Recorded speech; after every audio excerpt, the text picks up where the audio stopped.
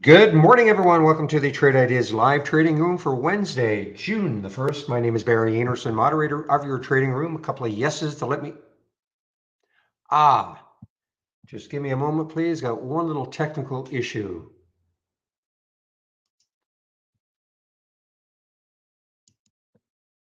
Just give me a moment. There we go. I had to mute something. All right. So you guys can hear me and you can see my screen. Excellent. So what is happening this morning? So CRM, Salesforce is earnings play. It's a big one. I mean, up 10%. That's a big float, almost $1 billion in the float to move 10%. Released earnings after hours yesterday, maintaining that gap and moving a little bit higher. I don't trade these. Typically, I don't trade this sort of a stock because of the price range. But if you're into it, the next high is 182.24. 182.24. So got a little bit of room until it hits that next high, and that is for CRM. So monkeypox is not quite dead. TNXP, their big news was issuance of a US patent for smallpox and monkeypox vaccine. All right, so this is a monkeypox play, but I'm looking at SIGA. I don't see SIGA moving at all, really. But anyways, TNXP, low float, 16.6 million in the float. To me, it looks like there's a lot of resistance right around that 4 level.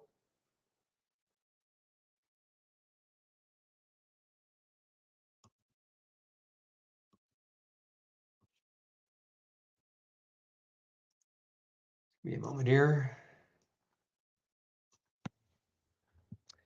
APPS, just getting thumped here. Earnings play, released earnings after hours yesterday. Not a great reaction, but worse this morning. And this has been sort of sinking ever since. So the next low is looking left, 2143, 2143. Will that hold it? 2160, 2143, will that hold it?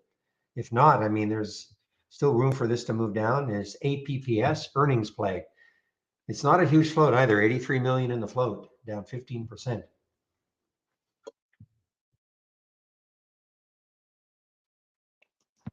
This VSCO is gapping up.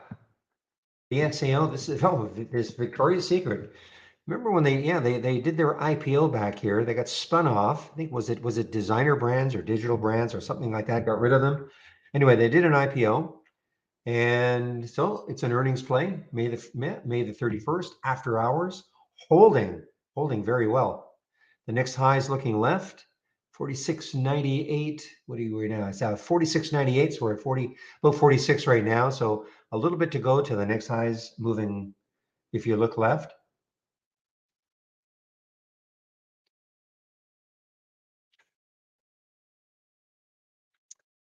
the View, VIWE, VIEW. Okay, this is another earnings play, released earnings after hours. Big pop, got up to $2. It's faded quite a bit, actually. Probably a lot of resistance right around. Yeah, I don't see this thing moving that much. It's got a fairly big float also, 88 million in the float. So I don't see this thing moving too much higher. CNCE, boy, Apps is continuing. Apps is continuing its march down here. So it just took that out, that 2143, it took it out.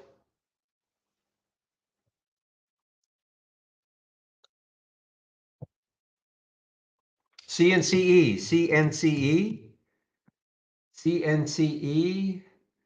gapping down.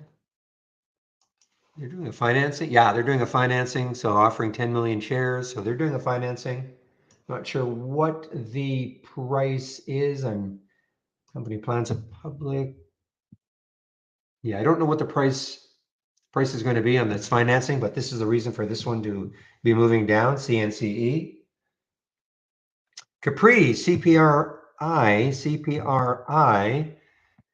is a gap up on earnings. This little move for it. Looking left, last month's high was 44.17. So it's well above that now. Is that right? No, I'm sorry. It's 53.30. 53.30 was last month's high. Boy, apps is continuing. Hmm. I don't expect anything from this one, but I'll mention it. SNOA, it popped right up here to 450. And this is EPA designation for a COVID disinfectant.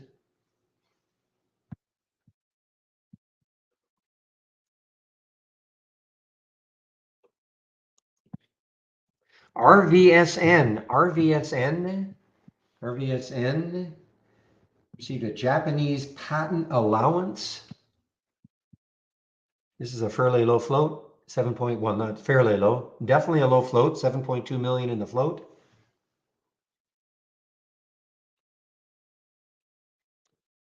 Well, it's an earnings play. I mean, somebody knows something about apps. It's just an earnings play.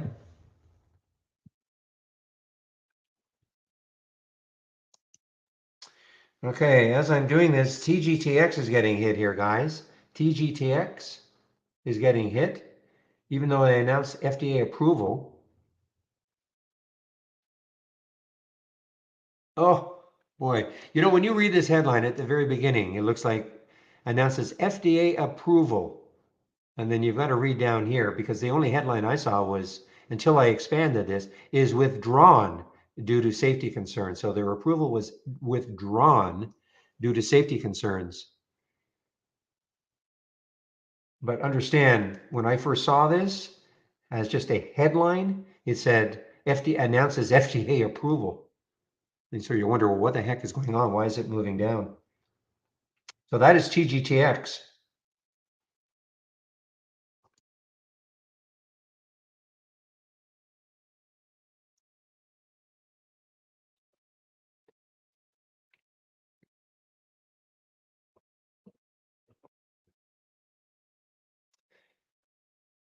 HSDT is has had gap. Yeah, it's still actually. When I first saw it, it got up to 262, pulled all the way back down to $1.70, moving again, very erratic. 3.4 million in the float. The launch of a, let's say here, patient therapy access, HSDT.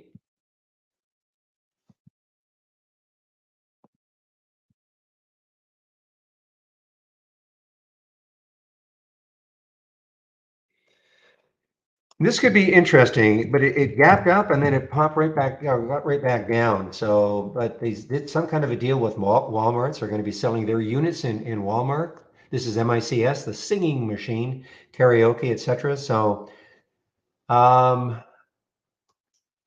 this is the news on it. Announces karaoke assortment across Walmart electronics department nationwide. You know, you would think that would hold it better, but not even close. Not even close.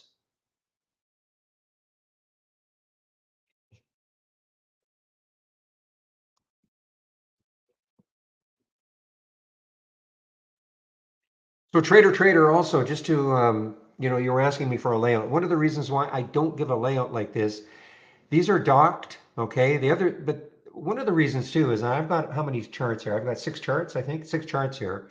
For instance, if you're a standard subscriber, you only have access to 10 charts. So you may already have like 5 charts up, and so if you load mine, you're going to get an error message. So I just find it's just too difficult. I'm going to be answering, or our support people will be answering questions like, why is this happening? If you're on a web-based version, it's not going to work. So that's why what I do is I direct you to my home site, homepage, go to the scan section, and then you can kind of pick and choose the ones you might want.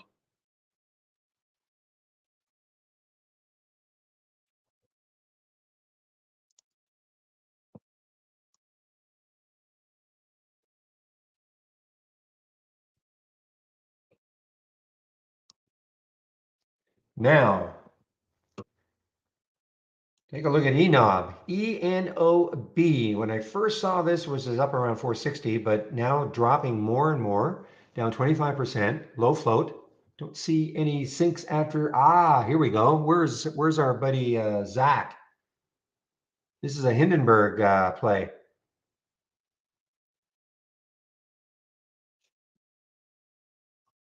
This is a Hindenburg called scam in report. So there's ENOB, and this is shortable for me.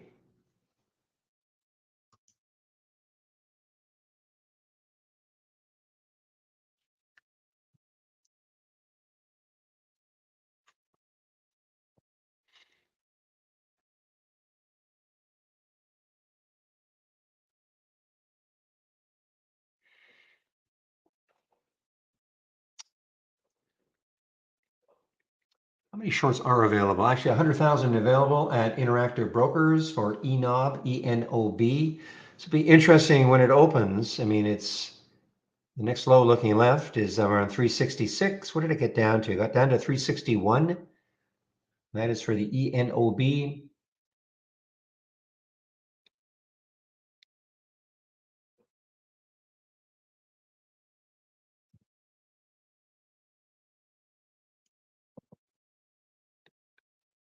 It's gonna be a moment here. Just going to add something to my watch list.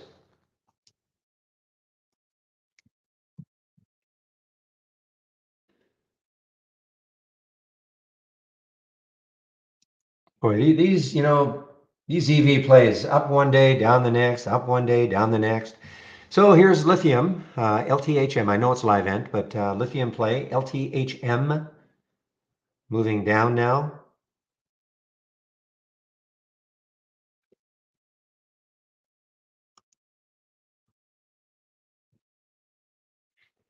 $9.12. Okay, let me do a quick check to see what sort of upgrades and downgrades we have this morning from briefing.com.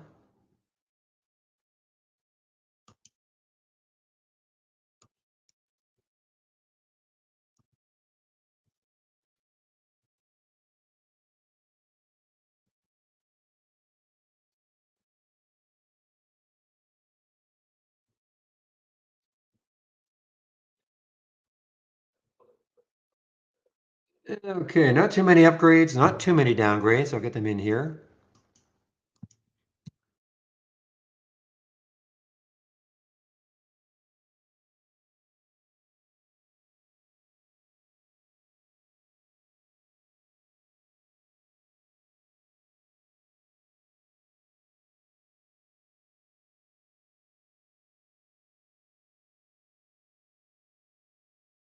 All right, there are the upgrades. Now multiple upgrades. Let's see if there are any multiple downgrades.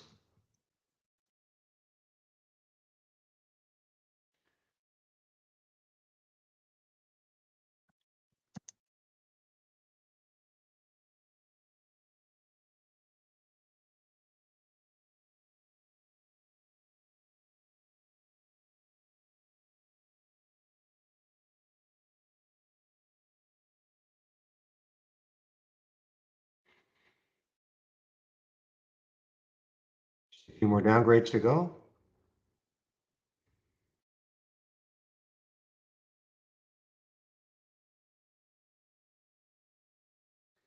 All right, there are the upgrades and downgrades from briefing.com this morning.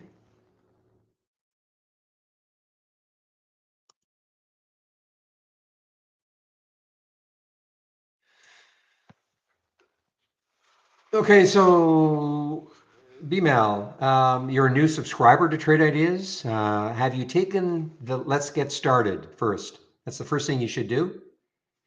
I don't know if you've done that. If you go to my home page,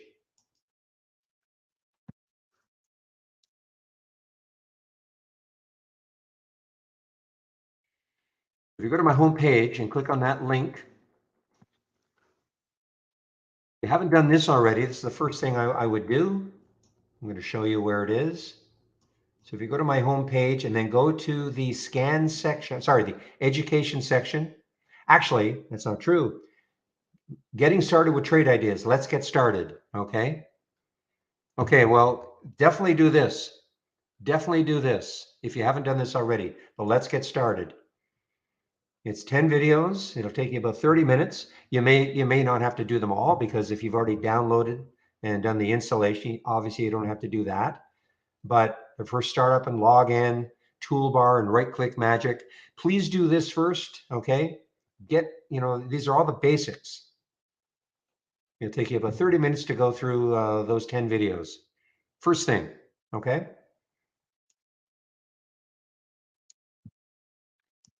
And after that, of course, we're here to help.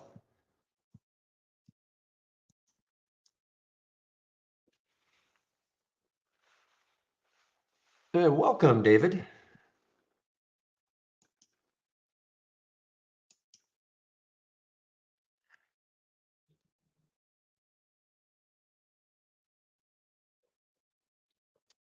All right, just looking to see if there's anything else creeping into my pre-market actives. It's one of the scans I'm sharing also, if wondering how I'm finding any of these stocks. This is what it's all about. And I'm sharing these two scans right there. Pre-market actives up and down, plus the gap up and down. So I am sharing this. All I have to do is go to my scan section. And these are all individual, so you can kind of pick and choose which ones you might want.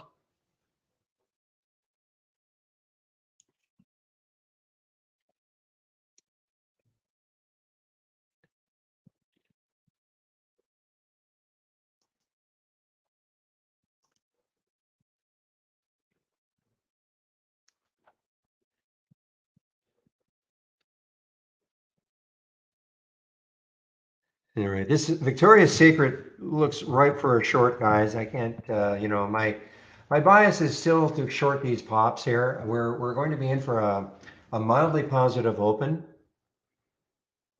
but VSCO, the next high looking left, 46.98, so 47, so say 47, so it's about $1 away from that next high.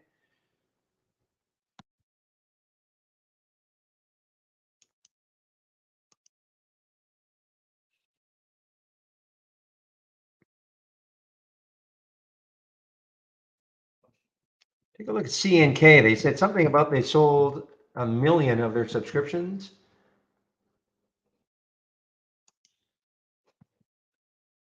CNK, the movie club, first U.S. exhibitor-led paid membership program to hit 1 million member milestone. All right, so that's CNK. I guess they're the third largest movie chain. Here's the 200-day moving average, 1728, so it's a little bit below that. No real big reaction, no volume yet.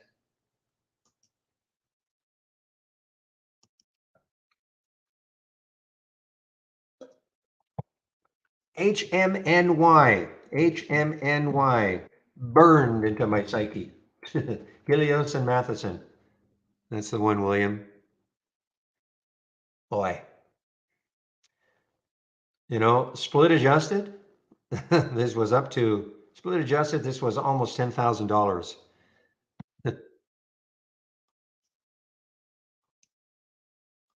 Unbelievable. Seems like yesterday.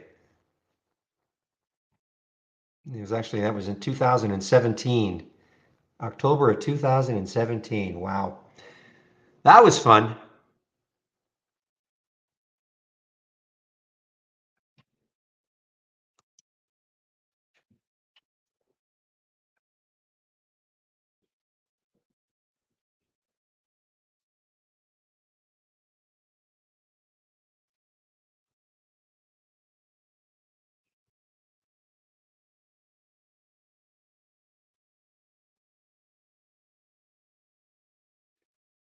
Yeah, the dawn is actually interesting. It's not trading yet. Oops.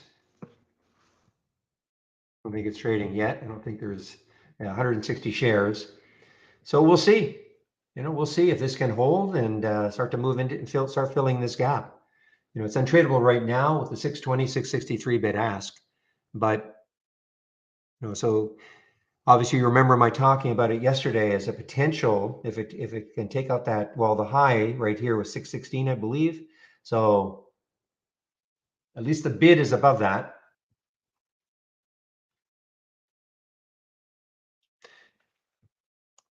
Let's see SIGA. If it has any movement whatsoever here. Just because of the TNXP.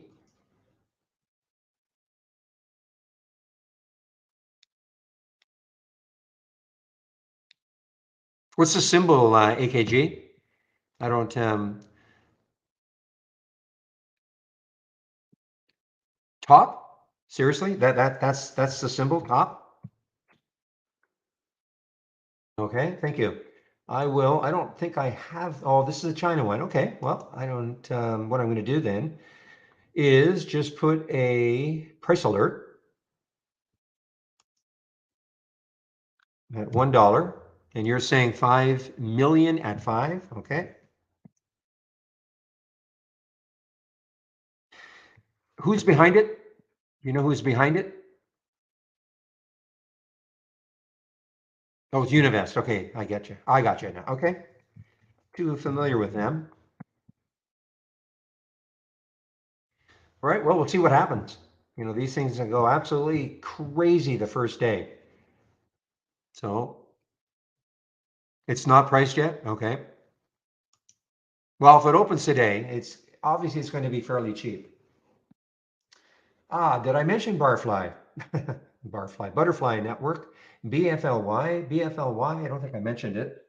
It is starting to move, not a huge amount of volume yet. BFLY, I'm trying to see if there's any specific news on it. Don't see any news today on it. Next high looking left is 330, so it's right there. So actually the next high is 360. To me, there's just, there's just too much resistance on the way up here.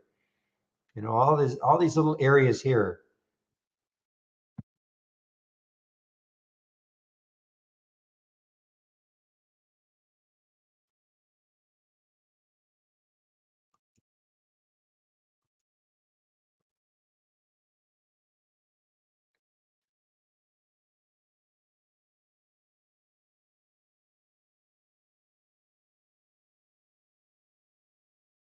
All right, guys, give me one moment. I'll be right back.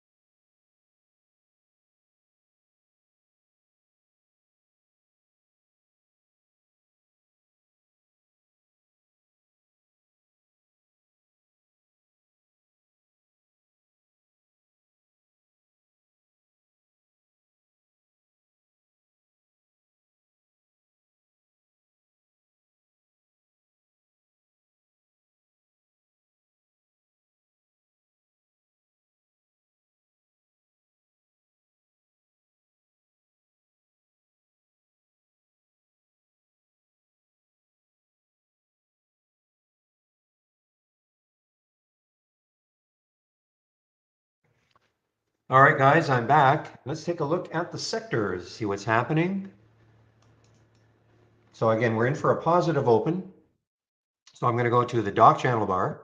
I'm going down to our sector status channel, and we'll see what's happening. I actually didn't check the price of oil this morning to see it was up. Okay, so what you're seeing here, these are the major sectors, and we added the retail, got rid of the real estate sector. So we've got XRT now in here.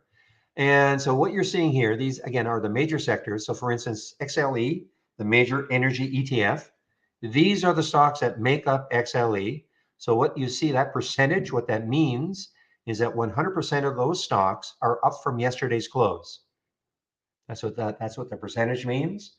And so tech, for instance, 81% are above yesterday's close, communications, 94%. So, every sector is pretty strong, obviously, with the market being up. Only one sector is down, I guess. Which one would that be?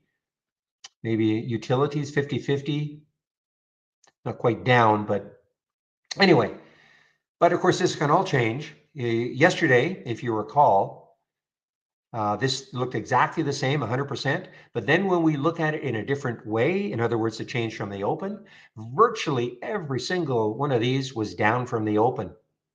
We looked at it about 15 minutes, 30 minutes after the market opened. So even though, 10 minutes before the market opened, 100% of them were up from yesterday's close, when we looked at it from the change from the open, just about every single one of them was moving down from the open. So that can all change.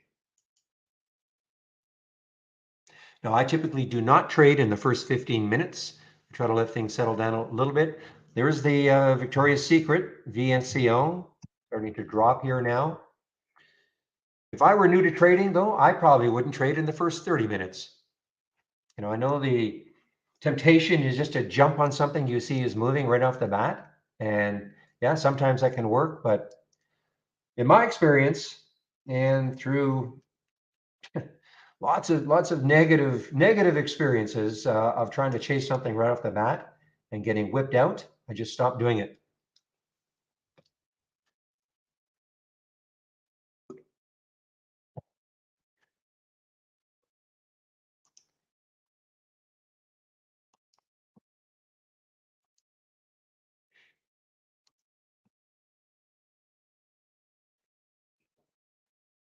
Well, PJ, let's take a look at Under Armour. In fact, I can take a look at Under Armour just by looking at my T-shirt I've got on.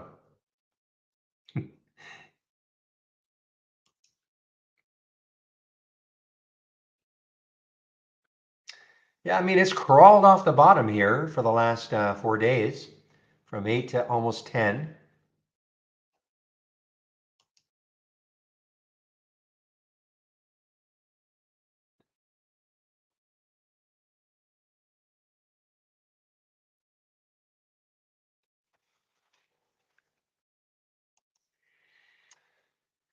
All right, this one just is sneaking in here. This just is popping in here. MNTC, probably a low float. Yeah, 14 million in the float. Neuro One Medical Technologies. So NMTC is just making its appearance. And the next high looking, wow.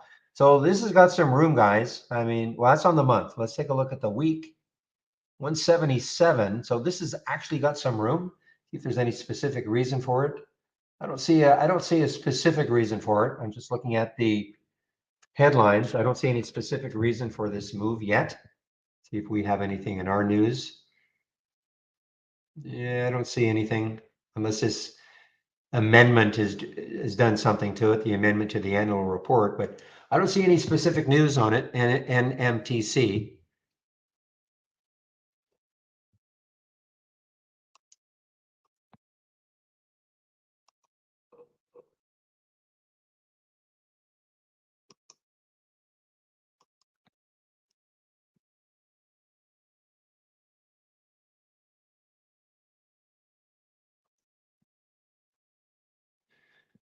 One minute. Yes, thank you, William. I guess it's William, right? Yeah, thank you, William. All right, everybody, we got about a minute, less than a minute to the open. So let's have a great trading day, everybody. And again, don't be too anxious to take early trades listen, if that's your plan, trading plan, and it works, great. But I think for the most of us, sitting out at least, I would say the first 15 minutes.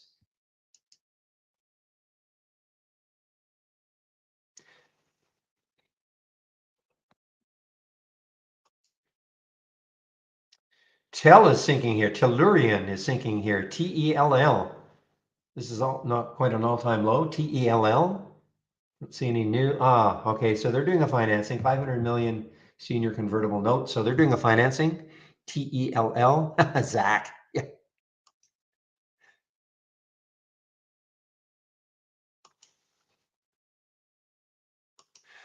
All right. We are now Open, and there's apps right off the bat, guys, hitting that 10-day daily breakdown. Just a little early for me. Listen, it's probably going to go without me, but that's okay. Had it been a lifetime low, I would have been in it, but it's the only time this is coming from my 10-day daily breakdown. 2096, obviously, if you're taking it right there, you're laughing.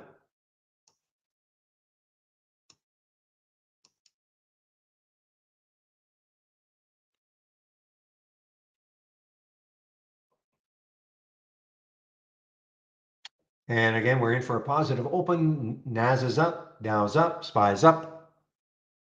Everything's up except for apps.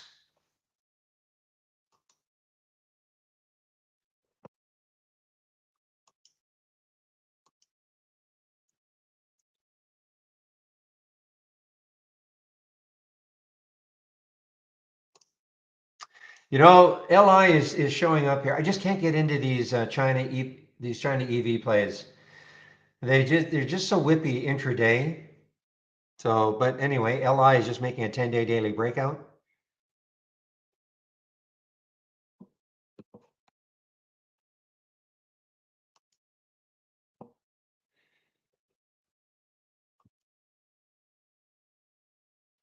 CMAX, what do you do? CMAX.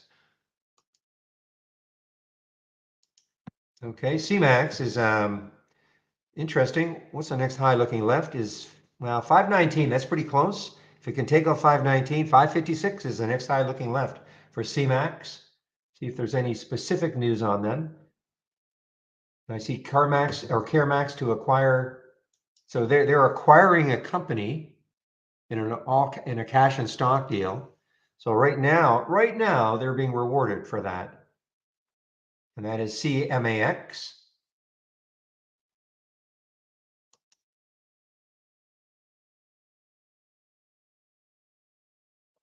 And we have our first halt of the day, ICVX. We've seen quite a few halts now on the way down. ICVX halted on the way down, all-time low. Ooh, this is shortable for me too. ICVX is shortable for me at Interactive Brokers. The volume is just, well, I mean, it's not much yet.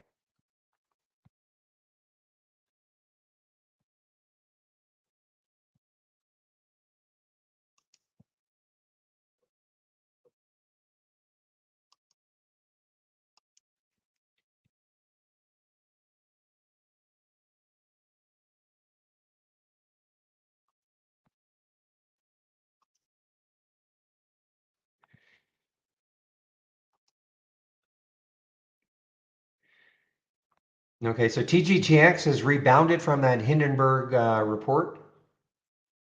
I'm sorry. No. Different company. So these are the ones.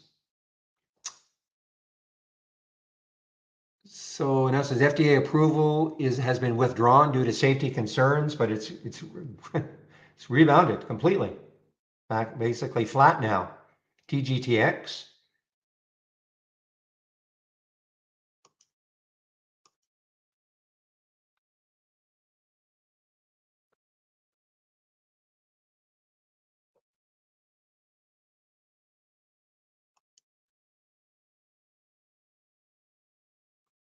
Gone on the way up or gone on the way down? MULN.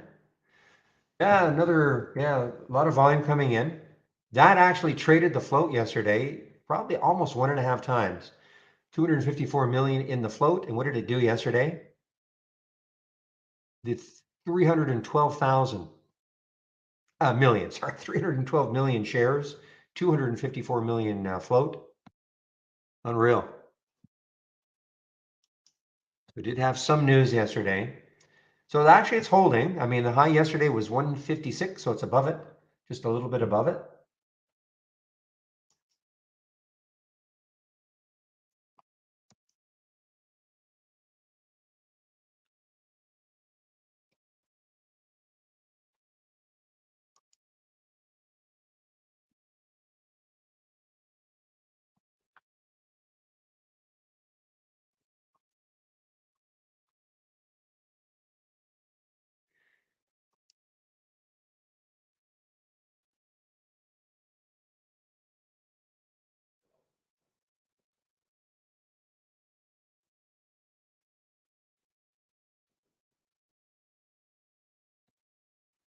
Okay, let's take a look at AMC. What is AMC doing this morning? AMC is choppy like anything.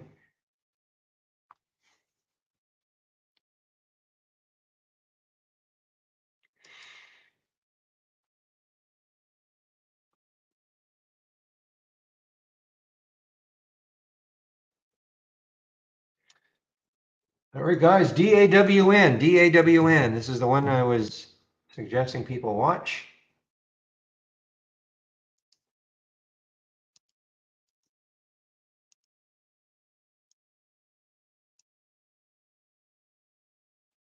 It's got lots of room here. DAWN. There's no volume yet, but it crawled off the bottom here. It's over that 616 level. The next high looking left is 751. Again, there's no volume yet, but it's kind of interesting as long as it holds over 6.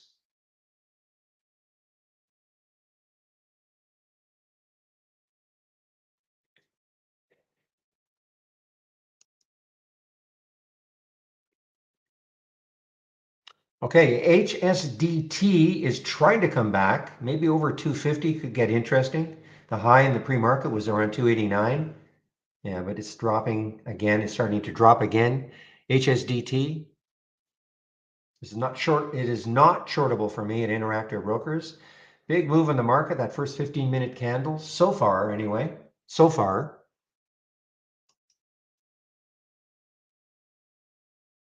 All right, guys, this will not die yet. There's SIGA, SIGA. Again, really, really whippy.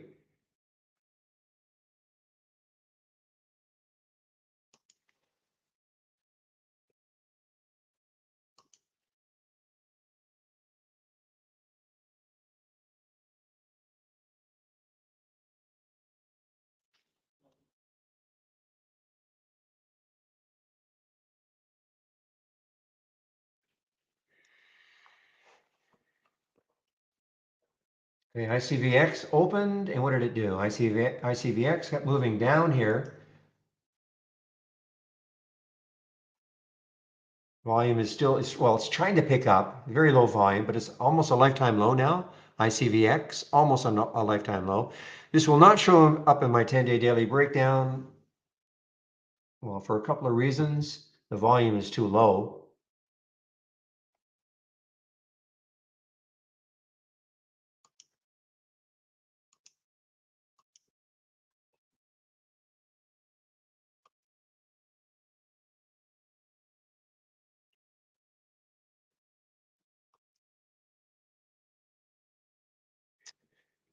So Goldfields, sort of a really interesting day. More interesting probably was Yamana, AUY. So they're buying Yamana, AUY.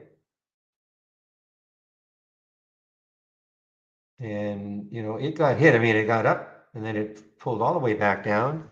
GFI is weakening again.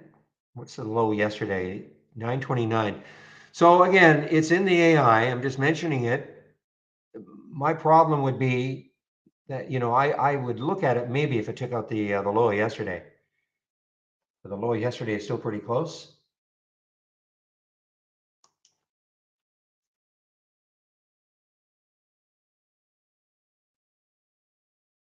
Pure Storage, PSTG is on the move here. It's actually, I didn't realize this. This is an earnings play after hours today. PSTG, earnings after hours. The next high looking left is 2576.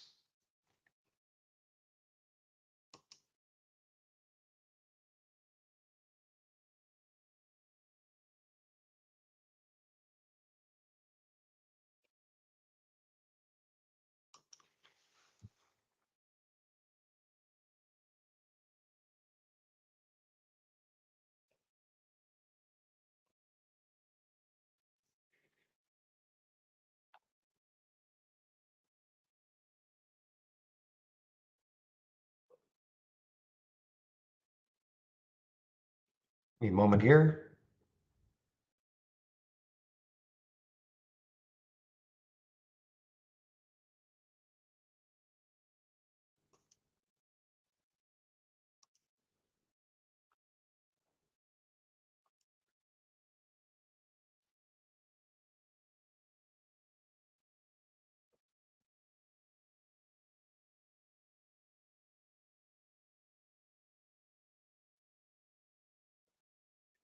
Yeah, TNXP, it's been choppy, but depending how many shares you took, I guess what your where your stop was, it got all the way back down to 337.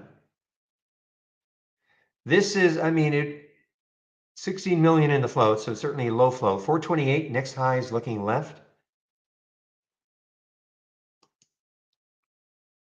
FFIE, EV play guys, FFIE is popping here. FFIE, what sort of room does it have? 364. I mean, there's the next high looking left, 364. I like to see things with a lot more room, potentially, until it hits the next high.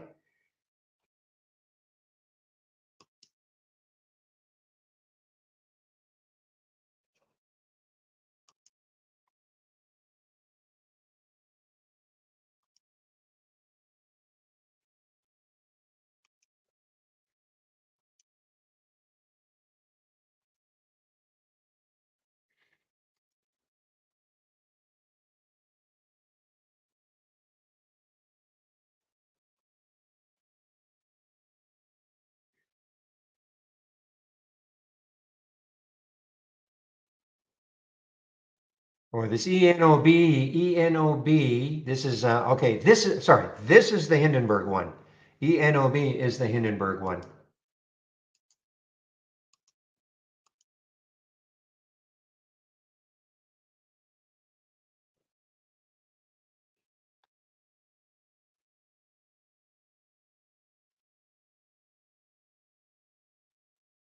They're not giving it to me.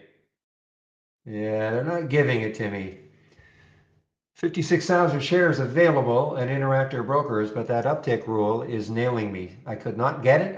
I sat there at 361 for a bit, for about 20 seconds. I don't want to chase it down.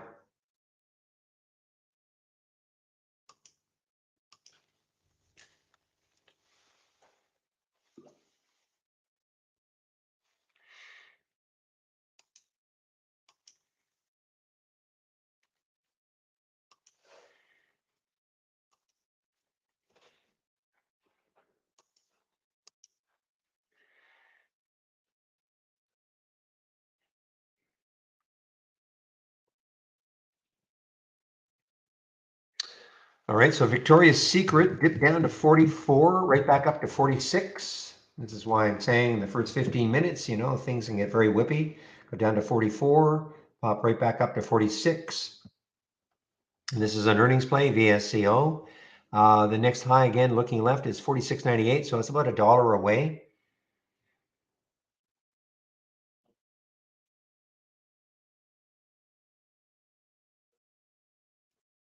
YCBD, okay, I didn't, YCBD. Oh, little penny stock, less than sub penny stock.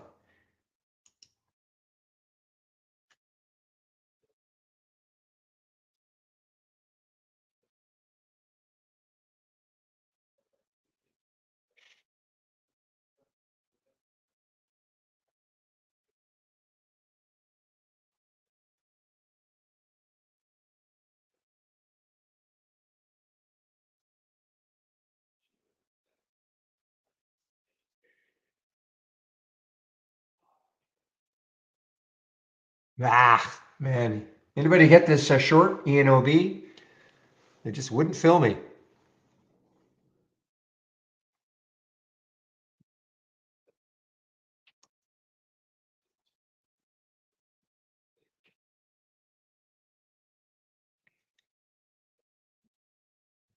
What's that news again for launch of patient therapy access? Okay, so this is their news, HSDT. My problem with it is 282 is the next high looking left. To me, that's, I don't know, too close. Though 3.5 million in the float, I mean, that could just explode through it, I suppose. I mean, we've got tons of volume. 19 million have traded already. All right, APPS now is turned into a gap down and a reverse. APPS. This is showing up on my gap continuation or reverse. So APPS is a gap down and now a reverse. Doesn't mean it's going to keep reversing, of course. Oh, you guys are in TNXP. Hopefully you have a stop. TNXP now is a gap up and reverse, not shortable for me at Interactive Brokers.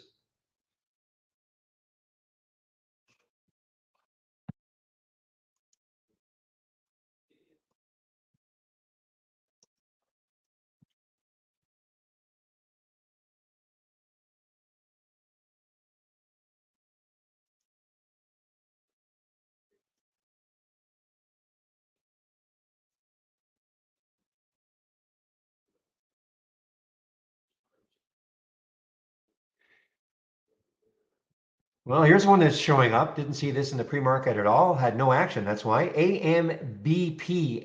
AMBP. This is really, really popping here. But again, you look at these daily charts and you just sort of see all the area there where it could stall. 682 is the next high looking left. And also it's not a low float, 143 million in the float. So it's certainly not a low float, but it's moving. See if there's any specific news on it.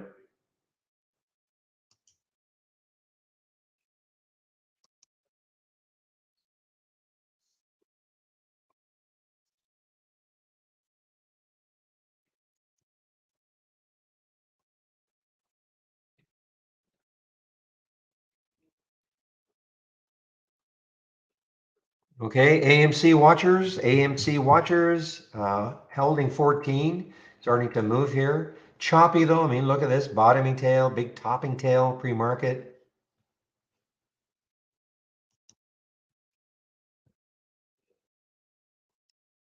Now, again, this AMBP, I mean, I suppose it could explode through all this, but I just like to see more room that it can go. I mean, look at that. I mean, $7 looks like there's a ton of resistance there. So this is actually shortable for me also, AMBP from at Interactive Brokers. So, I mean, if it gets close to 7 and just stalls, and the market's now starting to move down a bit. We had a big topping tail, that first 15-minute SPY candle.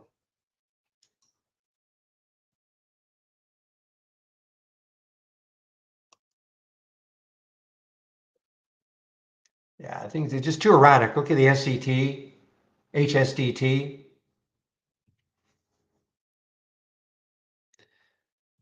Could be in for another choppy kind of day. You can already see the chop on the SPY, big topping tail, and a big sell-off.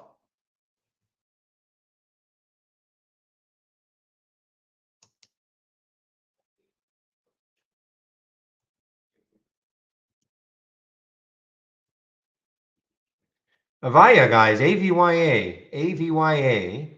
What's the next high looking left? 481. This has got some room. This has got some room. 481 is the next high looking left for Avaya, AVYA. See if there's any specific news on it. Don't see any news, but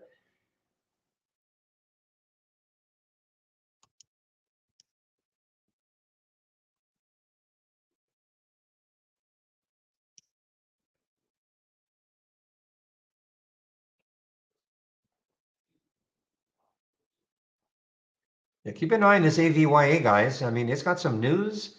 Sorry, it's got some room. You know, it's got. I mean, 481 is the next high looking left, so it has some room. Let's see if it can kind of base here and move. I don't see any news on it though.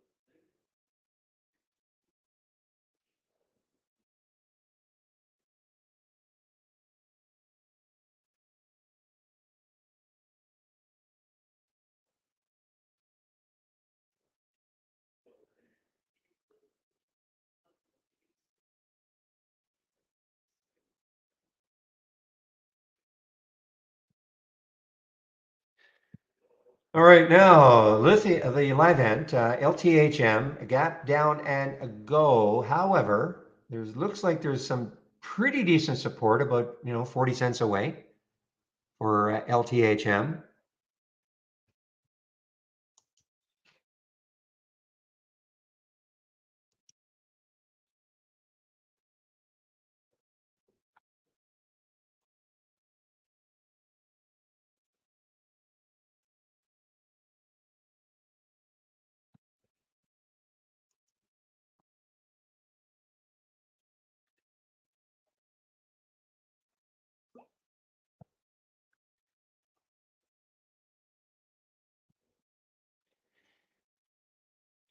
The Via guys on the move. AVYA on the move.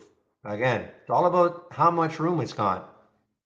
All the other ones I looked at, had little areas of pockets of resistance areas not that far away, but this one had a straight, to the next high was about 60, 70 cents away. So a $4 stock, that's great.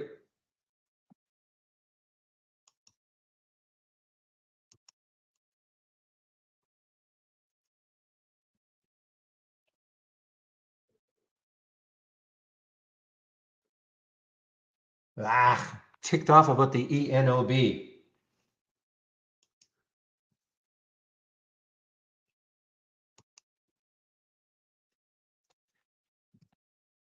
Anybody able to get this ENOB? This was awesome.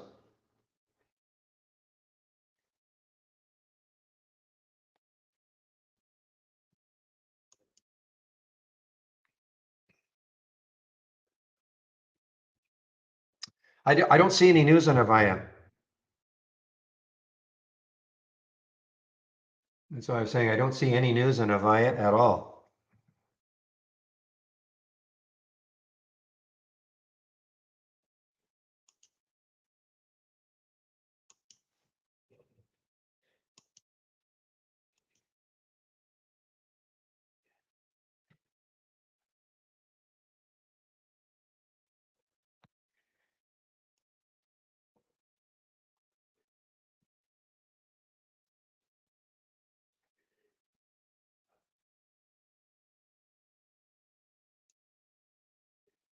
Wow, LTHM, you guys are long? William, you're long. Okay, well, you might have some support right around this. Wow, it's still quite a ways away. 2740 is the next low looking left on the LTHM.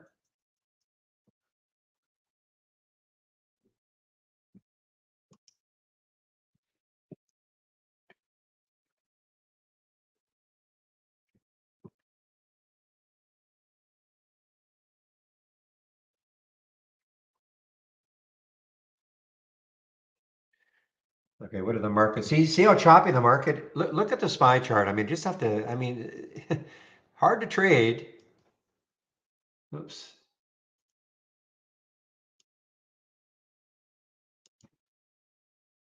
See how choppy this SPY is? Let me get, we had the big topping tail here. Now we got a bottoming tail here. So, Avaya, all right. That's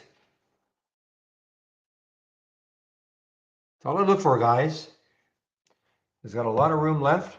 Probably take that trade.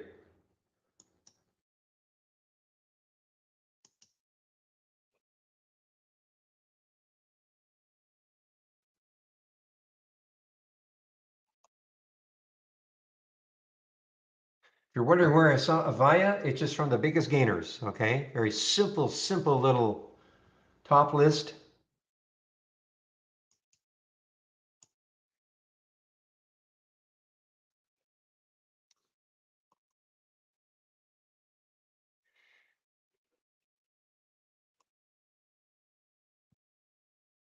I do see it's on your topping play. So it is shortable for me. Wow, what a great move. I mean, it exceeded my expectations. 481 again is the next high looking left with no news. I mean, that's the cool thing. Interesting thing. No news.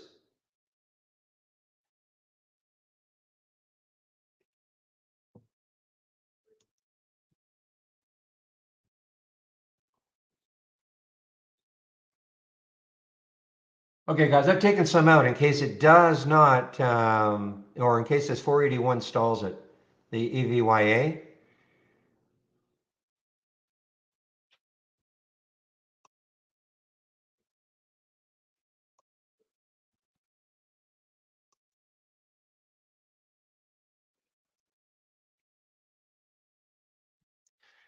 See why now you're looking at the Kodiak, KOD.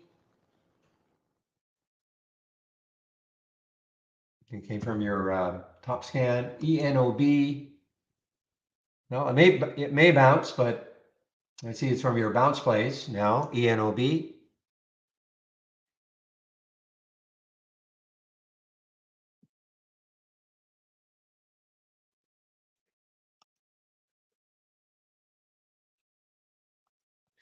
So this one is also a gap down and reverse at GDRX. I saw this, I did see this in the pre-market.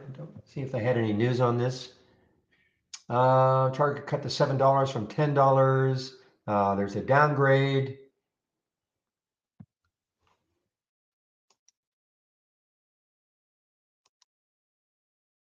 Wow, guys, I mean, out of nowhere, this AVYA.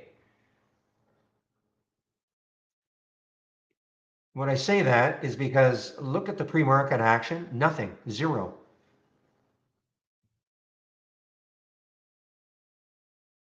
Okay, I'm completely out of it now, completely out of it. I just have my doubts it's going to be able to get through that 481. Completely out of this one. That's the AVYA. Just a real simple top list, the biggest gainers, that's all it is. From the open.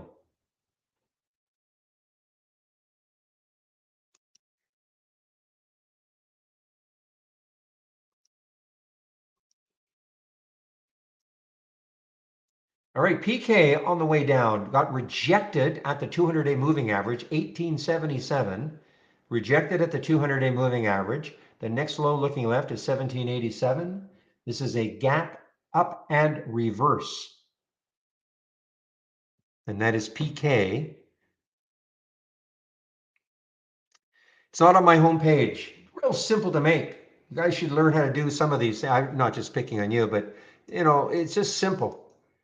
All I've done here is, and now here's my price range, 2 and 35. Current volume is 2, so it's trading at least double what it would normally do up to this point of the day. Volume is 300,000 shares. That's it. That's it. And then all I do is I just sort. I sort on the change from the open. That's all I do. So, you guys should, easy enough to create. That's the biggest losers, okay? So the biggest gainers, I just sort on the change from the open.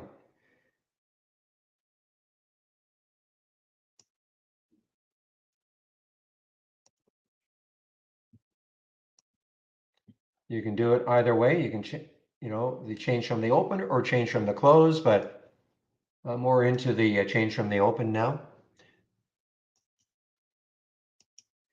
Just create it though. Create it. You saw what I did. I mean, you guys have some imagination, okay?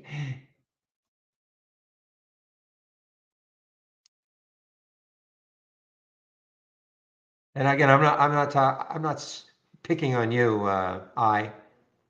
Talking to somebody in our YouTube room.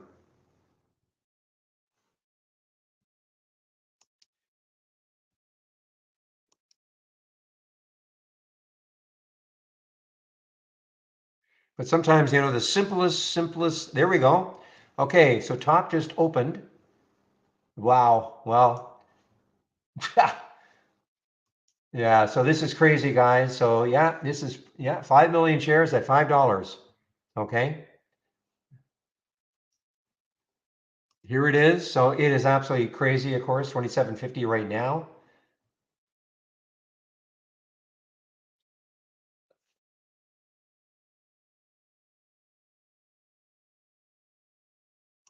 A little too much of it. I mean, this is going to be so crazy today.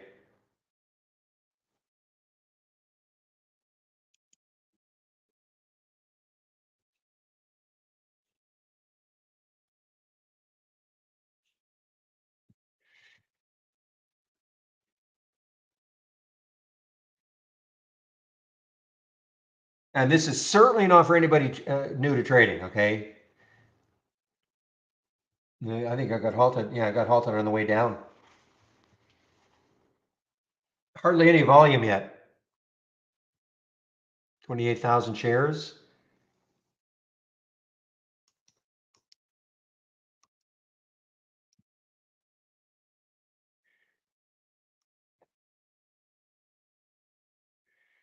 Aha.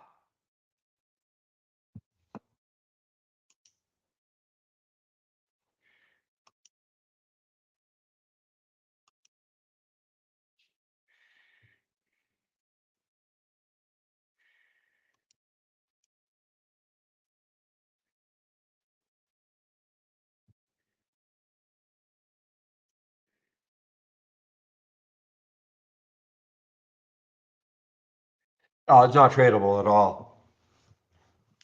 Not yet, anyway. It's going to have to, like, the volume's really going to have to pick up,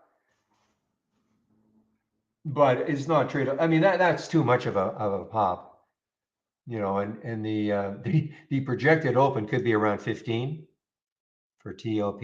So,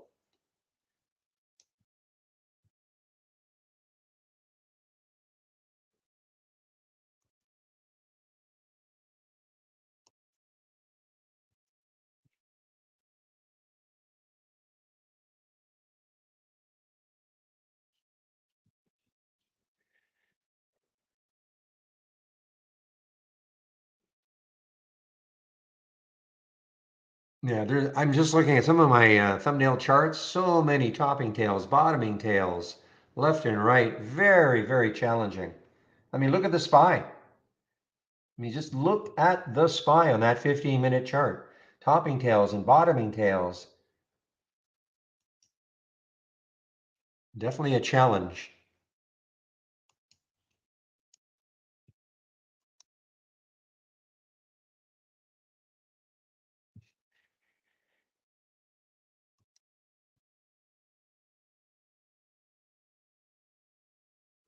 All right, KOD, this could be interesting now. I mean, there's a big topping tail there. This is from Zach's topping scan. However, it just is poking above 8 again. So this could be a really interesting short if it gives up 8 in a big way. I'm going to stick an alert 790 and see if it takes that out.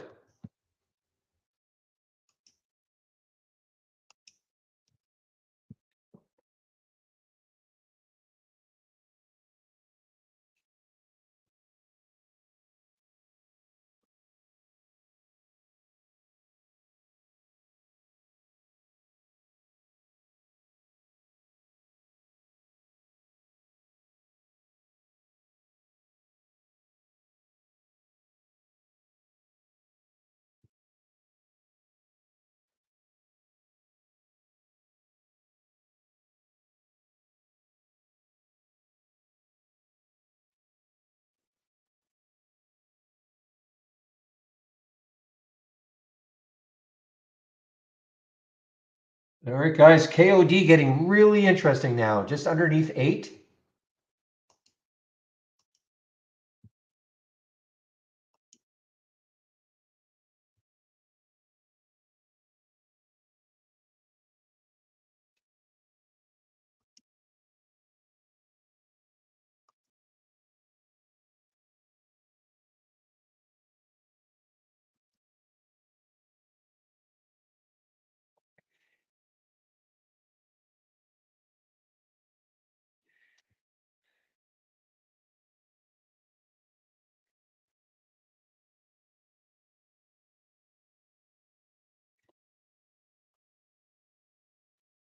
All right, guys, well, trying it at 791. 791, if it gets back up to 8, I'm out. And that is the KOD.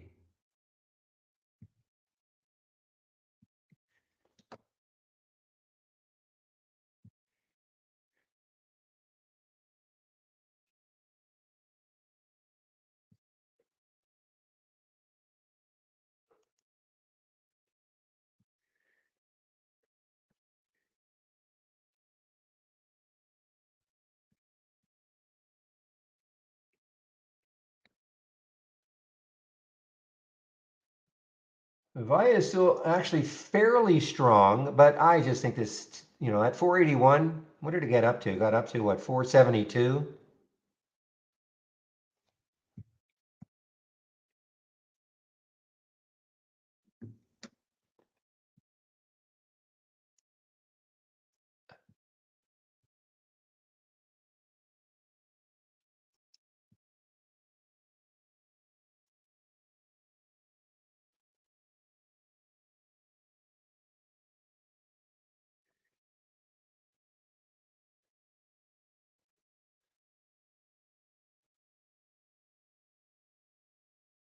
Good. Good hit is right, yeah. So what's the next low looking left is 928. Got a little bit of room then, a little bit of room.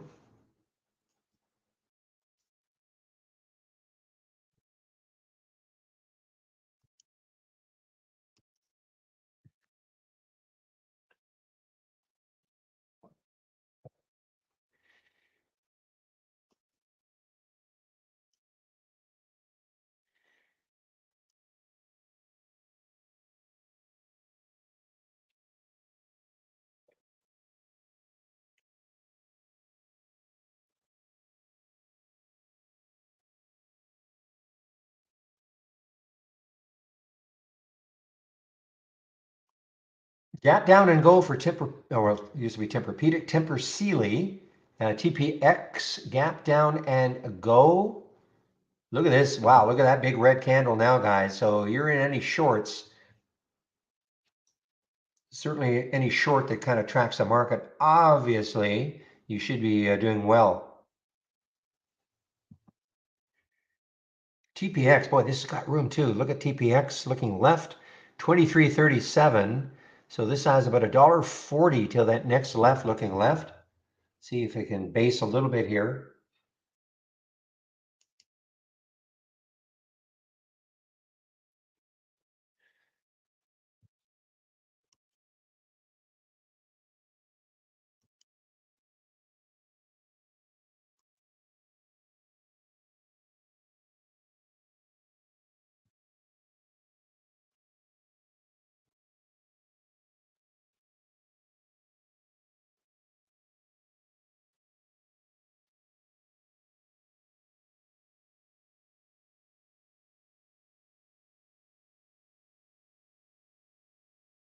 Yeah, SPY is red. We're all well. NASA's up still a little bit, so that's a huge red candle here, guys.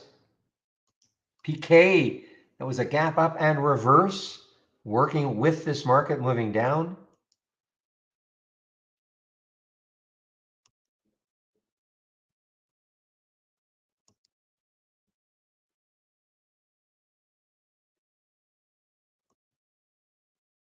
Yeah, NIO. I mean, that was a nice one also from your scan, working with the market. NIO 1890, 1850 now.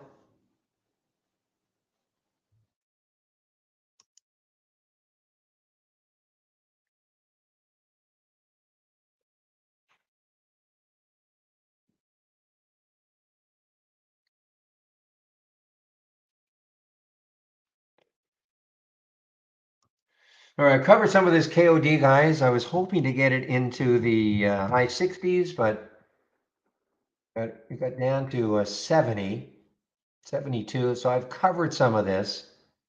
Let's see if it has any.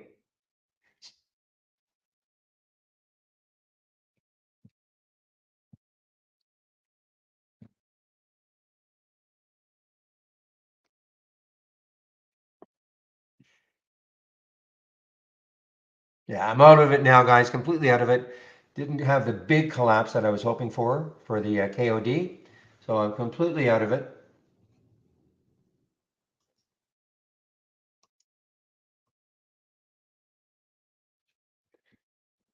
All right.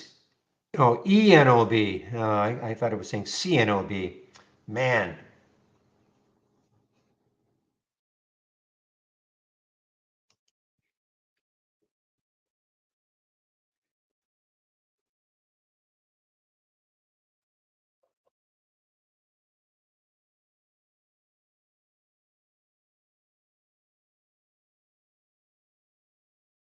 Well, Hindenburg strikes again.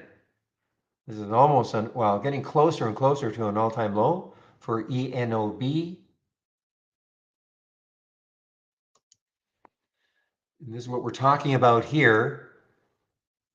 Did you know this? Did you know this, Zach? I mean, I know, I'm sure you know it now, but I mean, did you know it before about the Hindenburg and ENOB? Oh, you did. Okay. Oh, that's right. That's right. I didn't know it was Hindenburg though. I remember the murder for hire plot. This was before though, wasn't it? This was news before, or was there another another one of these by? Oh, that last week. Okay. Yeah, yeah, yeah. Crazy.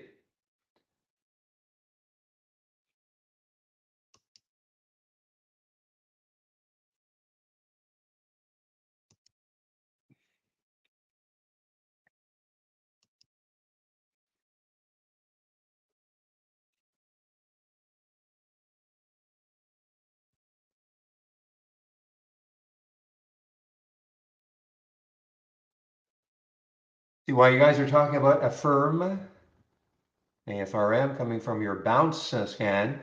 However, with the market doing this, I would not be playing any bounces at all. I mean, you may get, mild bounces, but I mean, with the market doing what it's doing right now, that is a giant red candle.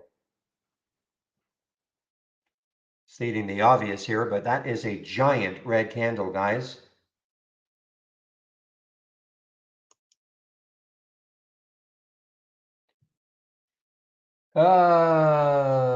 Let's see.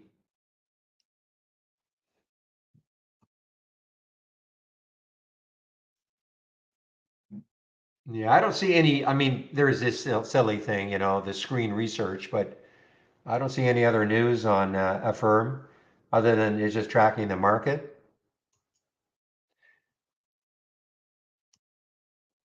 Dawn is interesting, but I don't know, 625, 630. Not sure I want to get into anything long right now. Not that this is really tracking the market, of course, it is trading on its own, but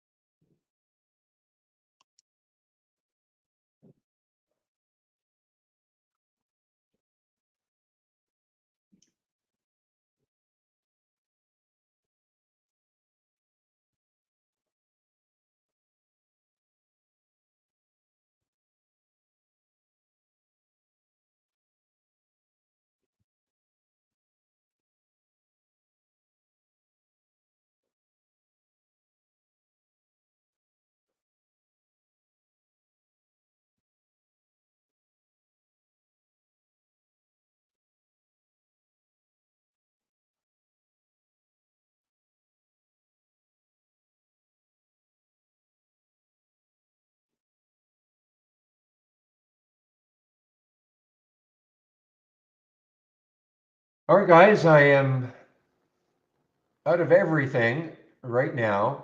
I'm actually getting interested again in the KOD. Maybe if it gets back into the mid 780s or so. I think I'll put an alert around 783, see if it takes that out again.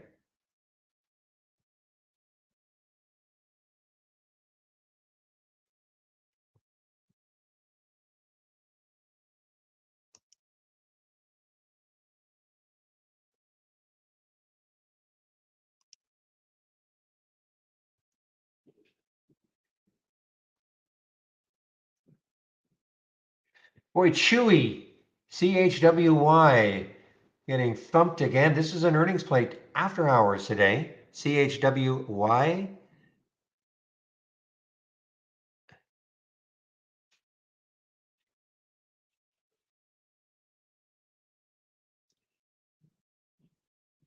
Lost sight of Victoria's Secret, VSCO.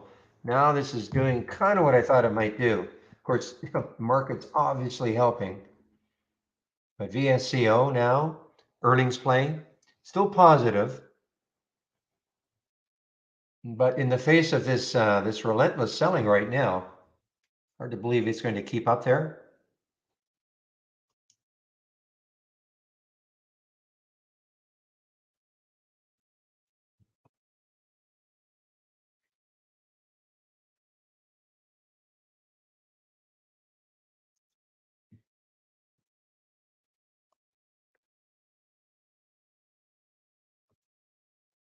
All right, well, the Kodiak again.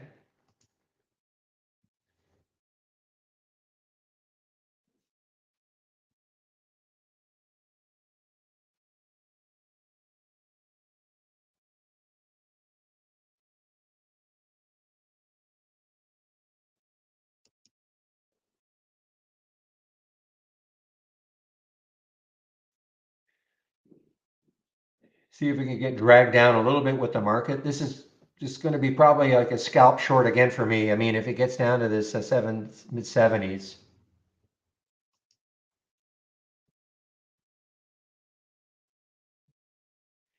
Short of the day though, ENOB.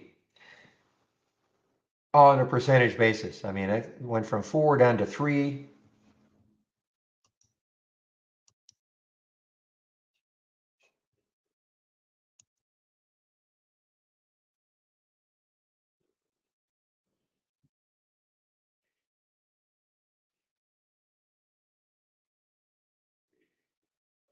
Come on, KOD.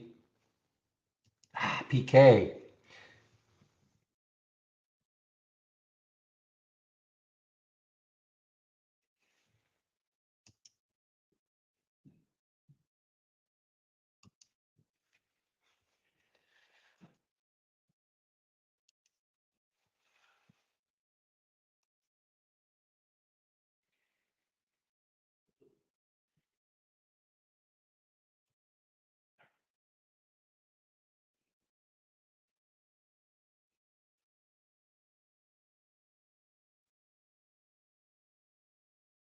All right, guys, I'm in this KOD again, just waiting to see if it can, get back into the 70s. Is back in again as a short.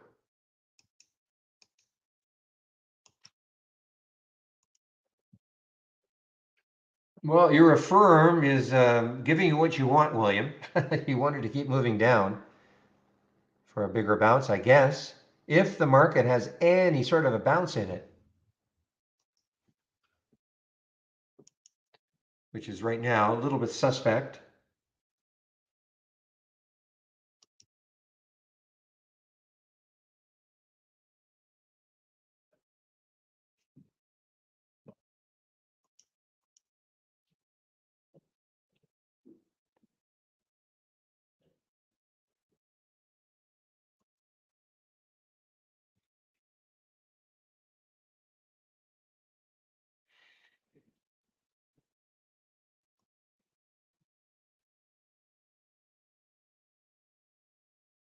This is interesting because I guess that that's the day in which that news came out. What you were talking about, Zach. That was the day where the CEO, the murder for hire. But then afterwards, it kind of bounced, and then Hindenburg comes up with their expose.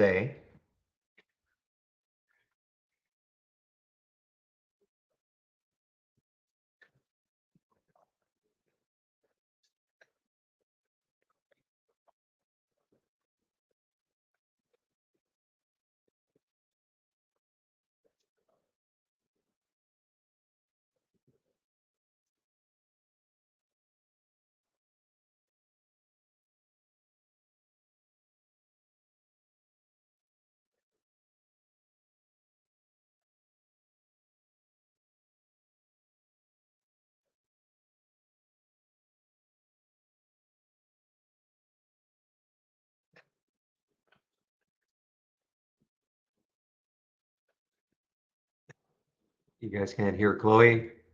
She's right here.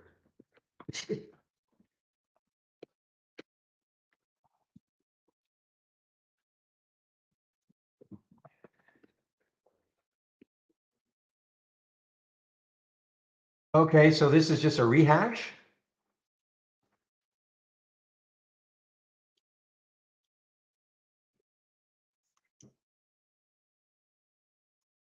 Well, maybe they released their full short report. Maybe that's what it was. So maybe May the 25th is when they, yeah, that's the 25th. So maybe that's when they first talked about it, but now they've released their full short report, I guess.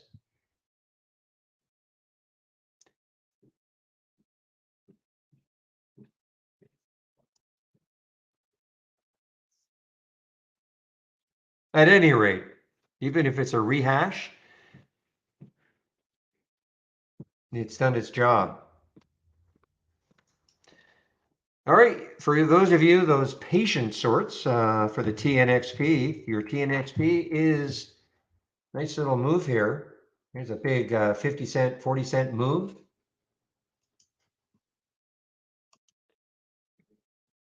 So this is definitely trading contrary to the market. Market's moving in a big way down, TNXP moving up. However, you would think, well, actually, that's far enough away again. It's 428. You would think maybe though, 4 may stall it and maybe just a little above it, but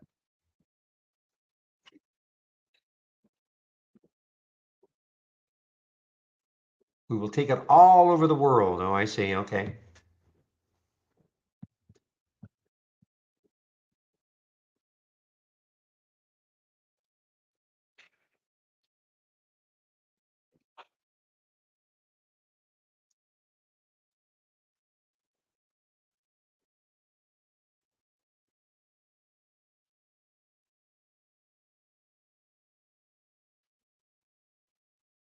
Well, you just, yeah, EVYA, I don't know if that was shortable for me.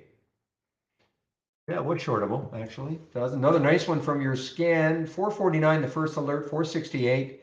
You know, that 480, I mean, it's not rocket science, really. I mean, just keep looking left to see where the next highs are. You know, it was over, I mean, 406, once it got over 4, then you just start looking left. 481 was the next high looking left. I mean, it almost got there before it stalled. I mean, it got within about seven cents, I guess.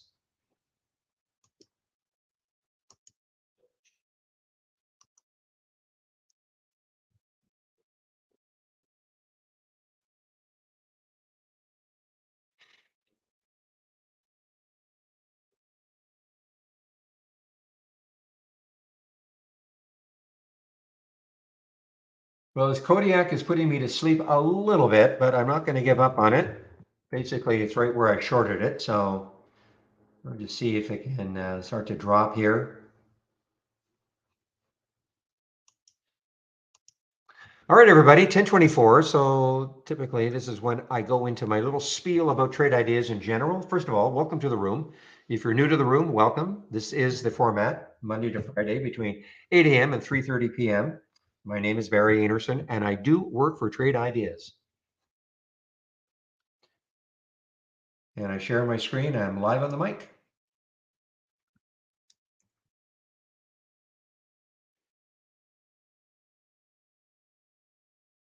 What I'm going to do now is put in my homepage link a little bit about the information you can find on my homepage. So you click on my homepage link. So we have a nice promo on still, 25% off the first month only or the entire year. Here's the promo code to use, test drive 25. So if you click on get trade ideas, this is what you're going to see. You're going to see we have 4 plans. We have an annual monthly premium standard. So the big one, $2,000 for an annual premium, less the 25%. You can do some, I got my math down now, that's $1,500. And the standard is 1,000 less the 25%. That gets it down to 750. Now, now the big difference is the AI, which is, there's one interesting one right now, the PDSB short. That's the big difference between premium and standard. You don't have to take on an annual subscription right away, though. This is my recommendation, is to start off with a monthly. Here are the monthly plans. 118, 228, less than 25% for the first month only. But the good news is this, is that you can try us out. And if within 30 days you decide, you know what, I'd love to have an annual, then we'll honor the 25% promo. So you don't have to rush into an annual right off the bat, because I mean most people do that because they want the biggest discount possible. But you can always try us out for the 30 days, and if you like it, you can always upgrade to an annual. Now you don't ever have to. If you want to stick on a monthly, that's fine. Just know that this is what you'll pay going forward: 118 and 228.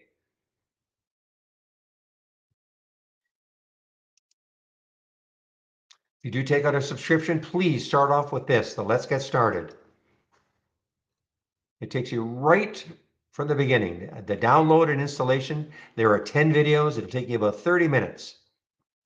Do this first before you do anything else.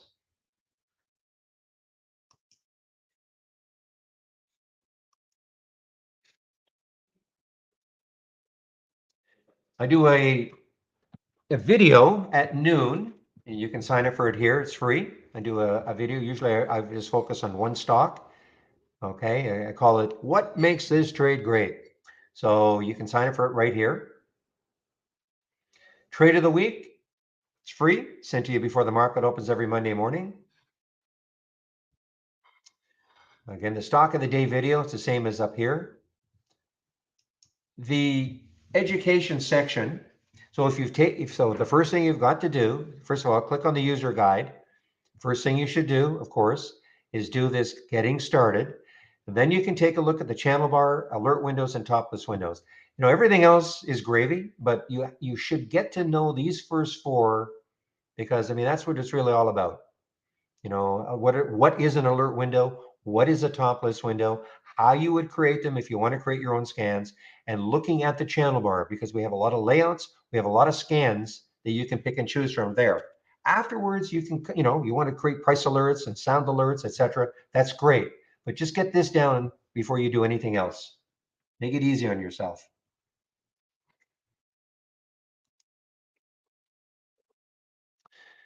So today is Wednesday. Now there was a change. I think it's Jamie now. Jamie is on Wednesdays. Yeah, I think Jamie and Steve flipped. So Jamie is on Wednesday. So I take a break at around noon Eastern time, of course. So between noon and 1, one of the other traders takes over in our YouTube room. Today it'll be Jamie. I'll confirm that. And before I take my break, I will put in the link to get to YouTube. And Chris will be there between 3:30 and 4:30 today when I shut down the main room.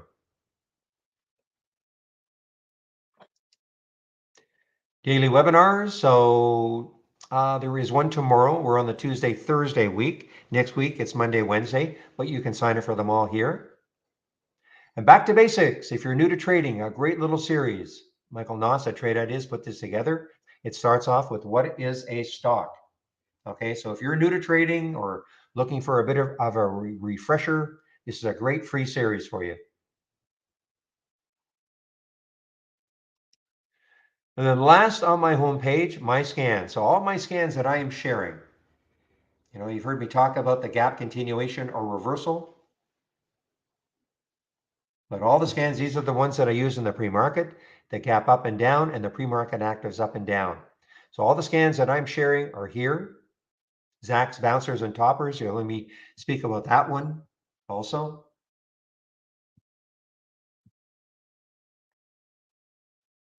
So there was a lot of information, in the Let's Get Started, and also in my scan section and in the education section. So save my link, then you can look at this anytime you want.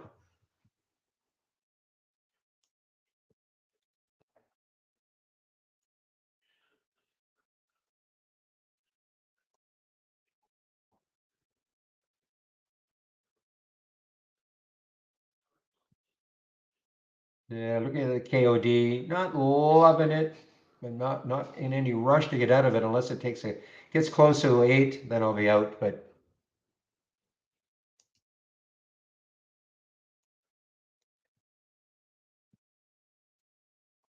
so what is Trade Ideas? We're a scanner. That's what we do. We scan the US stock market.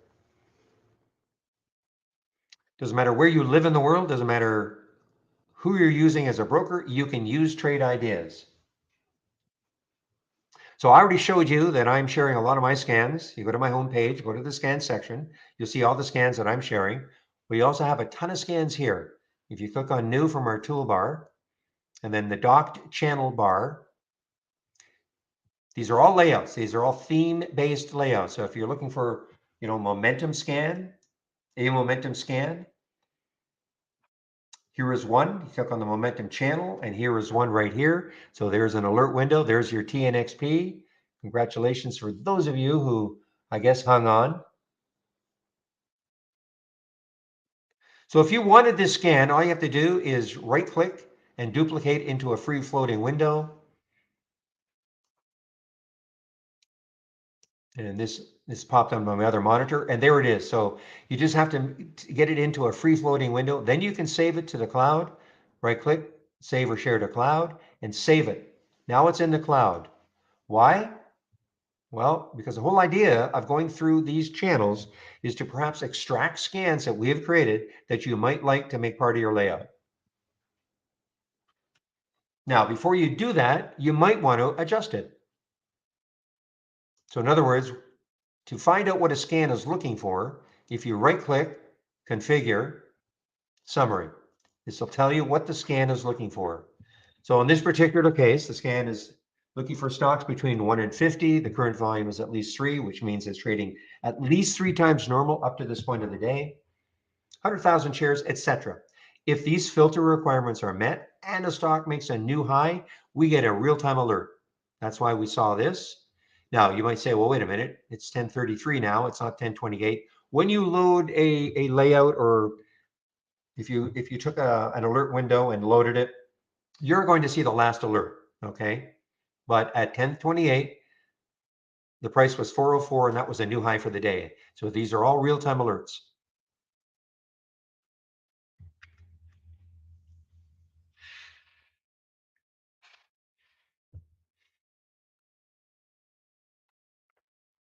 PK was an awesome short. I'm very happy with this gap continuation or reversal. As I said, wasn't sure what sort of production we would get. Stock's really we're not in earnings season right now, but boy, I mean, it's still producing. So if you wanted to make a change though, for instance, again, you look at the summary, you think, well, I know I like the concept, but I don't like the price range. That's fine. You just click on the icon, left click on the icon, and now you can make a change. I can now change it to say 10 and 100 instead of 1 and 50. I click on the summary. You see how it is now changed. I can click on OK. So now it's changed. Now you could save it. So in other words, if you want to make an adjustment to, of course, my scans or any scan that we've created, of course you can. But if you like it the way it is, you save it to the cloud. Now, a word about this also. When you make a change, and if you leave the channel and you come back, the change is not saved. And there's a good reason for that. These channels are for everybody, okay? So the fact you might want to make a change to something is not necessarily what everybody else wants. So just so you know, but the whole idea really is so to go through the different channels and start to extract scans that you might like. Low float winners. Yeah, check it to see what it's all about. So that is the channel bar.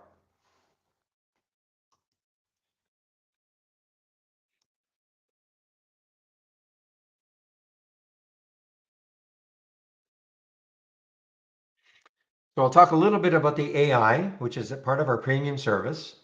We nicknamed it Holly. This is the simplest way, and in my opinion, the best way to watch it. Just click on from our toolbar. Don't go to the channel. I mean, you can go to the channel, but to me, just take out this one window. So if you click on new from the toolbar, and then click on new from the toolbar, and then click on AI/Holly Strategy Trades window. This is the window that you'll see. Okay, and just wait for the alerts to happen. Nothing happens in this window until at least 9:35. So in other words, the AI doesn't give any alerts until the market opens, and not until at least 9:35, and nothing after hours. And you just wait for the alerts to happen. What I would do is go to this filter area, this is a drop-down menu, and just check the profitable trades. So just track the ones that are working, and you can get setups all day long, within the ones that are working. So I use it like a watch list, nothing more, nothing less. I use it like a watch list. There's no video that's going to say, well, this is how you should trade the AI.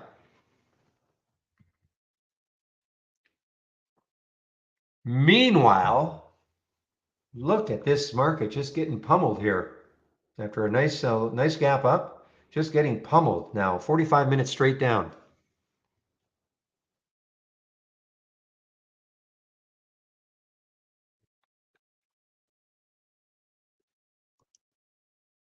Now, of course, if you want to create your own scans, of course you can. So if I take this alert window and I right click and click on configure and then click on search, all of these icons that you see here, these are real-time alerts. And if I scroll down, when it gets to these icons, these are the filters. So in 2003, when the company started, they made a decision thinking that most people did not want to have to learn a programming language in order to create their own scans. So what they tried to do was create enough alerts and filters for the majority of our customers. They could combine them to give them the type of scan they're looking for. Do not get hung up on how many we've got. You don't have to learn them all. Obviously, we had to create enough of them, again, for the reason mentioned, to make sure that for the most of our subscribers, they could combine them to give them the type of scan they're looking for. But again, do not get hung up on how many we have. You don't have to learn them all.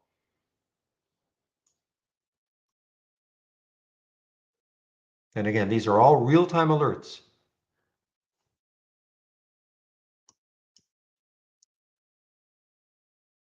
And again, that's why we have created a lot of scans for you in the toolbar. And plus, you can have my scans. So, there's a point where you don't have to. If you don't want to have to make any scan from scratch, you don't have to. Okay, guys, I'm out of this Kodiak. I just don't like the way it is trading.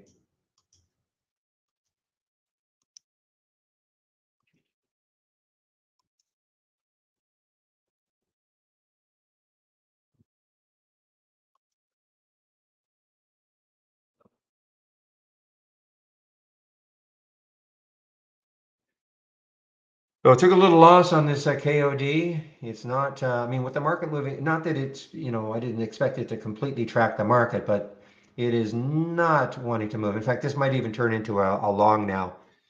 Have to look left. I mean, there's all sorts of room. Flipping the script on it, perhaps.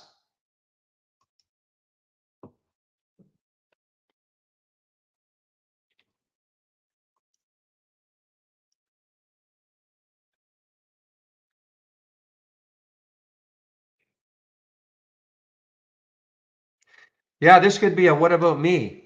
I'm the leader. I'm the monkeypox leader.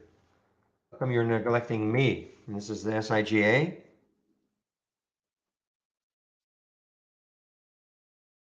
Well, we think it was. I think it was. It also was a cancer play, though, too. GOVX. It was certainly moving the day that all these other monkeypox vaccines were moving. It does do more. Well, it's also smallpox and so all the poxes. It's got all the poxes covered.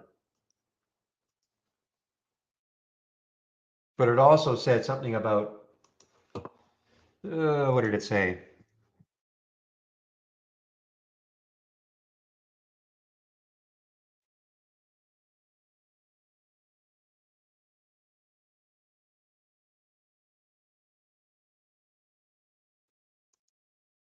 Now, before I look at this, I mean, okay, here's the next high. It's looking left, 428.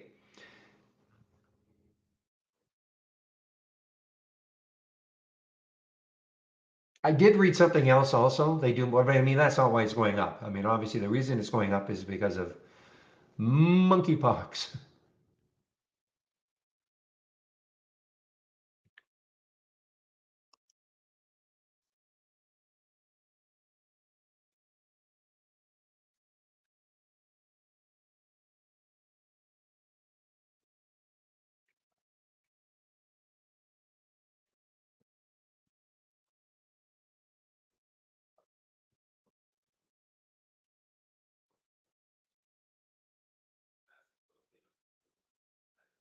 Boy, well, I'm not on this rocket ship, KNXP. Boy, this is really interesting here. I mean, 428, not shortable for me, so I can't even partake in that. But boy, there's a lot of, I think it's through 428. The next levels are five. I'm not saying it's getting there, of course, but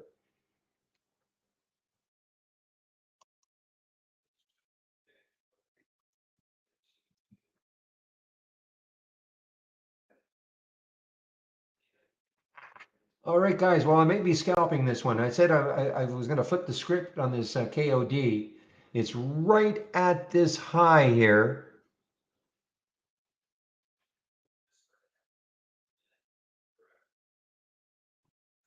All right, I've taken some off, okay, just in case I can't get through the high of the day, KOD. So I basically made back what I lost on that last on the short.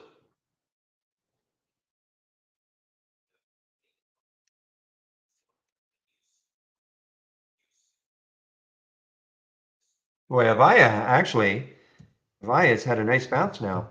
AVYA had a nice bounce off that four.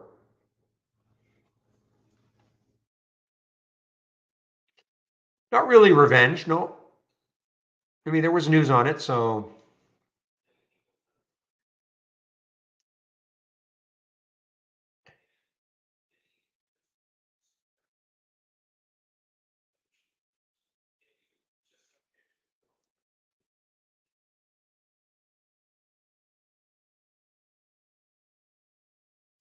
boy, you're right though with the SIGA. I mean, if it ever, what did it get up to 11:30 odd?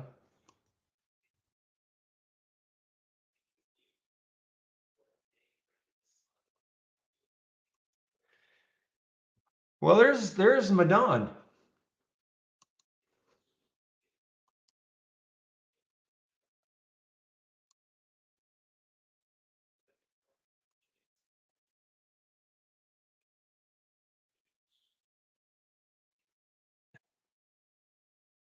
ABC is tanking.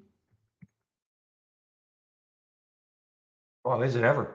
Let's see. Any news? Well, they authorize up to $1 billion in buybacks, but that's usually good news.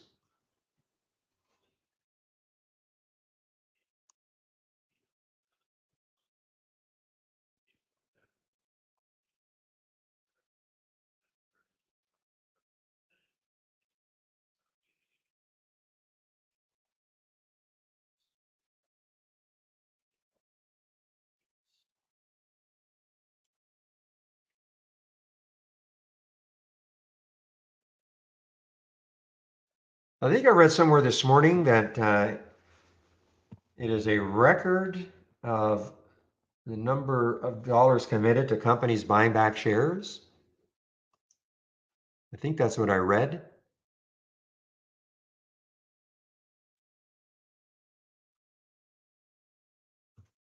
All right, guys, SIGA is on the move. Big sympathy play now, of course, with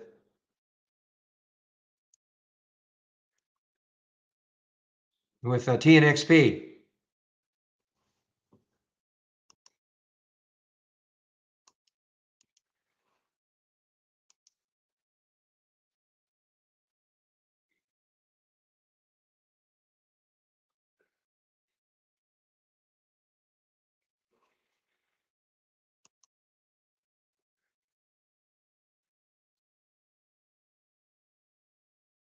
I mean, I can't believe they're not going to come up with something.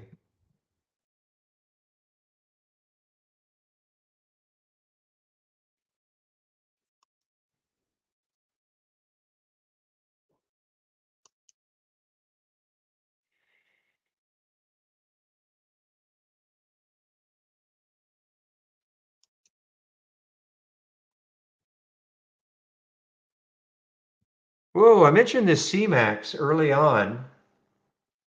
Yeah, I lost sight of it. Boy, that was a nice move. Mentioned it early on.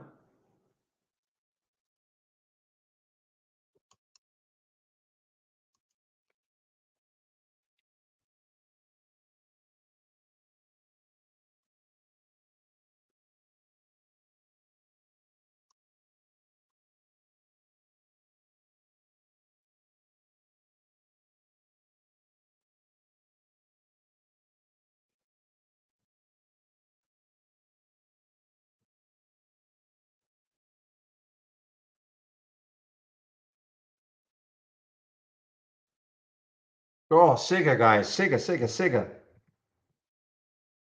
All you got to do is come up with a press release. Say, hey, we can do the same thing as TNXP.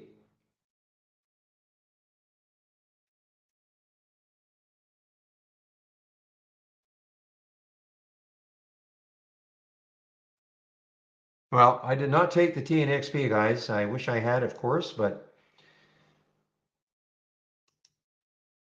I'm going to have to live through the SIGA for a bit anyway.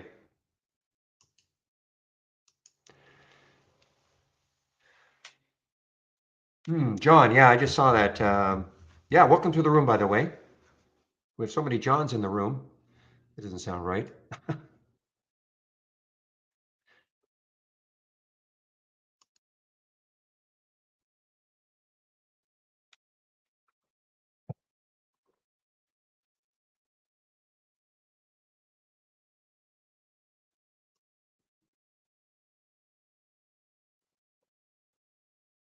The code. Well, I'm out of it. I made just a little bit on that, but let's just see if this finally is going to drop it. 778 might get me back in for a third time.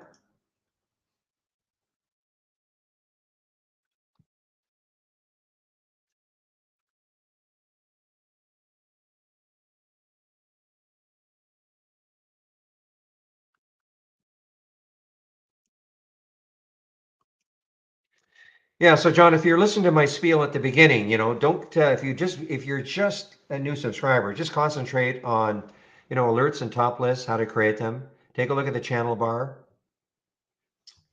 and of course, I'm sharing a lot of my scans, a lot of scans in the channel bar, so you can kind of pick and choose what you might want to do. So you don't have to create anything from scratch if you don't want to.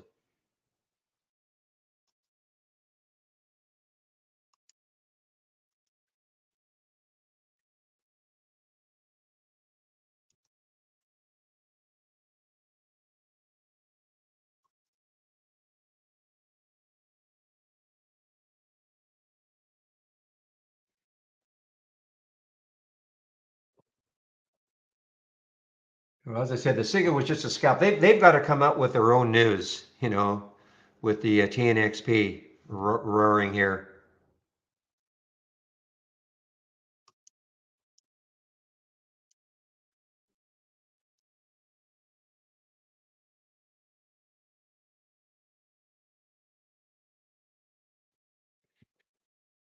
All right, guys, a little talk about this window here, this big blue window in the upper left-hand corner, and this we call it Brokerage Plus.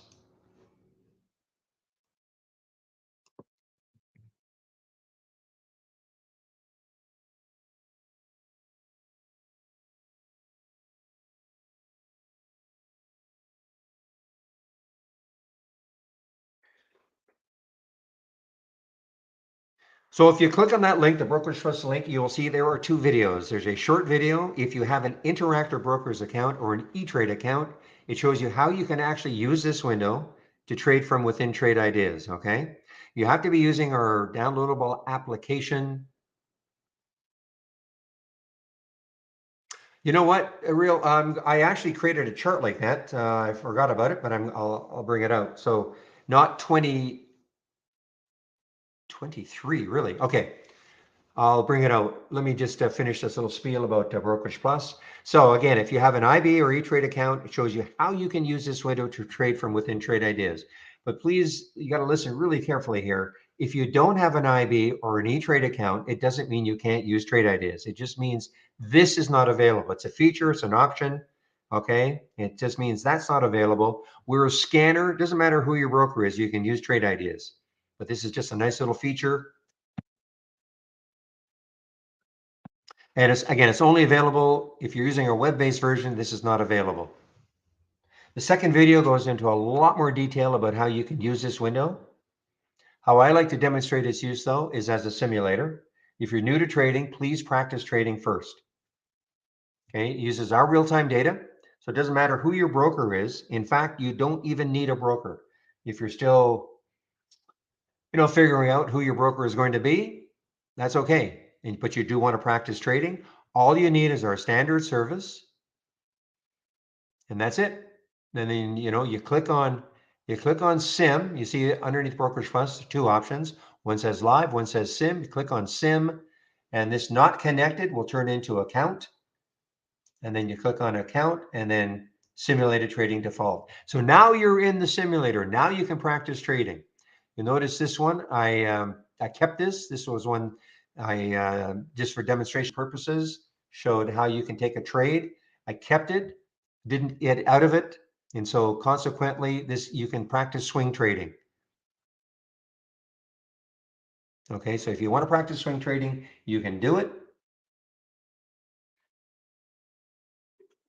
So in other words, if you don't exit a trade at the end of the day, that's how you can practice. So it's very easy to do. You just click on an alert, the symbol will show up, pick how many shares you want to trade, the price you want to get in at.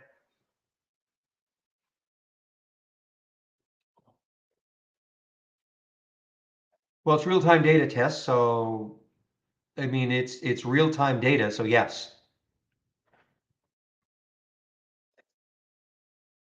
So the question in our YouTube room is the simulated trading similar to trading with a broker platform? Yes, because it's using our real-time data.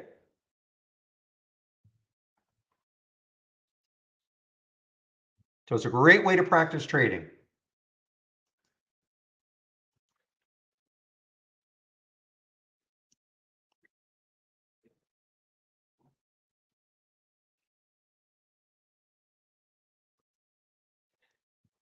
Let me bring up that.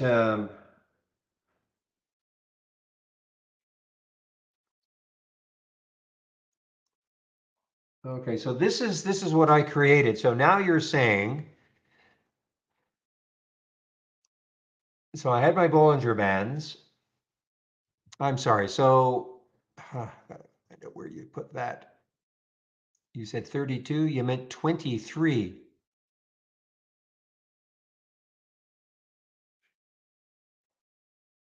The main difference, Tess, is the AI. Okay, that's the main difference. So you have access to the this what we call nickname Holly, and you just this is all set up. Nothing for you to do. You just load this window, wait for the alerts to happen. That's the main difference. Look at the SIG. I'm not in it anymore. But that is the main difference. And so you just how you trade it will be up to you. You're given an entry. You don't have to get in right at the exact time of the entry. You have a stop, but again, how you trade it will be up to you. So you can see right now, this was a short at $4. It's at 385 now. And you just basically wait for the alerts to happen. That's the main difference.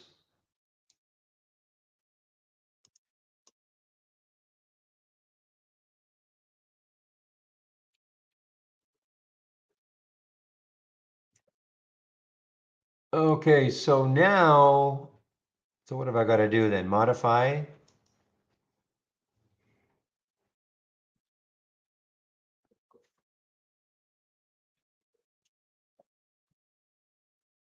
So change that to 20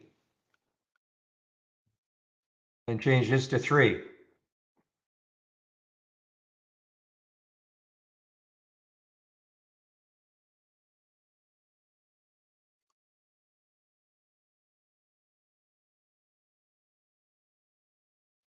So there, yeah, I don't know if that worked.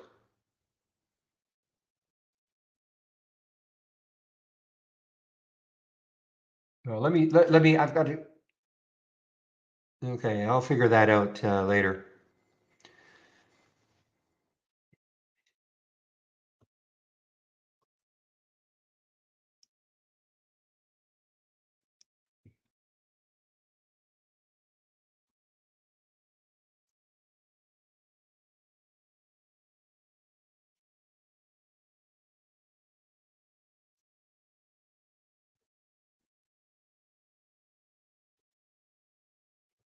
All right, guys, what am I doing here? So there's the MULN. MULN is right back up. They had some news yesterday, so now it's still above yesterday's high. And the next high looking left, I think it struggled to get through this 165, 167, 181. So this is this area. It's sort of struggling to get through. A lot of volume again. This will probably trade the float again. What time is it? 11 o'clock. So it's traded 111 million, 254 million in the float.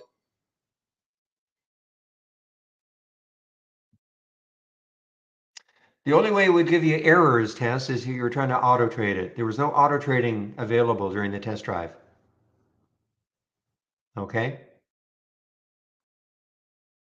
Yeah. So there was no, you weren't, the only thing you couldn't do in the test drive was auto trade the AI. Now I'm really against auto trading anything, number one, but that was one of the things that was not permitted during the test drive was auto trading. So I don't know if that was the reason for the invalid exception. I have no idea. But you should have been able to see this window, and then how you trade it will be up to you.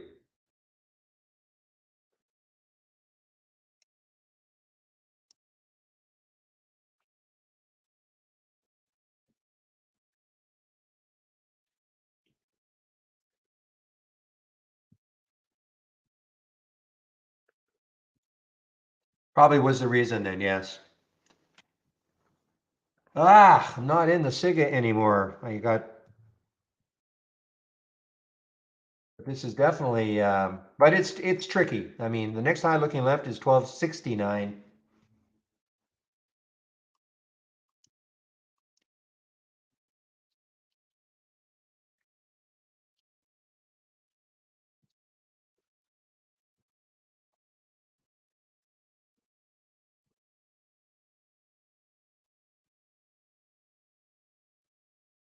Okay, so here's a bounce play from Zach Scan, Para. The alert was at 3270, so it's not too far away. More importantly, though, look at the market. The market is putting in a green candle here. So, I mean, if this candle elongates, this could turn into a nice little bounce play. I mean, this basically tracked the market. Para tracked the market, P-A-R-A. Look what it did. Look what the market did. And now, you miserable. Okay, let's see.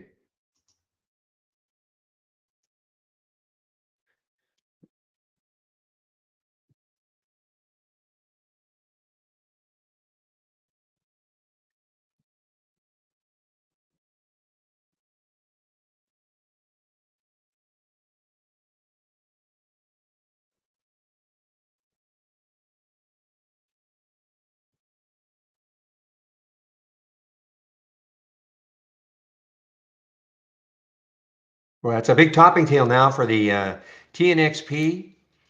No shorts available for me at Interactive Brokers. So, but that was a great, if you had shorts available.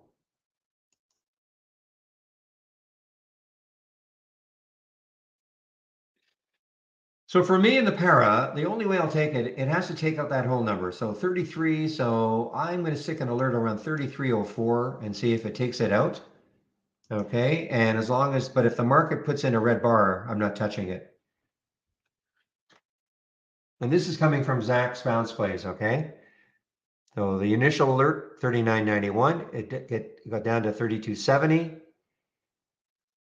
I'm sorry. The initial alert was 32.70, and it got down to not much lower than that, and it did bounce, but I think it's tracking the market way too closely. So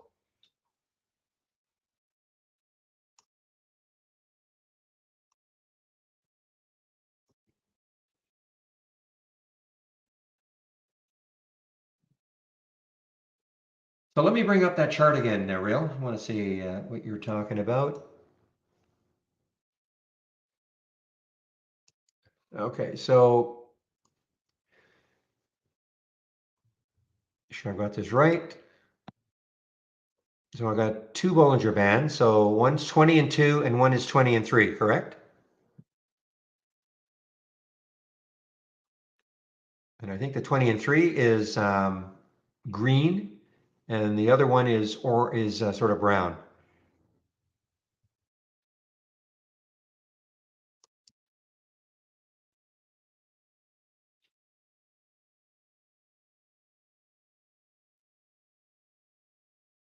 So what's the premise here? Now, try to play a bounce. PFHC, guys. This is moving. I had a price alert set for some reason.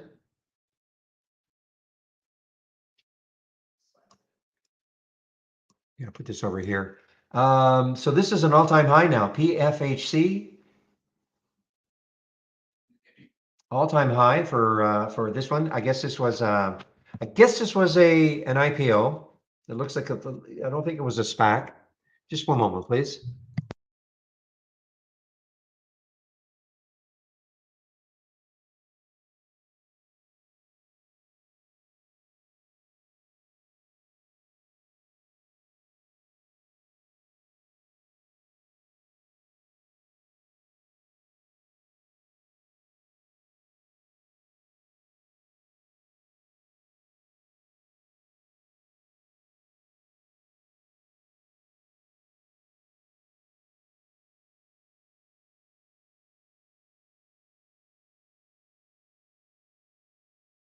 Okay, so well, I don't know how to answer a question like that. I have a question in our YouTube room. Please give me the best scan you have. I mean, it depends, how I trade and you trade, Abdullah, may be completely different. Okay, I like all my scans. If you want, like, it's hard for me to answer a question like that. Do you have any sort of a trading plan? Like, how do you like to trade? And if you don't, you really have to figure out, when you're new to trading, you have to kind of figure out what makes sense to you.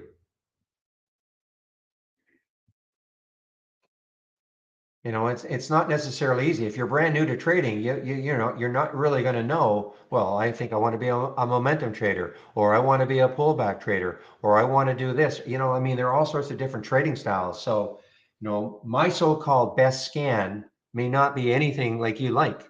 And I don't have what I call a best scan. I mean, I'm really paying attention to the gap continuation or reversal a lot.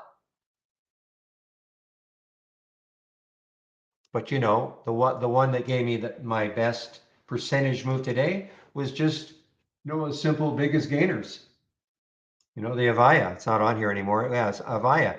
Early on, they gave me the best percentage move for the day for me.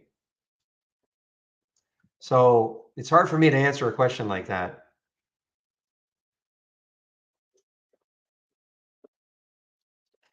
But you can take a look at the scans that I've got.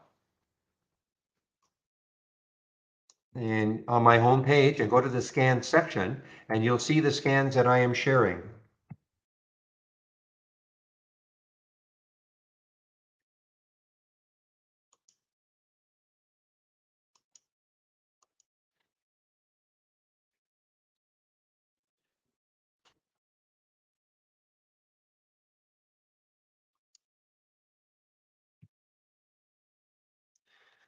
So again, I'm not trying to be evasive, all right? It's just that it's too general a question. And plus, what works today, what I think is working today, maybe tomorrow it's not working as well. So I may switch to something else.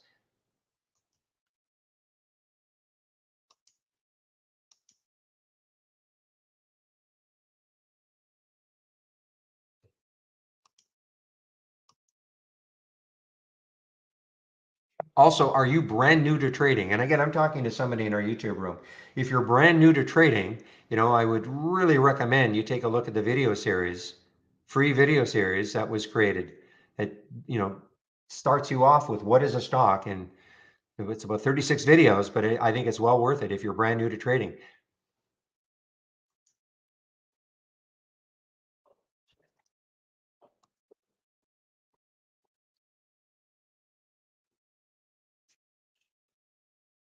And to access that, if you go to my homepage, click on my homepage link,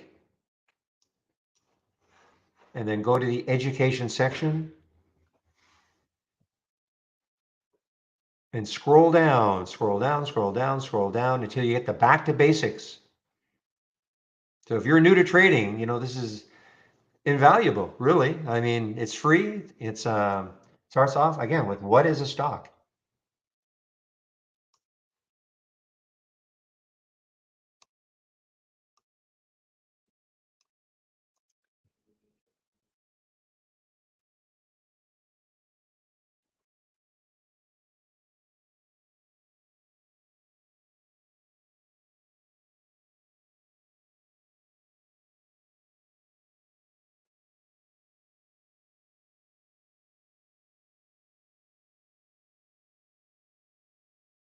Or this is another guy, another one, a little late now, but this is another gap down and go.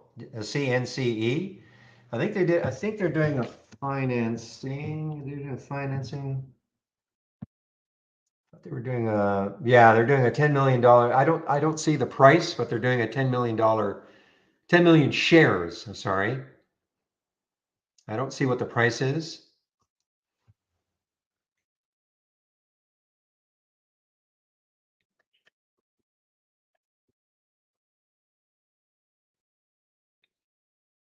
So let me bring that big chart up again, real.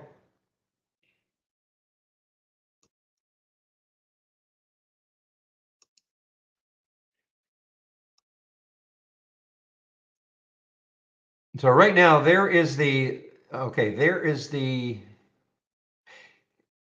lower.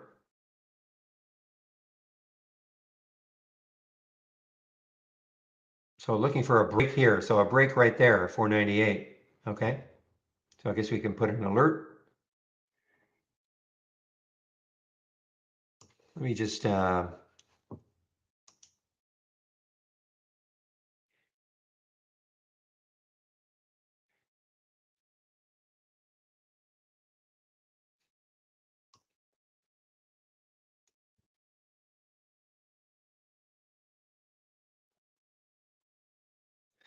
so then why have both of them? I'm confused then. I mean, this is the 23 right up here. Okay. So obviously, yeah, that worked. I mean, you know, for TNXP, there's the 23 right there. There is the 22, I guess.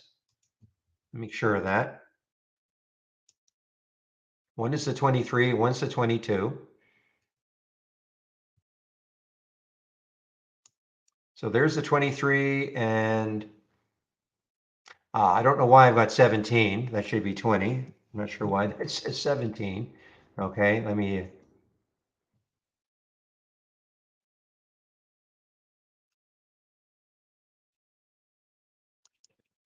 PFHC, okay, PFHC.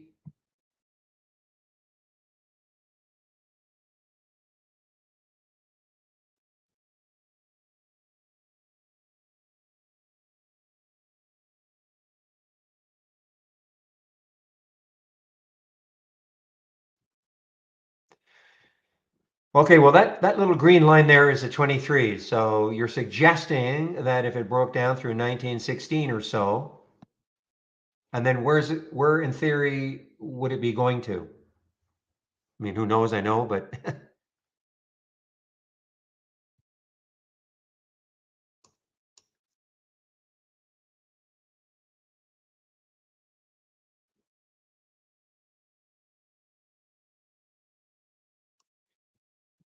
well, this is ugly. This is getting uglier, guys. Uglier, uglier now. We had a little bit of a pull up here, but now we're getting a red bar again. Boy, this KOD is a real. I almost jumped right back into this one, right down here. I'm just gonna forget about it. It's too erratic. Oh, I see. Okay.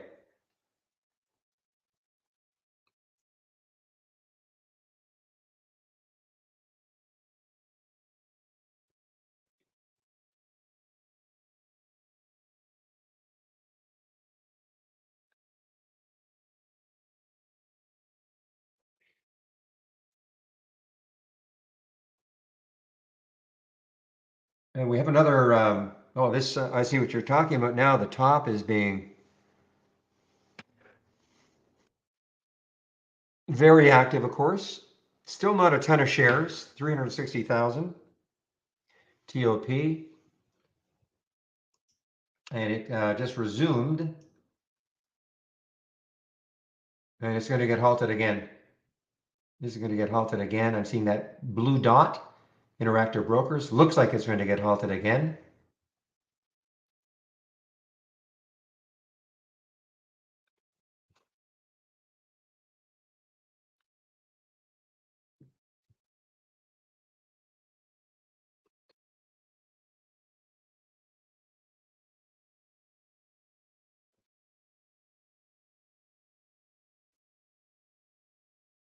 Looks like it's halted now. Nope, not yet. Again, I'm looking at, there it is, halted now. TOP halted now.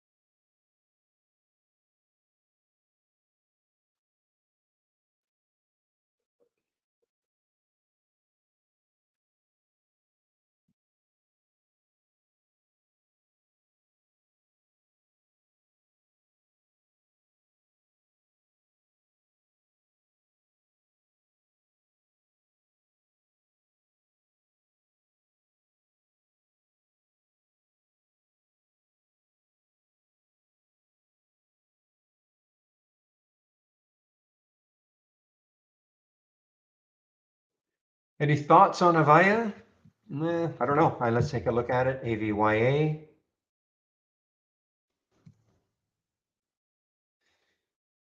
Uh, well, I mean, the bounce has already happened, so you're probably late, from this 420 level, where it goes from here. I mean, the volume is not bad still. And of course, it's, if it can get anywhere close to those highs, that'd be an awesome trade. But to me, the bounce is already in progress, so you're a little late.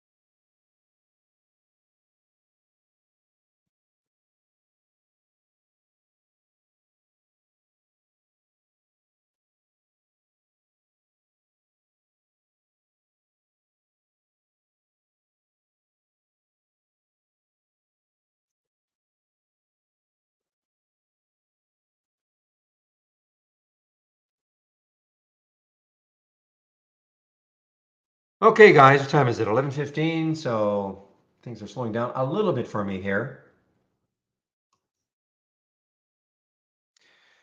Well, this is turning into a gap up and reverse, gap up and reverse. And this is a KYMR as the market continues to, well, I mean, it's not selling off in a big way. It's just kind of basing a little bit here. But if we get another giant red candle, look out.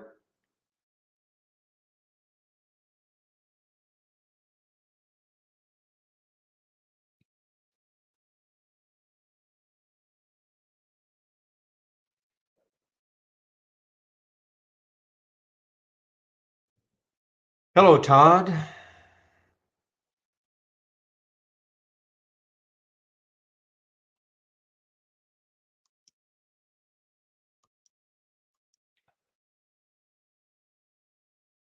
The view, guys, the view, VIEW is an earnings play, and it is starting to move here. VIEW, view.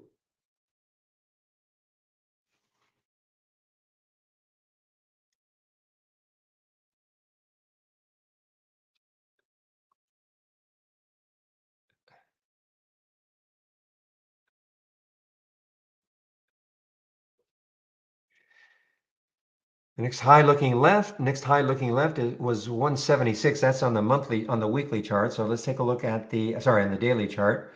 209 is the next high looking left. So it's got some room. Two, in my opinion, could easily stall it.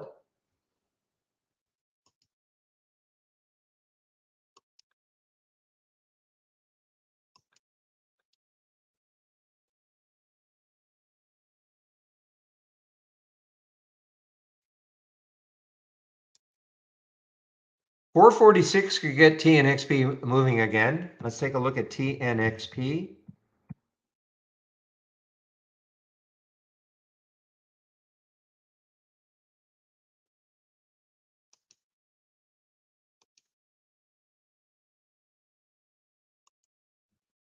All right, I'm going to add that one real. 20 and 3. And let's make it green.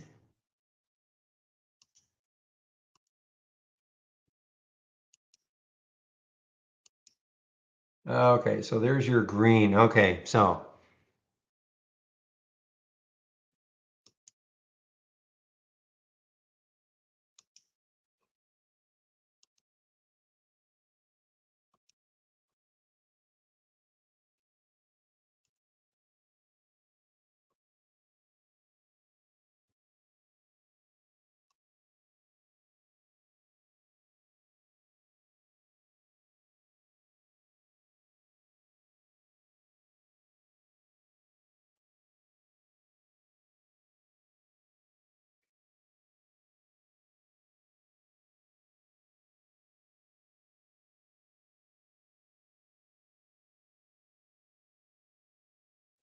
I don't understand when you say you use Zach Abdullah. I mean, you're talking about Zach.com or whatever. I'm not, is that what you're talking about? Well, if it's working for you.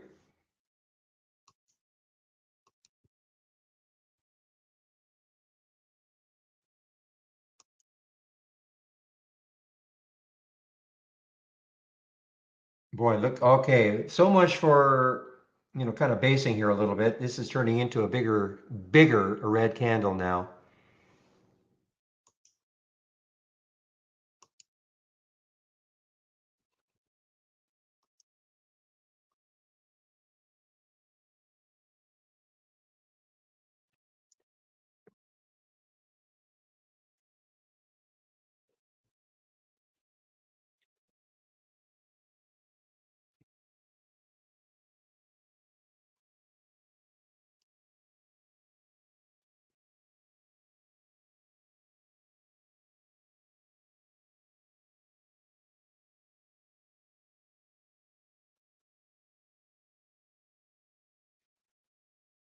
The Love Network, Spark Networks, guys, LOV is now through the 200-day moving average. Okay, let's see what's happening with this one. Probably coming into too much resistance, so around 3.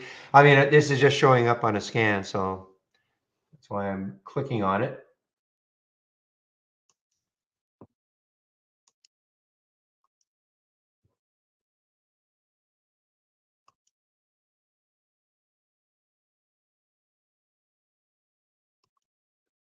So guys, again, well, ISIG actually did bounce. Okay, that definitely was counter. I don't know how easy it would have been to get this one. Let's look at the 2-minute chart. I guess it would have been okay. I'm looking at Zach's bounce plays, ISIG. Tough though to commit to, taking a bounce when the market's doing this.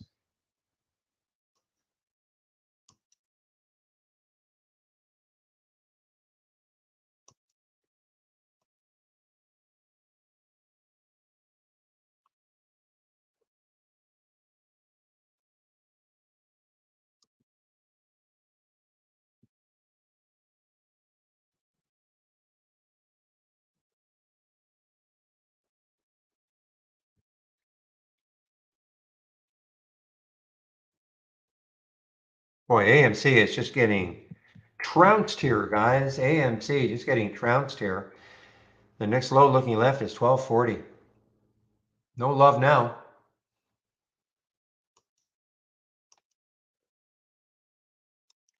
right, guys, give me a moment. I'll be right back.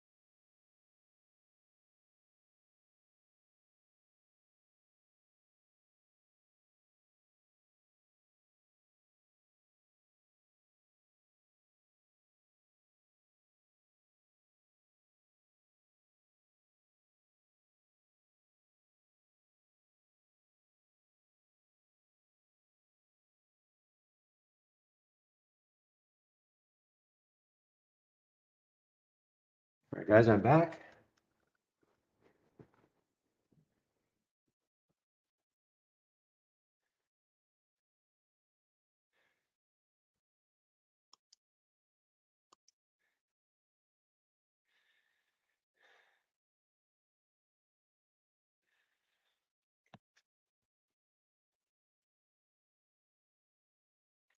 All right, guys, I am now just, search. Wow, look at this. Look at this market now. That was a bit of a respite, but not anymore.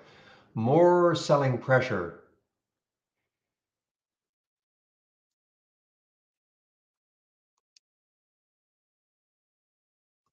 Yeah, the SIGA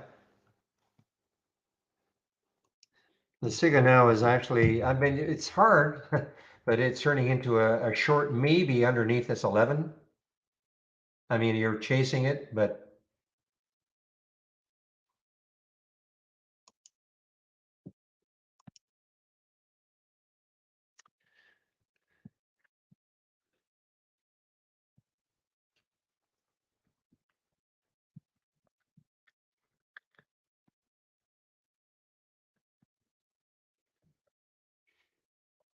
wow, look at this red bar now, guys. I mean, this is lithium or LTHM getting closer and closer to the 200-day. Another big move down with the market. That makes that bounce for ISIG pretty interesting.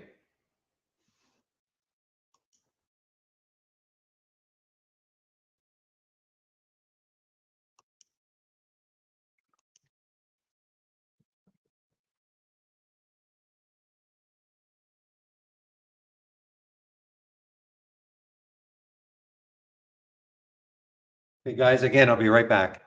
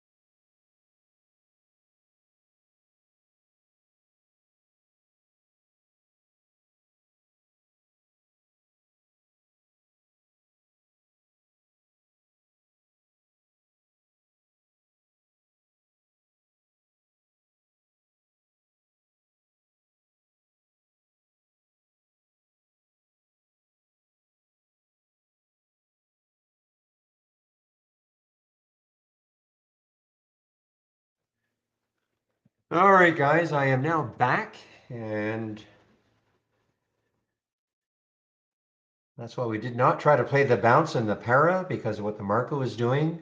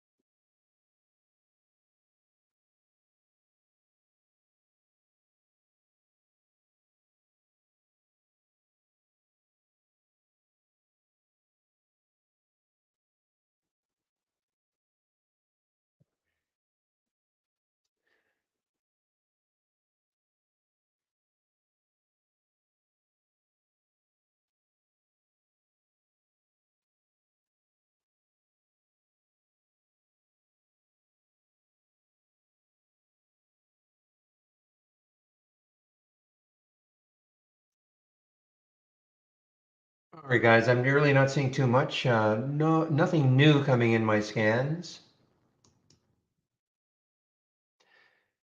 Though GLOP, GLOP, this is actually moving a little bit higher here. I don't want to take the trade or anything, but boy, this got tons of room if it ever really got going again.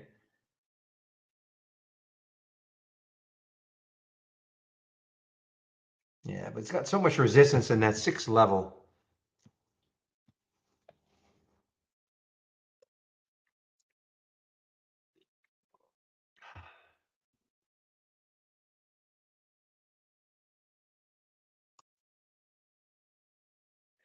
EFOI, I don't think I saw EFOI at all. EFOI, because it was under $1, so did not see that. Yeah, good.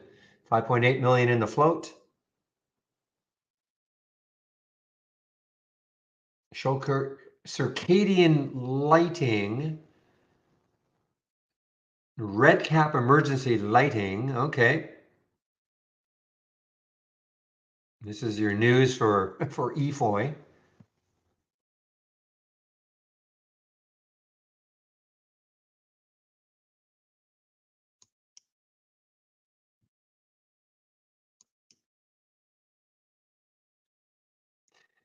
Well, TNXP is now having a bounce. TNXP is now having a bounce.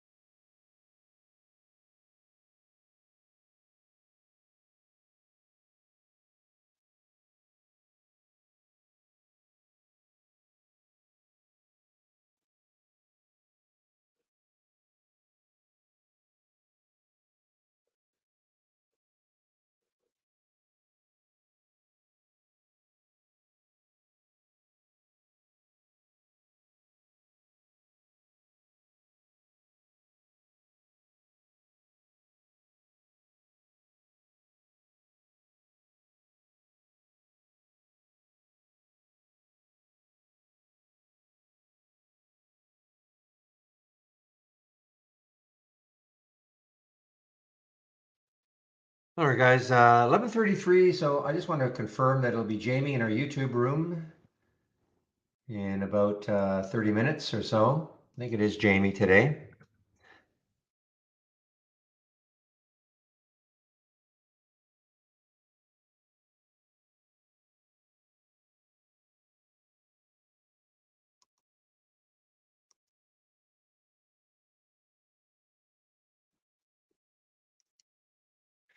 And the answer is yes. So Jamie will be in our YouTube room at noon when I take my break between 12 and 1. Before I do take my break, I will put the YouTube link in so you can head over there if you want to listen to Jamie. Much more of a swing trader than I am. Never heard of it. Vicky, never heard of it.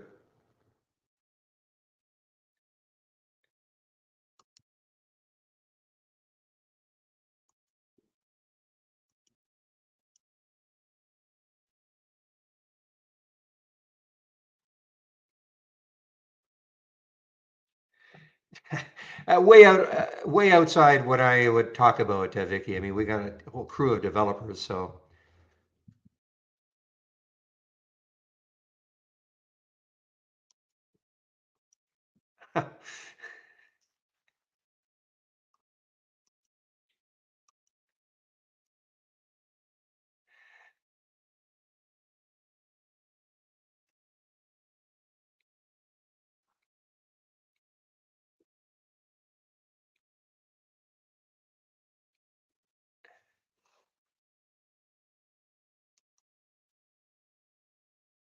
I kept thinking I was going to nibble on this Dawn, but yeah, not with this market. Not with this market the way it's trading.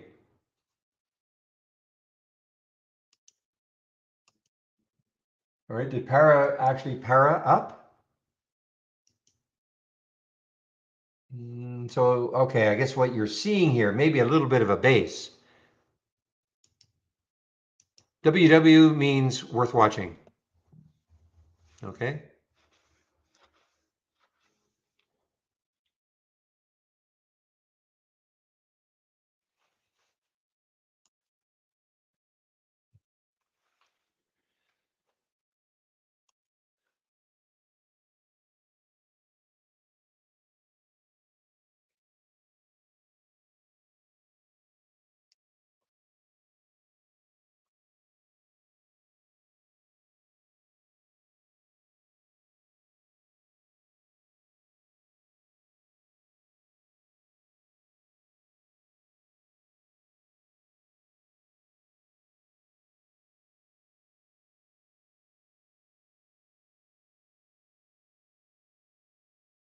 Well, this NM, I mean, if it breaks, I mean, this could be an interesting look. NMTC, fairly low float, 14.7 million in the float, is just basing, not doing too much.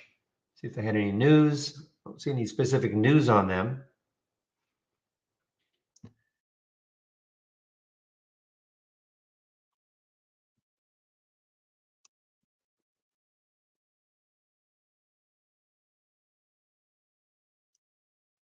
Even Levi got halted. LEVI, for some reason. Well, I know the reason, but wonder why it was so active earlier. Approves a $750 million stock buyback program. See, that's what I was saying. I'm sure I read this morning that this is a record for companies. And I don't know what time span they're looking at, but a record for companies buying back stock. I don't know if it's this year or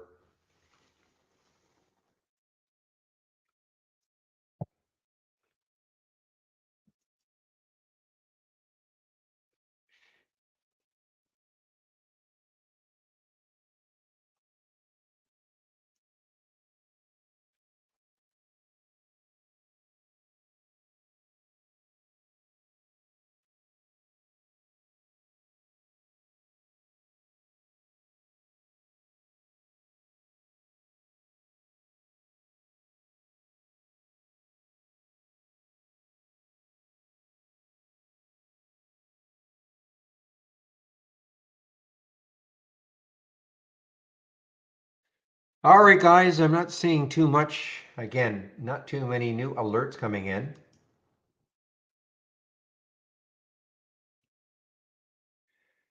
Well, this KYMR, this is basically an all-time low. KYMR, basically it's like, well, you can just sort of see, I think the all-time low probably is, yesterday, 1406.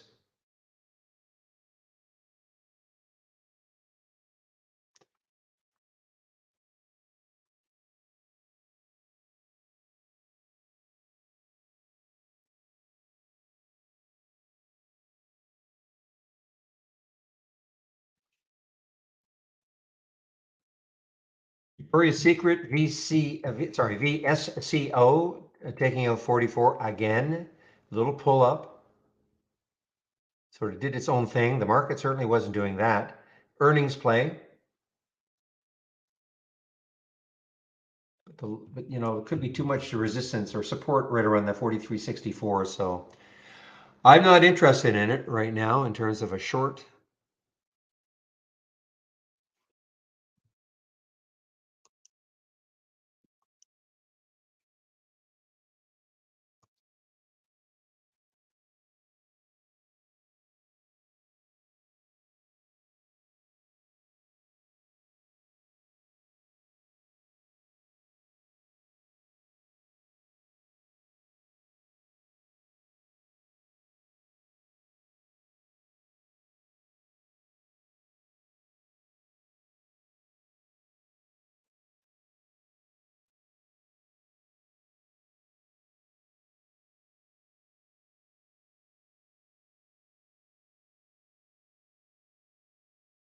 Or another one that's just getting hammered here. CRMD, not quite an all-time low, but close as the market just keeps relentless selling.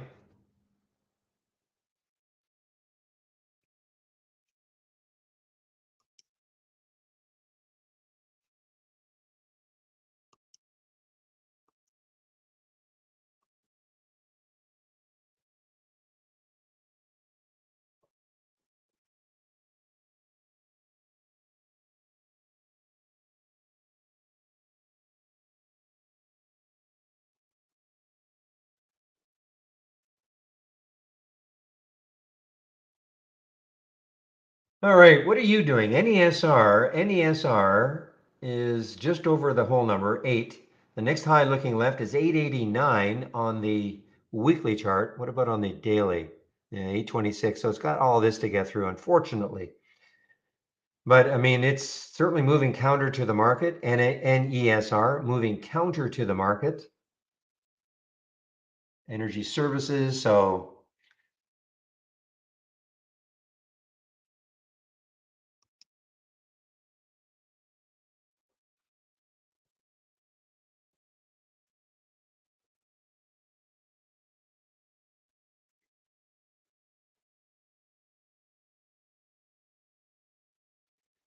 all right, SIGA, SIGA having another little pop again.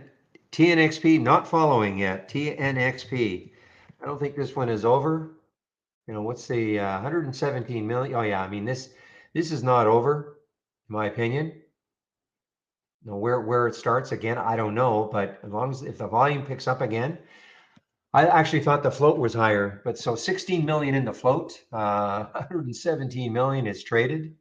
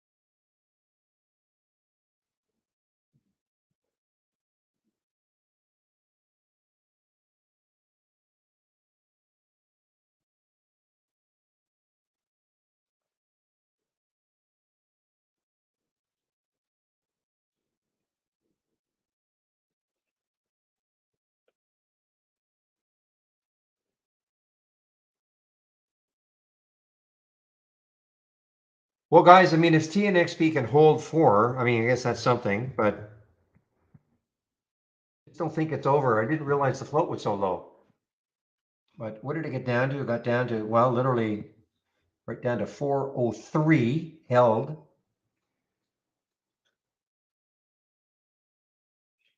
And the volume is, still pretty good, 1144. So this candle is going to close in about 4 seconds. So what we need is some volume like that to just to propel it again.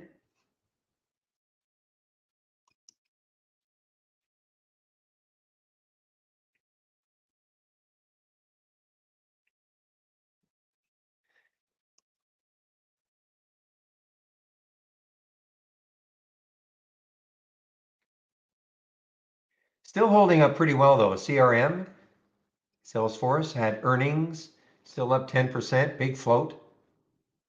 But you're right, drifting down, down, down with the market. Nothing is really safe right now.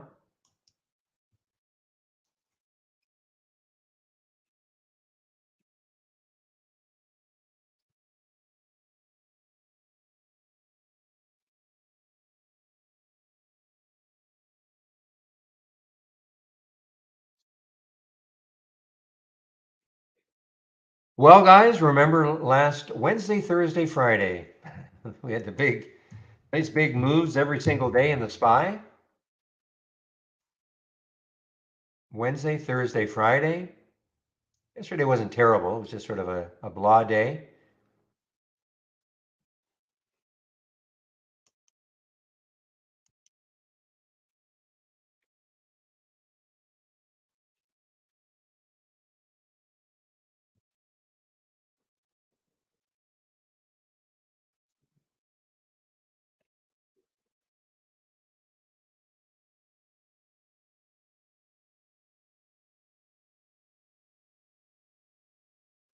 Well, if you can handle the risk in this thing, this top, you can kind of see that if it takes out maybe this 21 mark, it could have a bit of a run. It got up to what, 27, but this is highly, highly risky. Certainly not for new people, but just want to draw your attention. Volume is starting to pick up. 4 million issued at what, $5?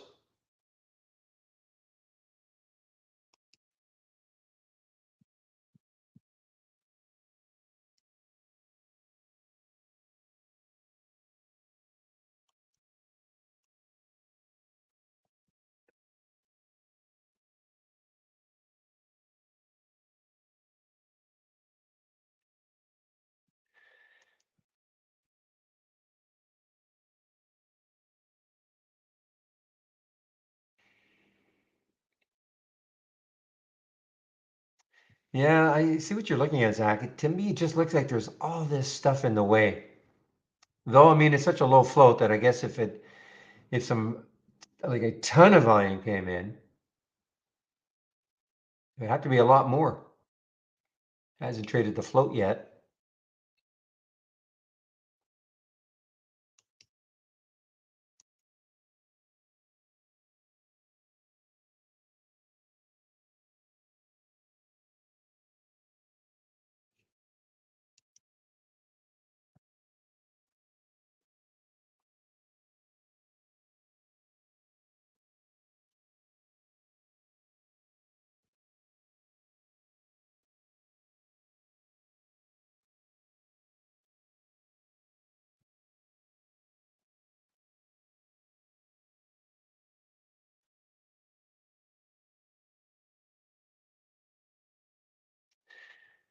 All right, guys. So in about 10 minutes, Jamie will be in our YouTube room. So I'm just kind of biding my time till then. Not really interested in doing too much. TNXP I had some interest in it, but it's got to take out, probably that 430 level right up here. I think I put an alert, yeah, about 430.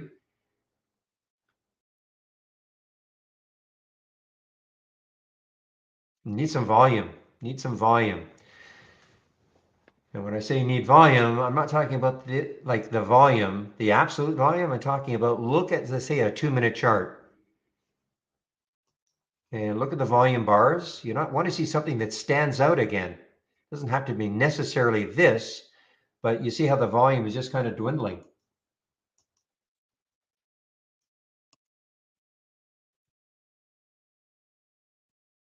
So that's not what you want to see. You want to see the volume picking up again, getting the enthusiasm back. So that's why I have an alert set up here at around 430. Doesn't mean if it hits 430, I take the trade. But if it does hit it, then I want to see, is it doing it on volume?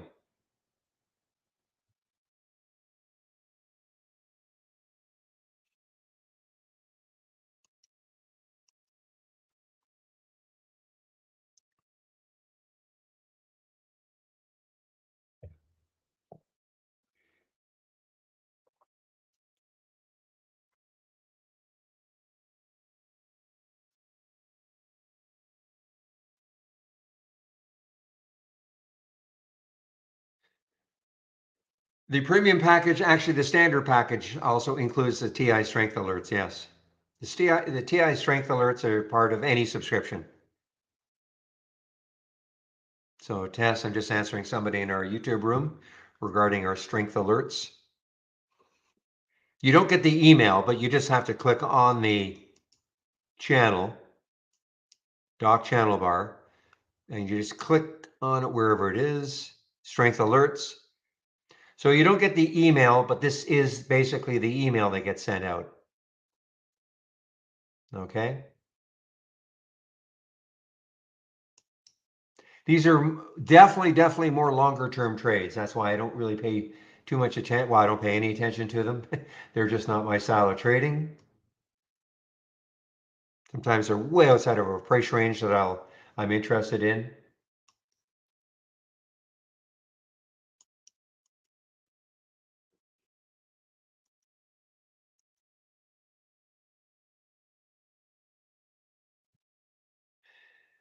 Down 57%. Wow. HNC, 57%.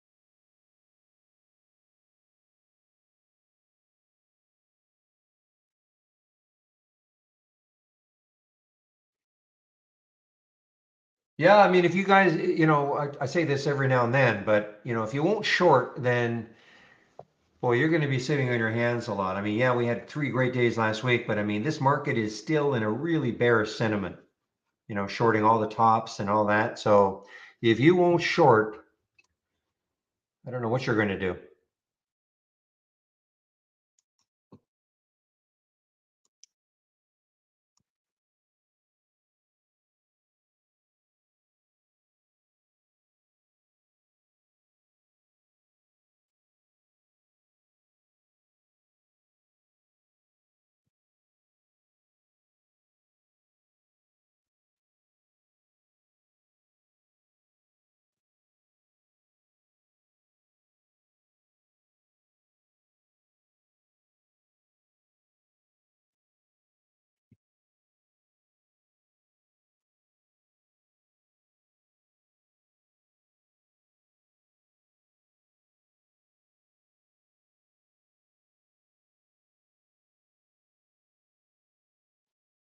All right, LTHM, boy, the low of 2 weeks ago was 25.87, so that still has about $1 to go to that low. Look at this weekly candle. Well, it's only 2 days, but look at this weekly candle here.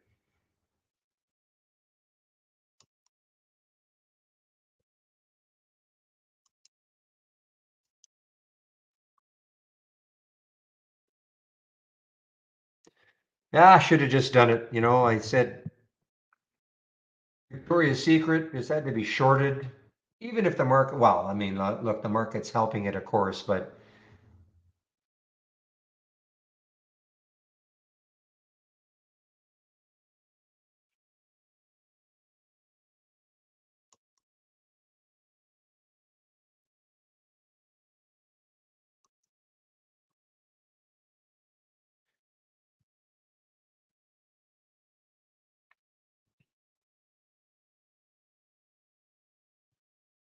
I'm just looking at some of my thumbnail charts. AMC is still hovering on that 13.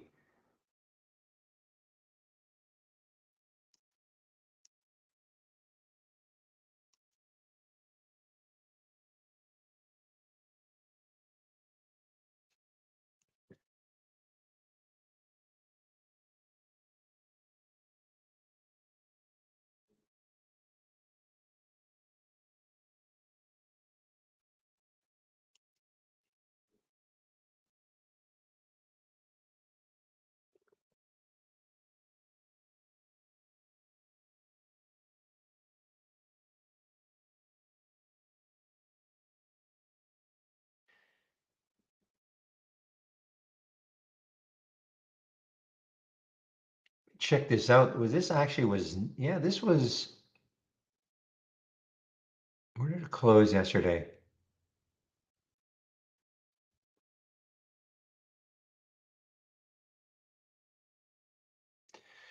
$244. Okay, this was a little bounce in the pre-market. Okay, I thought maybe it was actually went negative for a while, TNXP, but no.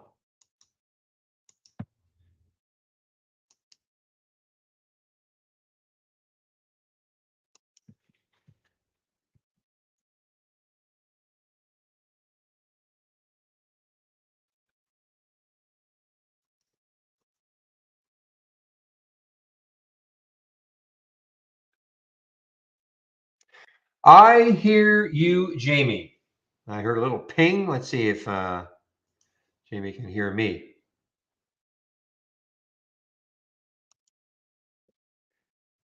Make sure I got the room not on mute. All right, Jamie, I see that you're trying to get in. You haven't added your stream yet. It is possible to zoom in on the TI charts, yes. So Jiu-Jitsu, all you have to do is left click on a chart, just to let Trade Ideas know what chart you want to do the zooming. So left click on the chart, Control key, press down on your keyboard, and then with your mouse scroll wheel, scroll in and out. Okay, so left click on your chart, just to let Trade Ideas know to know what chart you want to do this on. Control key, press down, and then use the scroll wheel on your mouse to zoom in and out. Okay. All right, Jamie, I don't hear you, so, but I'm assuming you are there. I don't hear you. Okay. I will mute myself and let you take over. Test 1 2, test 1 2. Now I hear you. Okay, I'll mute myself now, Jamie, okay?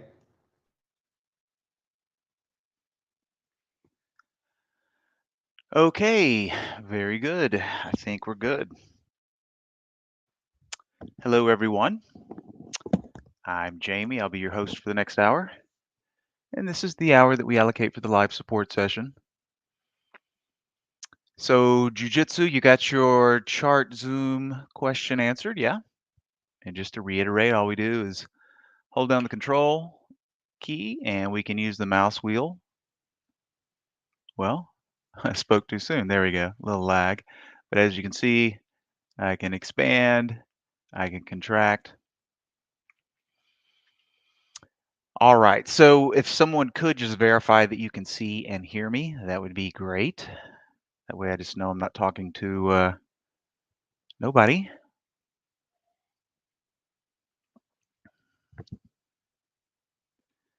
Anyone? Bueller? Thank you, Jacques. Thank you, Michael. Okay, perfect. All right, so let's see here. Heard Barry talking about TNXP. Saw that one coming across my tickers earlier in the session as we opened up and just kind of punched on up there to highs. This little guy right here, a little biotech company, obviously something went on that the market did not like. 3 and change opens up at 50 some odd cents this morning in the pre-market, I should say. Opening of the official session, a whopping 46 cents, almost 47 cents. So nice little haircut there on Kasi. Hey, Aya. Hello, everybody. So, as some of you may or may not be aware, I think everybody's aware that we just had our 2-week test drive last week and the prior week. And boy, did we have a nice finish to it. Let me get my pen here. Where'd you go?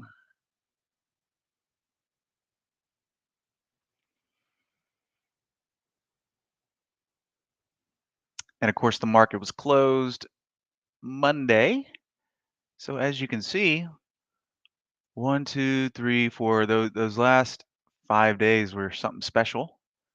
How did my pointer get so big there? So 1, 2, 3, 4, and then of course yesterday, but a nice little finish to test drive as the market retraces up to this upper level here and Looks like it's starting to act as a little bit of resistance. So the question was Friday. I've started dabbling back into some swing positions.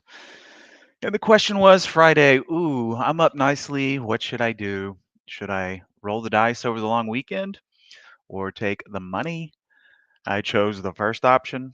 And, hindsight's always 2020. Wish I would have punched out on Friday. But, took the chance and ended up losing a smidge, not a whole lot. Wasn't really overweighted or anything, small positions. But, sometimes you take the risk. And after seeing the market expend this type of energy, probably a wiser choice would have been to plug out.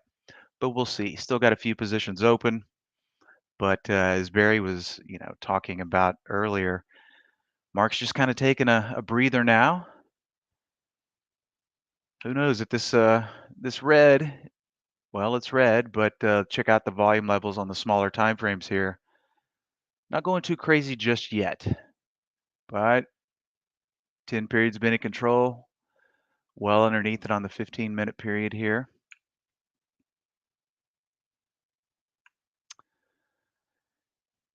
Briefly got above those closing levels, but didn't stay for long from yesterday's session.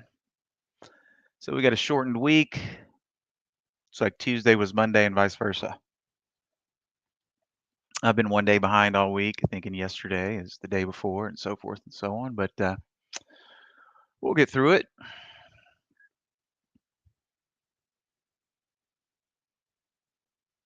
All right, guys, questions panel is open. If you have anything, just let me know.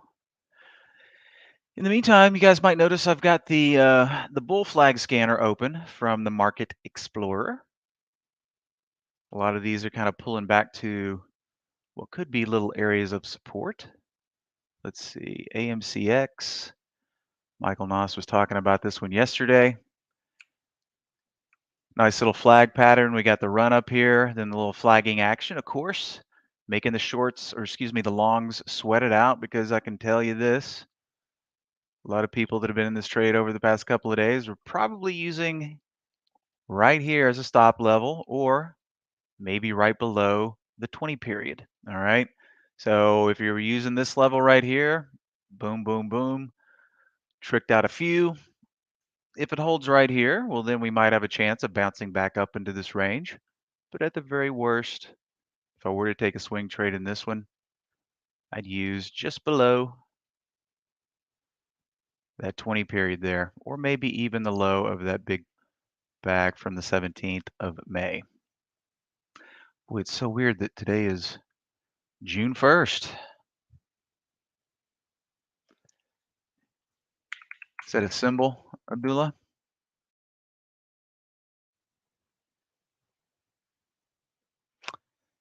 If that's what you're referring to, IQ, did you have a specific question about it?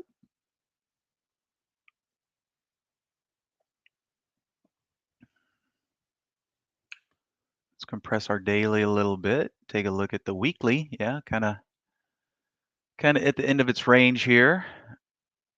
Trying to find somewhere to go on the weekly.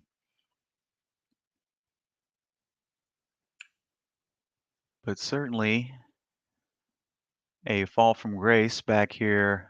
How long ago was that? Way back in 18, up at the 40s, $45 level. And down here floundering around at 4 right now. When we zoom out and look at the weeklies like this, I mean, one thing is good. Risk is clearly defined, if you're thinking about long-terming this one, or, even an extended swing trade. Hello, Raj.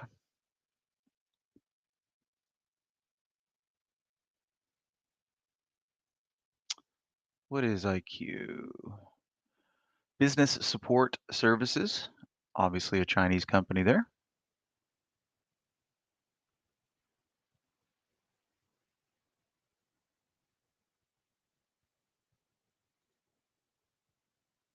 But depending on how the market closes today, some of these guys, they're going to be down here, flirting with what we could call stop areas, right? If we were already in these trades, where would the stop areas be?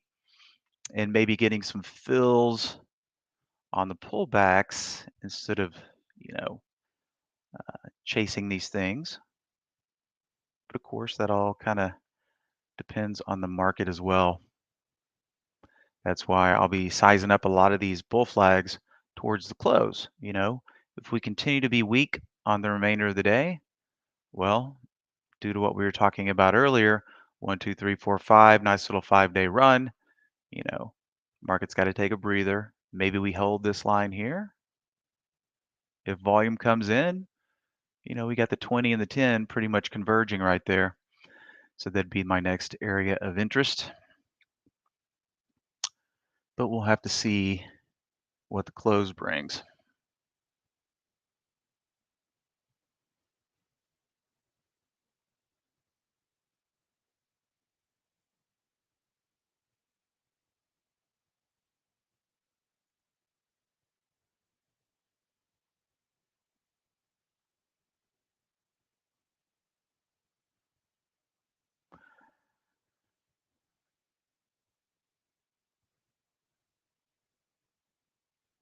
Sorry about that, ladies and gentlemen. Just had to back channel somebody there.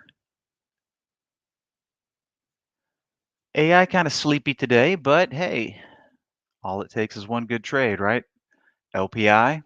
And I got to tell you, when I first saw the AI spitting out some shorts pretty early on, because she got cracking about 8 minutes into the open, see 2, 3 shorts appear. I'm thinking to myself, well, maybe the statistical model knows something that I don't, which is typically the case.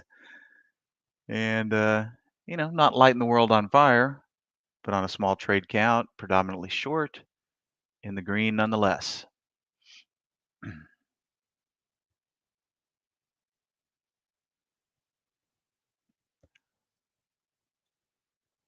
On SBS.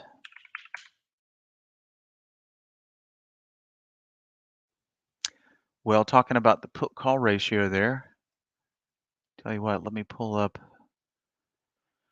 one of my options top list and we'll take a look there.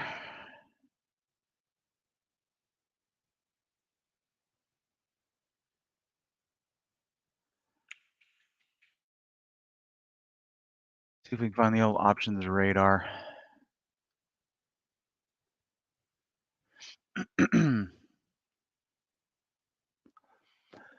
We do got a put call ratio in there, but you're specifically talking about SBS.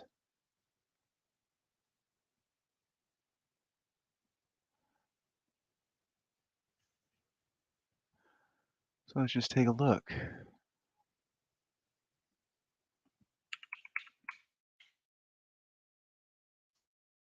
Probably blocking it with filters. Yeah.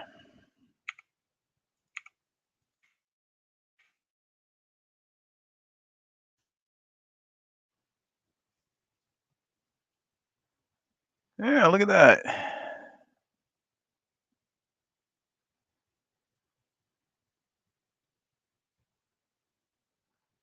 You know, that is a big number.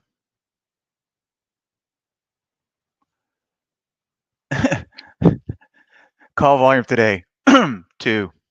Put volume today, 380,000, 3,000. You got some other ones up here like this as well. Let's see.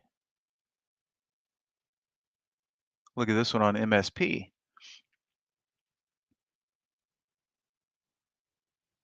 Interesting.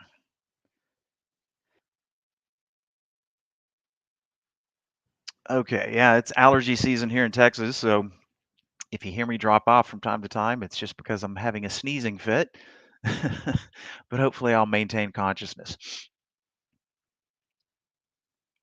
Yeah.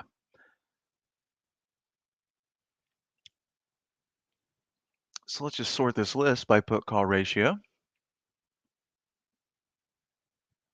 MSP.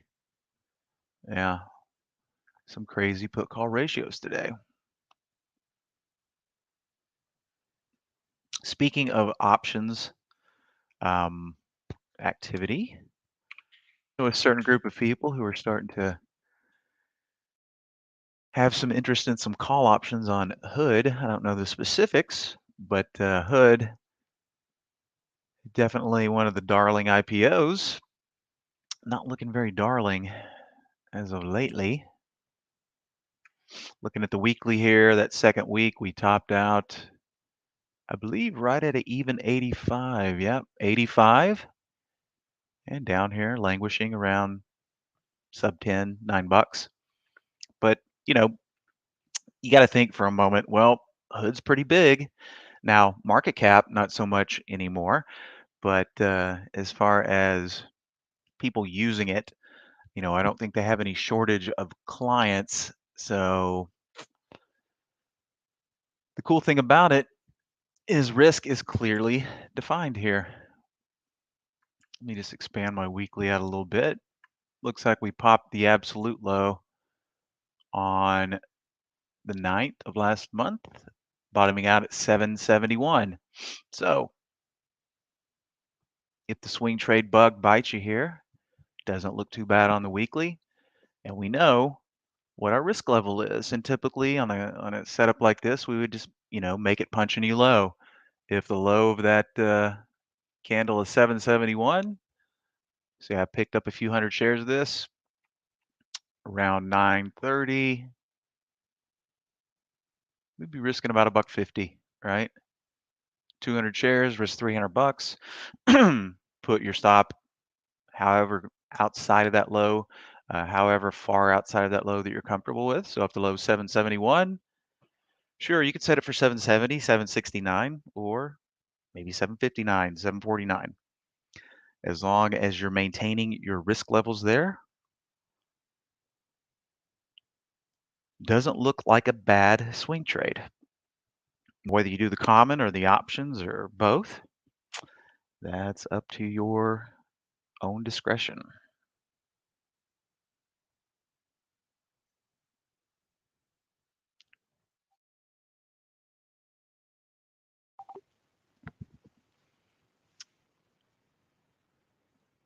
Let's check out the LPI trade. I was doing a little testing in the E-Trade account today. So we can see that LPI short right there from my brokerage plus. Boom. A little consolidation and then release. Notice the 10 period, the green line there. Lost it. Now it's below. So looks like it's just going to move sideways here for a little bit and then pick its direction eventually.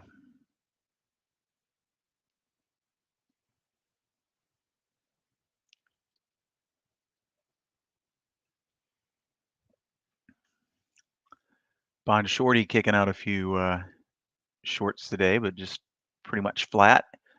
We were talking about this one yesterday. This is one of the first AI strategies that hit the scene back when we first came out with the AI, created by Mr. Michael Noss.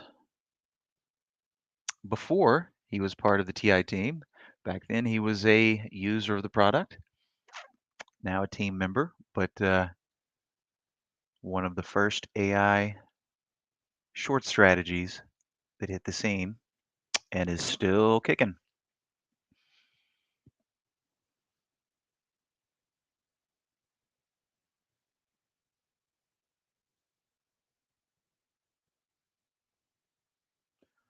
All right, let's check out my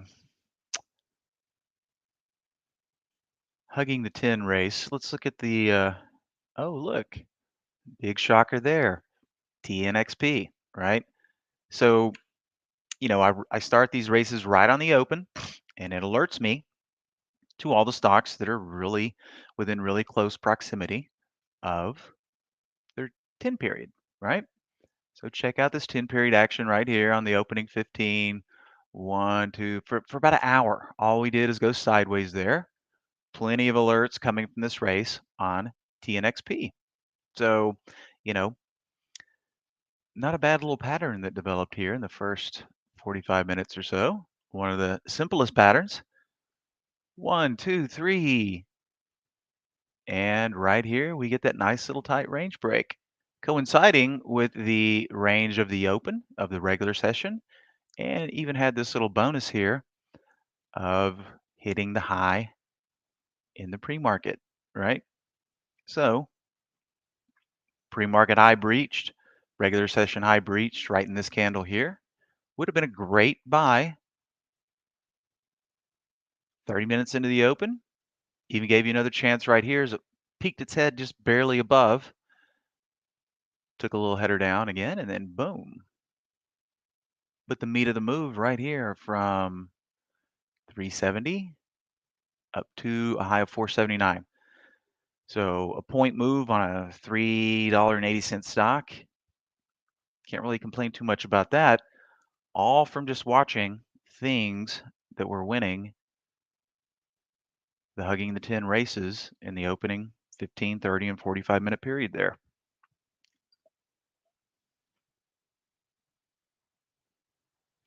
Okay, Raj, let me go back to Hood here.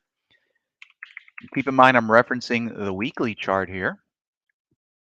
Okay, so if we bought it right here, let's just say we paid $9.40 for it, right?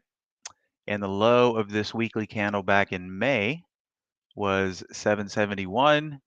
If we're paying $9.40, it'd be $1.40 plus 30 cents. Yes, roughly $1.70, but you're not too far off the mark there with $1.80. So correct.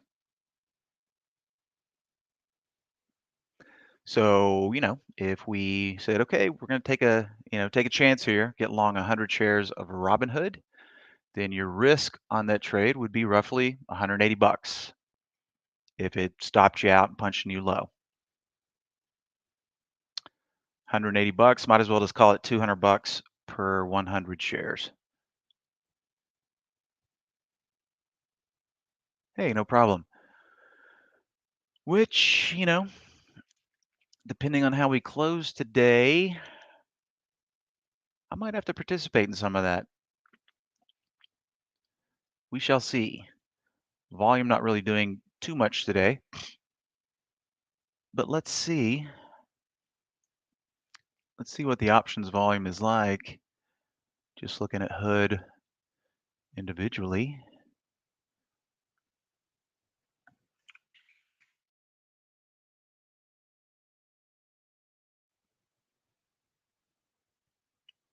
Okay.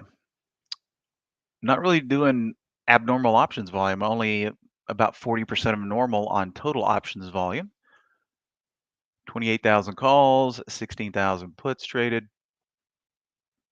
Here's the total for puts and calls.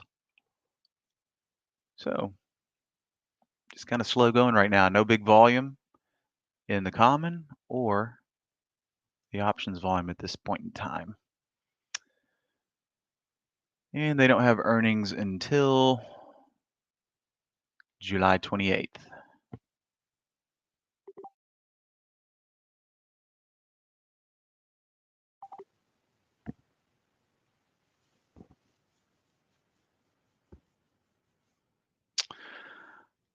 I'll have to talk to my other guys that are getting involved, and obviously if they're doing the calls, then there's a bigger reward if it hits. And of course, if you buy some calls and they don't hit, typically they're going to expire worthless. So whether you risk, a couple $100 in the common to get stopped out, or whether you lose your options value, the end result is the same. All right, what about Glop?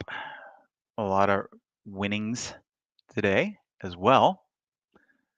And Glop having a nice little run. Of course, it looks nice, but this isn't really a whole lot of movement here from, let's just say, the 553 level up to 585. Not a bad percentage. Just didn't set up quite as pretty as TNXP did.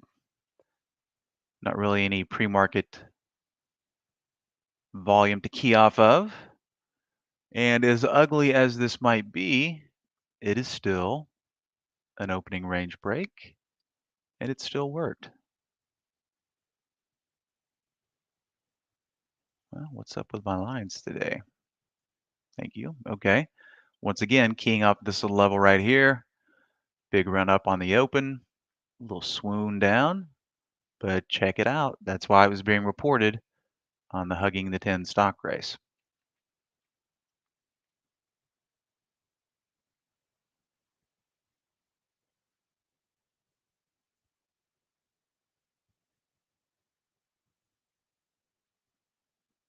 Sloppy action on Sage. So once again, it's not like I'm just piling into everything that's coming across the stock races. Your pattern still has to be conducive. It's just another way to rearrange information that's been around for a very long time in a more conducive manner.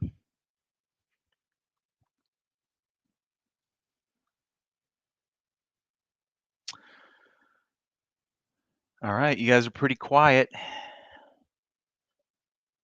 and that's okay. The market's quiet. A lot of traders are quiet. There's a reason for that.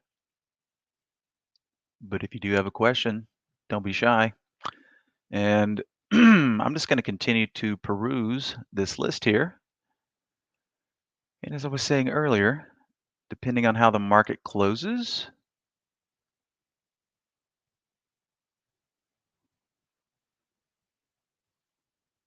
okay,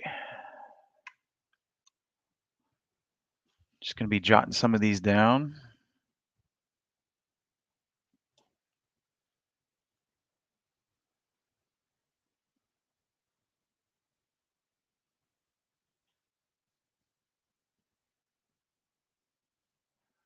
All right, Gwen, I see your question.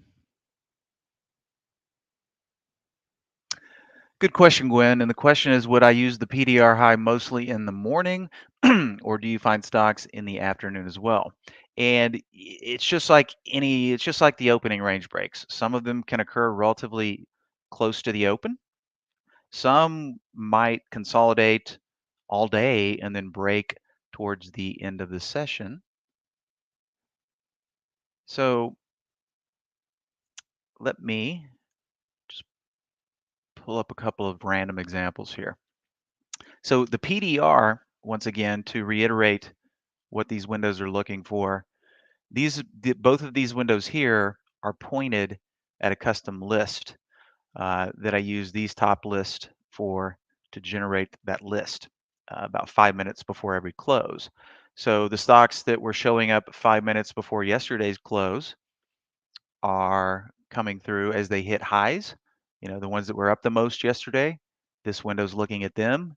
This window's looking at the previous day's dippers. All right, PDR, previous day's rippers, previous day's dippers, PDR low. Okay, so drip.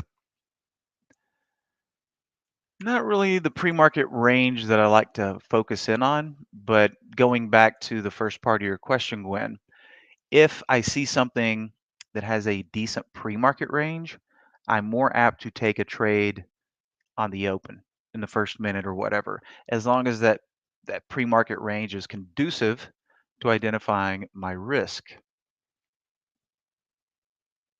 Now, LabD here is kind of infamous for forming a decent pre-market range, and it usually has better, more symmetrical pre-market ranges. But we can see right here, here's the pre-market range in the shaded area.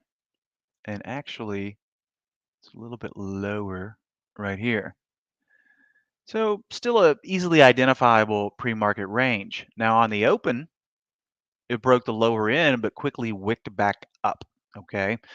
So if I would have taken a stab at shorting Lab D here, or excuse me, going long Lab D that early, I would have gotten stopped out if I was using the bottom of the pre-market range there as my stop, right? Typically, like to give the market at least a little 5-minute level to see what these things are going to do. But let's see, 1, 2, 3, 4. It took about an hour for it to put in this candle here and then creep back up. But notice what it did when it punched this high right here. That time it got up and boogied. This was a really good indicator that, well, tried to breach that lower range. course, we're looking at it over here on the daily, just kind of in the middle of this slop here. Um, so once you see a bottoming candle like that and this new candle begin, that's definitely a sign that the sellers could not stay in control. So if we made that assumption early on, we said, okay, we're going to watch it for a break to the upside, you know, 1, 2, 3, 4, 5, about an hour and 15 minutes in, it finally gets some traction, hemmed and hawed for about 30 minutes there. But then we did have a move higher.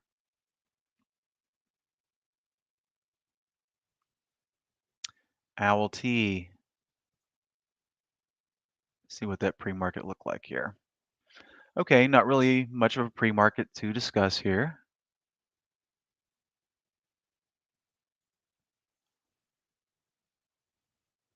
Not much on LLAP. It's just mainly Lab D coming through this one today, but that's okay. Looks like a new kid on the block.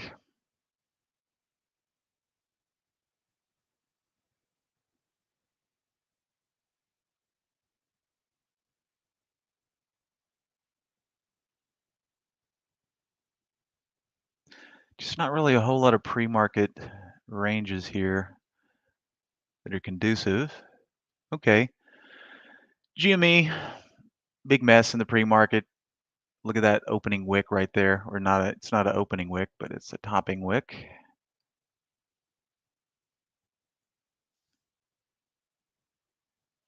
Okay, here's a great example of a pre-market range that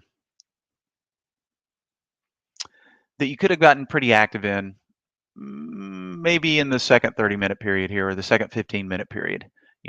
Really tight pre-market range in this second candle here. Boom, we get a break of that range, and you can see, boom, what did the stock do after that? Our risk was clearly defined here, right? So if this is the top of the pre-market,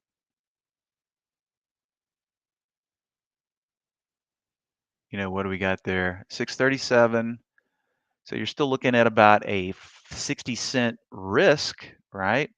But at least you know what your risk level is. Okay, if I'm going to short this pre-market range break here, I know my risk is about 60 cents.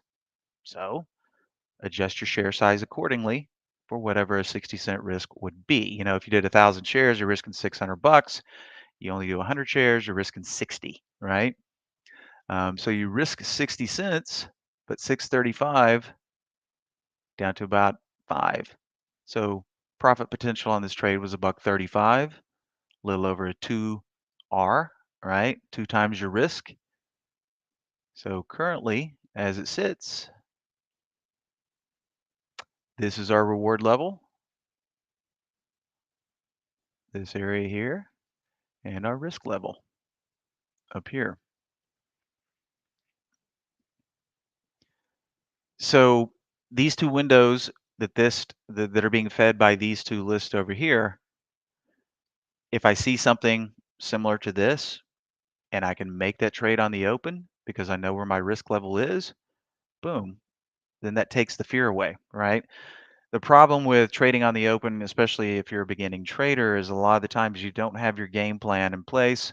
You don't know where your risk level is, and you can get, you know, things can get away from you very quickly on the open if you don't know what that risk level is.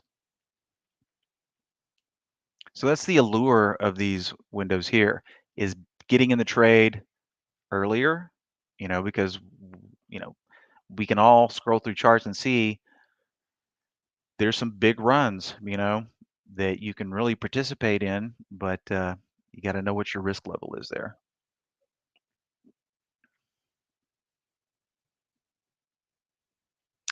And to the second part of your question, some of these things might take all day to break those upper and lower ranges.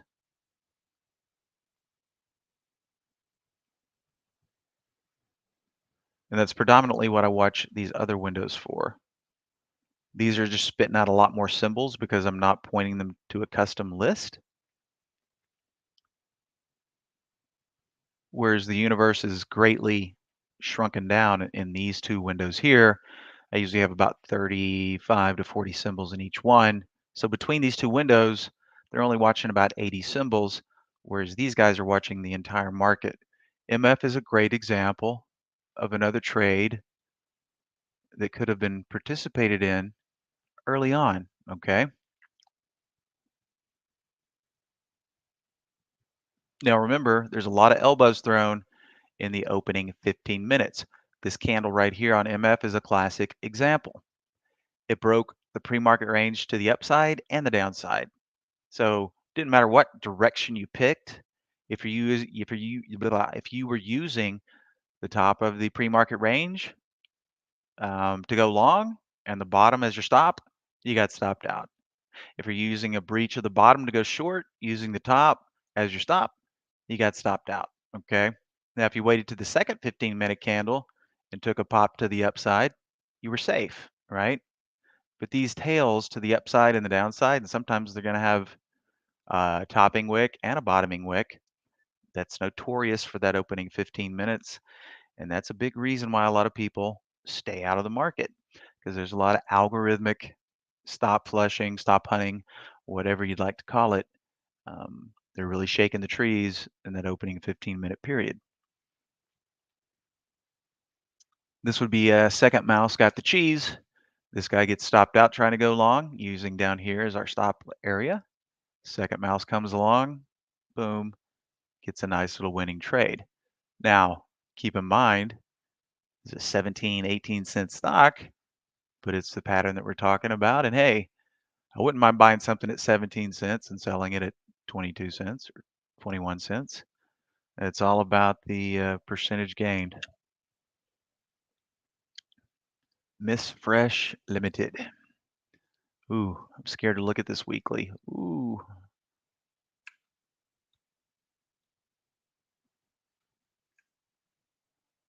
Talk about a fall from grace. $11 now at 21 cents. Hmm.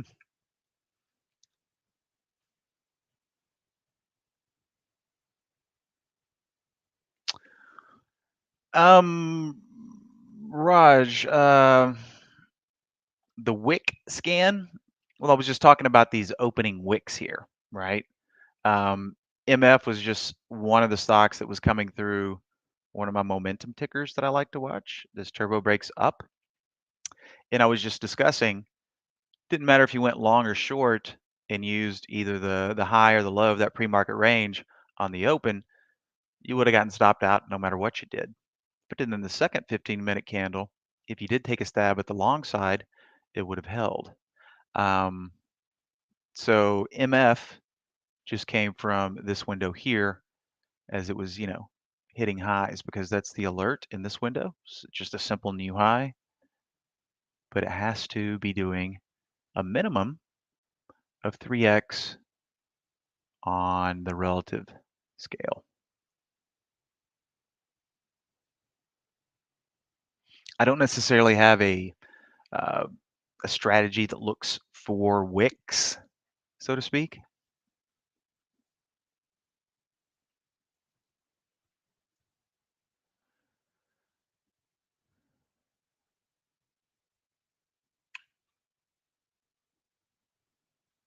DK holding up nicely here.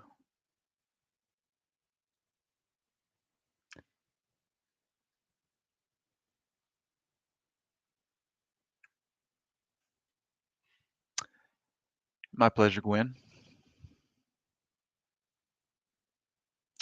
Well,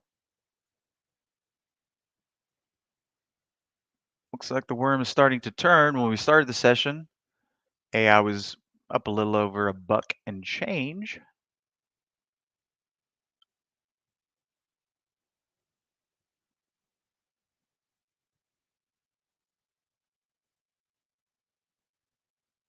Just appears some of the shorts are giving it back now.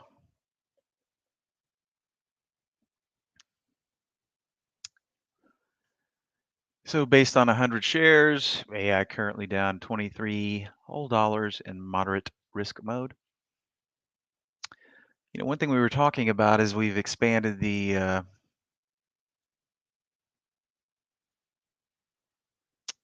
historical. Let's see here. My aggressive column had disappeared there. Well, there we go. So we were just taking a peek at the AI's performance during the test drive, right? For swing potential. Now, keep in mind, of course, nobody knew this at the time, but this was a great period to hold things for multiple days. So a lot of people don't know that we do have historical function for the AI trades. So if we went back and looked at last month, which was test drive was the 16th through the 27th.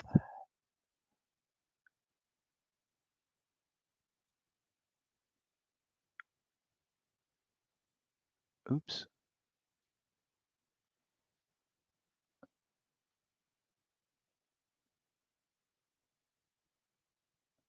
All right, notice it's giving me the gray button because I did this backwards. So we got to go 5, 7 up here, 16 down here. There we go.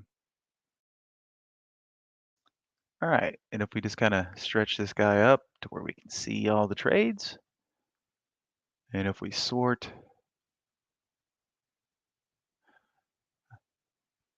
these were all the trades.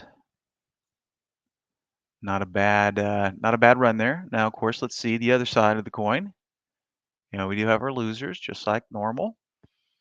But I believe if we were to sum everything up, and I did it yesterday for the shorts and the longs, but the overall tally was about 50 points. The longs made all the money. The shorts, I think the longs were up about 70 points when I summed them up yesterday on a spreadsheet. So took all the long trades for that 2-week period. AI was up about 70 points on the longs. Now it gave back 20 points on the shorts, but the end all net was positive 50 points over the 2-week test drive period. Just shows you what happens when you do get a little help from the market. Sure, the count still would have been positive, but when you get a little bit of help from the market, even better. So just remember, if you ever want to go back and look at performance of the AI, we do have the history tab here.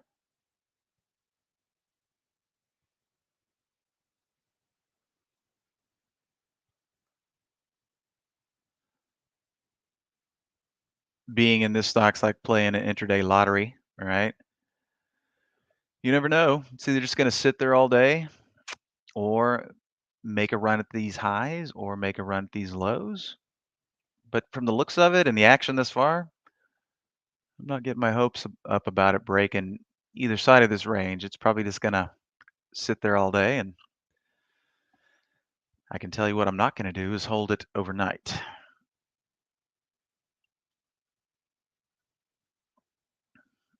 Oh my goodness, this thing is green today. I've been keeping my eyes on some of these IPOs that are relatively young. 1, 2, 3, 4, 5, 6.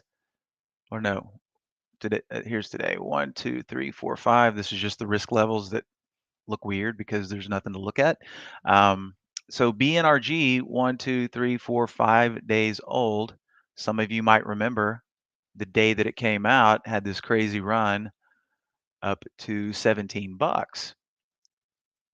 Energy company. Hey, energy companies are kind of interesting right now because of, well, energy being so expensive, whether you're looking at gas, oil, natural gas, any kind of energy.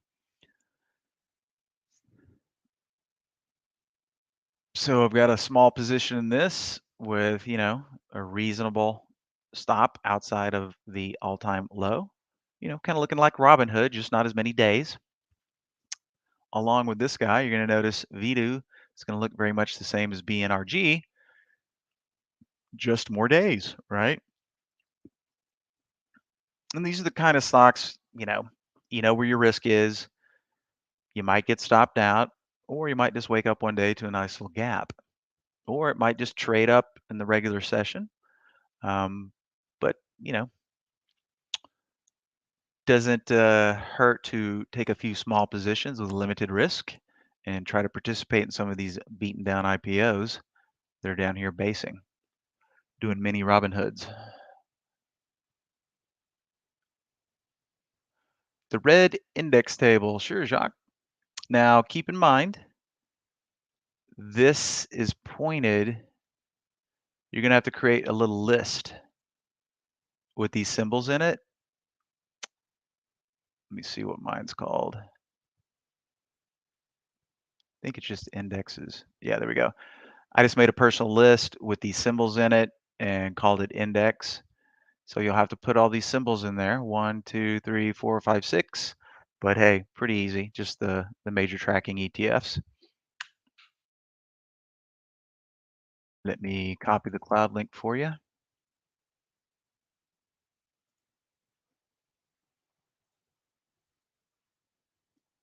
So there's the boilerplate for you for the indexes. Just make a custom list with the ones you want to track, and you're good to go.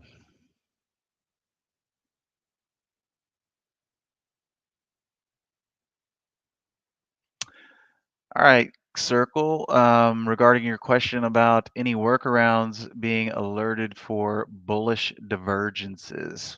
So in other words, market's going down, stocks going up.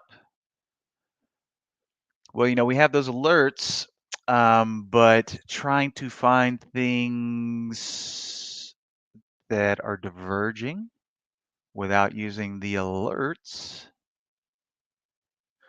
well,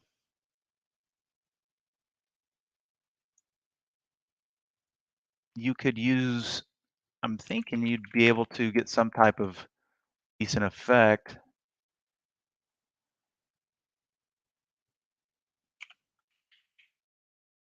by using the SPY, whatever, pick your favorite, ETF, whether it's the SPY or the Qs or IWM or whatever, depending on the market caps that you want to look at. But you could say you could create a filter set, right? You could say, okay, um, only if the S&P. I tell you what, let's just get out some pen and paper here in the form of a top list.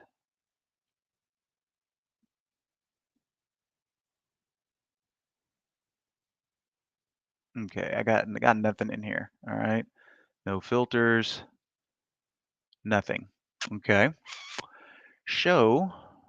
Let's do this. Make sure we're looking at the entire market first. And then we'll go to SPY change. Eh. Okay, I guess it just likes it in the reverse order. There we go.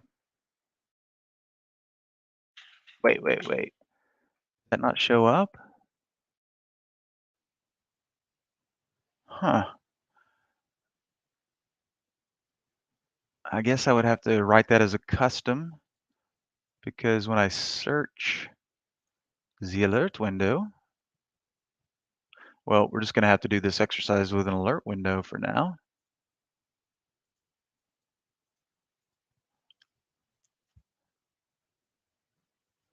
But ideally, I would like a top list.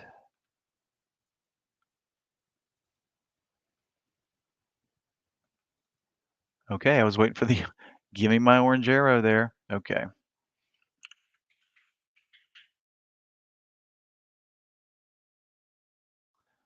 SPY change. So let's just say, okay, the market has to be down a minimum of 1%, right? Or flat.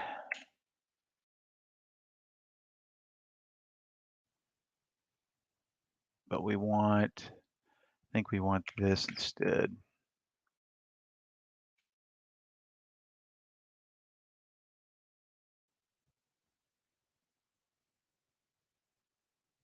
Okay, flat to down 1%, right?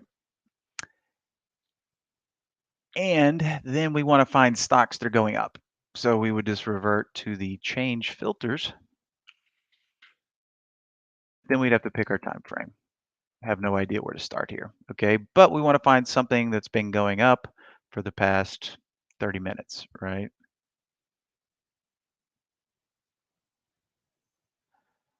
So market's flat or down 1%, but we want to find stocks that are up at least, let's just say 1% in the past 30 minutes.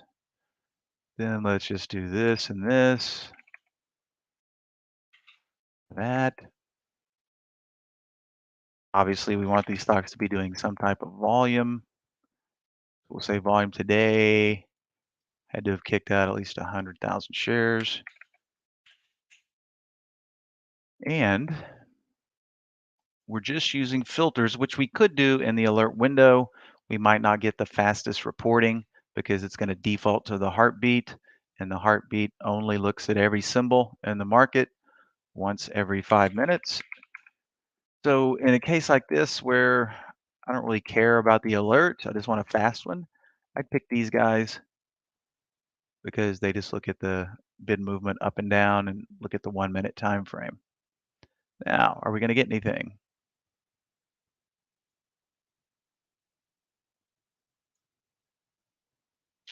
Okay. Looking at the last two 15-minute candles here, right? Of course, that was at 10:20 and we're already at 11:47. So we can see the arrow right here. FRGE was bucking the trend. It went on to pop new highs and set another high. Now, how many stocks are coming through here? Let's take a peek at the history.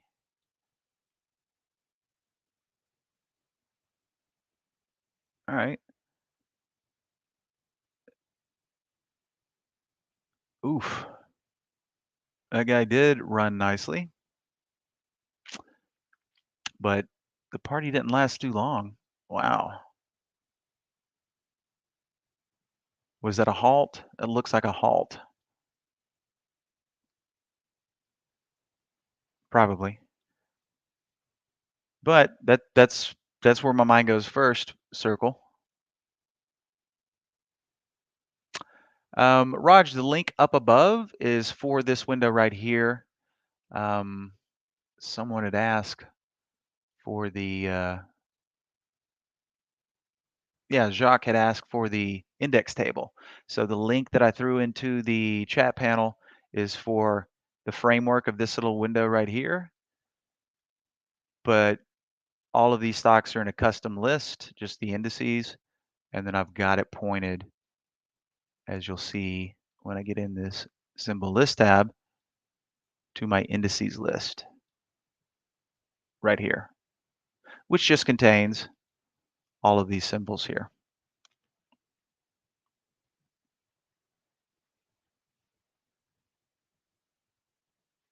Yeah, in circle, you could even say, okay, forget the running up and running down alerts. I don't like those, but the stock is hitting a new high, but the market still has to be flat to down 1%. And of course, it's going to affect the output, but I think that that's the simplest way to go about that process of creating divergent stocks without using the divergent alerts. And I'm sure that you get a lot of overlap with this setting and using the actual alerts, but then you're probably going to get some that the alerts are not producing using this technique as well. Let's see if it, if we're still getting plenty here using new high.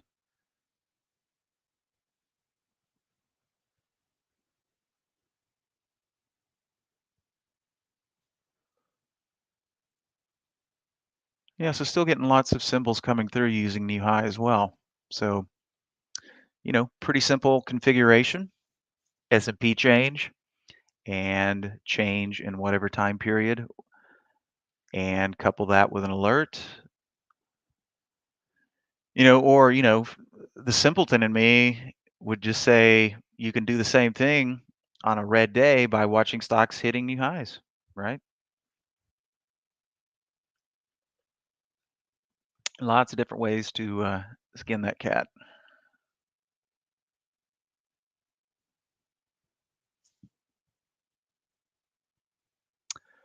Okay, 9 minutes till the top of the hour, and MC Barry will be making his way back here pretty soon.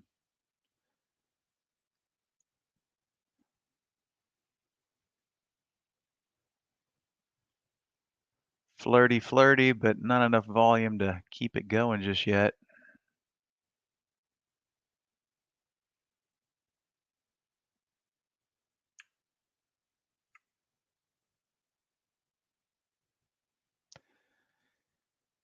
And if I had to take a guess right now and had to predict how the market would close, I think we're just kind of setting up some days going sideways here. Market's tired after that little run. As Steve would say, the troops are tired. They're battle weary. Need to camp out for a few days, get some sleep, get some food. Then we'll either go attack that upper range or try to see if we can sink back down into that lower range.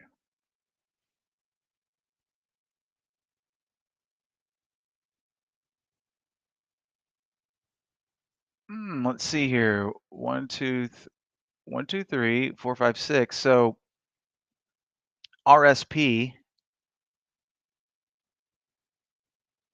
this is the equally weighted version of the S&P 500, right? And then of course the VIX, which, typically is when the market comes down, people are looking to hedge their positions. That's why we're seeing the VIX green today, but not doing anything too terribly crazy. So VXX, RSP, IWM, triple Qs, DIA, and SPY.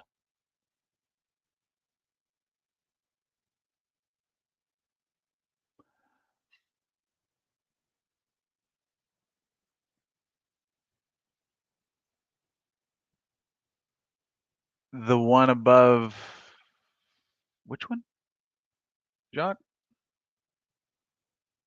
I mean, I can just dump these symbols in real quick here.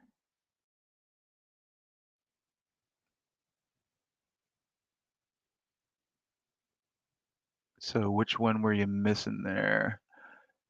1, 2, 3, 4, 5. 1, 2, 3. SPY, DIA, QQQ. Oh, IWM. You were missing IWM there. Yeah, and that is the Russell 2000, the small caps. Okay, perfect.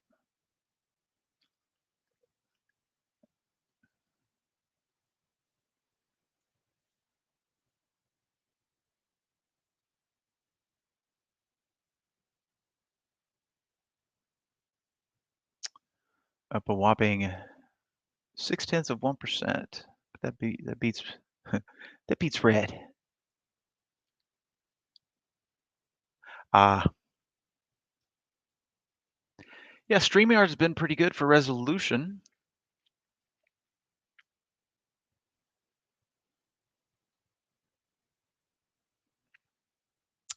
Oh, you're talking about the market divergence one there, Raj? Sure. You know what? Let me title it.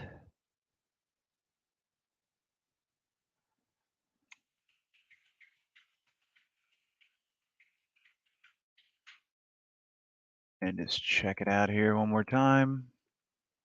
New high.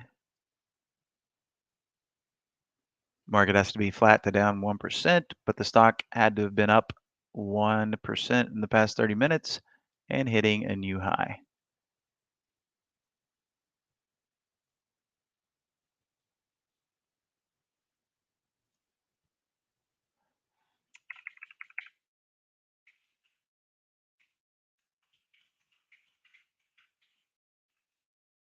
And there it is. And if you ever wanted the other side of that, you could just easily duplicate it and use the old flipperooski here. And then you're going to have a negative market divergence. When the market's going up, these stocks are going down. New low, has to be down 1% in the past 30 minutes. And the S&P not up more than 1%, between up 1% and flat. Sure. Jamie, can you hear me? No problemo. Jamie's got me on mute. Well, I'll just let Jamie ramble for a little bit longer, then I'll take over for him. He can't hear me, I guess. He's got the site on Any mute. confirmation alerts say a stock that has approached a moving average and a bounce confirmed. Not in the way that you're describing it, Rebecca. I'm pretty sure I know what you're talking about, but typically what we do when we want to pay attention to those moving averages, you might have that column in a top list, or you might want to see stocks that are just hovering right at a certain moving average. And then, unfortunately, there's no way, there's no alert that's going to say, hey, this stock wicked below a moving average and then bounced. That's the part that we kind of have to watch for manually.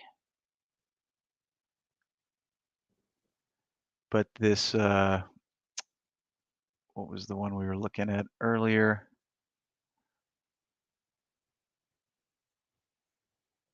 RTBX, or I can't remember the symbol off the top of my head.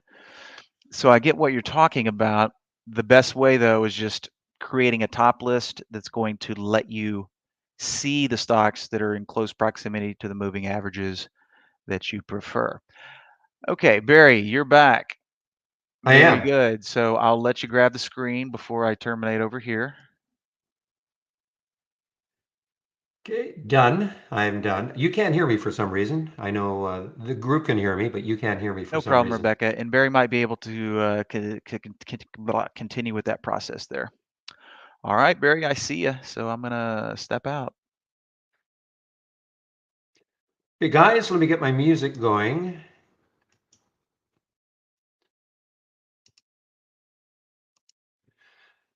Okay, I'm back in both rooms, guys. I'm kind of keeping an eye on AMC for another 13 break. It's got room to about 13 or 1240, I believe. And as long as the market, the market is sort of stalling here, but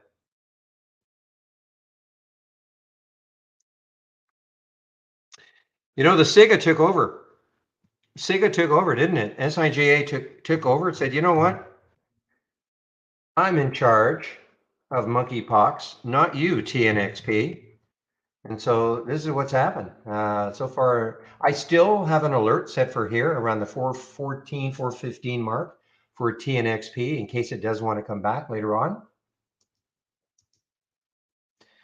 And the main reason is because of the float. I mean, 16 million, and I think SIGA is quite a bit more, 41 million. So there is a huge float difference.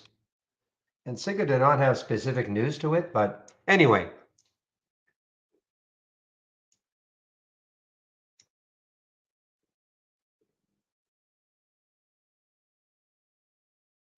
Yeah, so real, I see what you're talking about. So I suppose this would be a way, I suppose, to take a look at stocks after that first 15 minutes. What was that one? Not KFIN, it was QFIN. So yeah, so there it is. It pierced above that, the 23, as we'll call it, the 23, and then it moved down.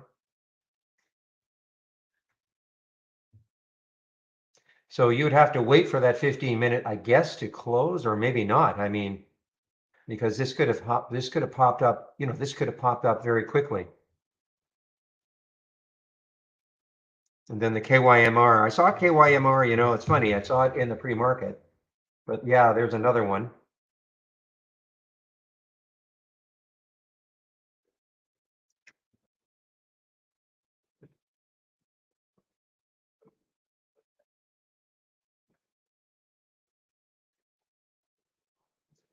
Okay, guys, the market looks like it's trying to turn just a little bit.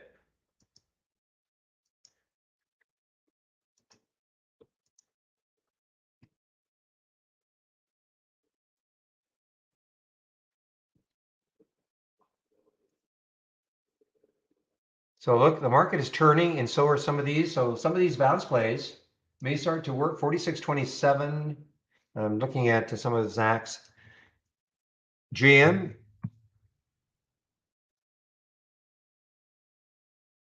Yeah, another one that hit in a couple times. So it popped through, held there, tried again, and then failed. Yeah, cool. 39.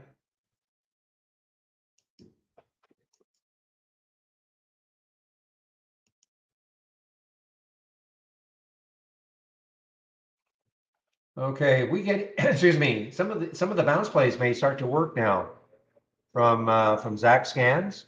Now that the market is trying to turn just a little bit. Let's take a look at XLE.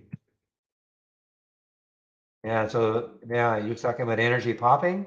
So XLE is on the move here.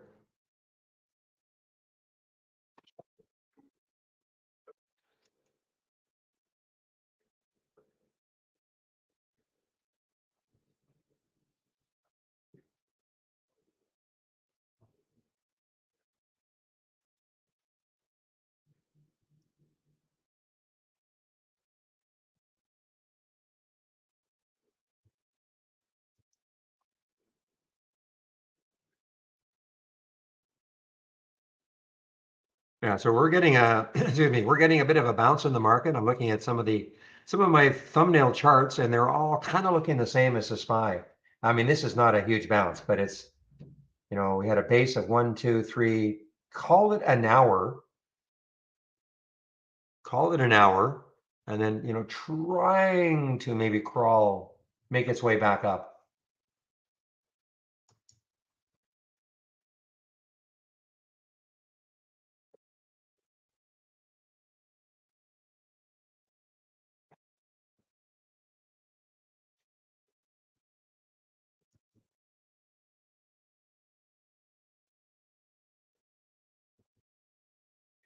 Yeah, this top is getting a little more interesting, guys. I mean, this is not for everybody, obviously, because this could go crazy up or down. TOP, new issue today.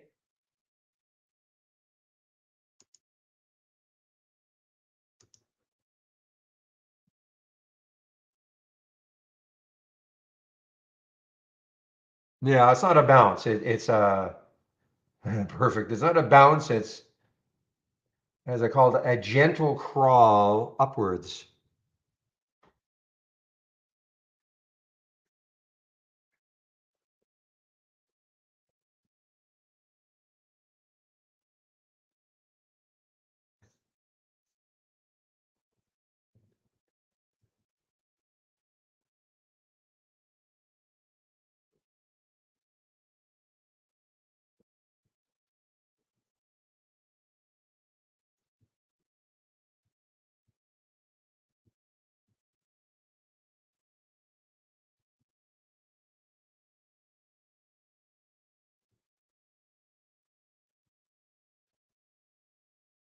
Okay, well, there's top.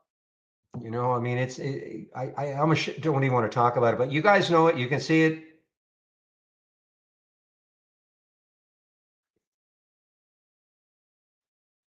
Highly risky. Highly, highly, highly risky.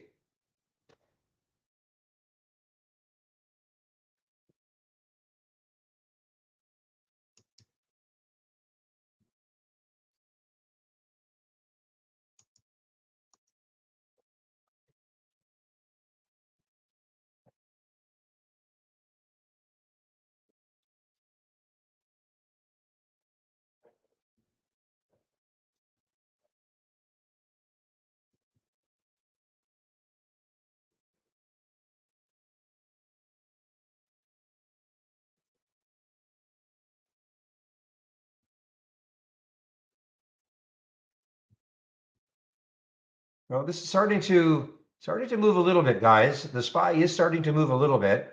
The other good thing is that the previous 15-minute candle has a nice bottoming tail. So again, what did that mean? Remember, when we looked at that, that was a big red candle moving down, but the buyers stepped in for a while.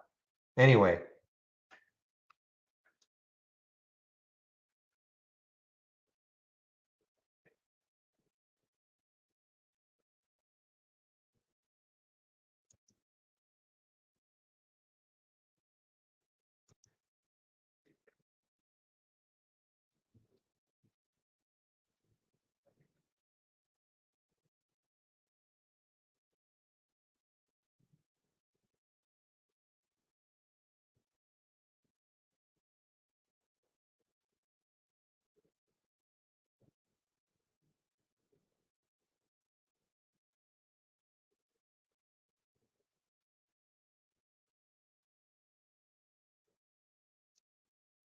My little Dawn is still teasing me here.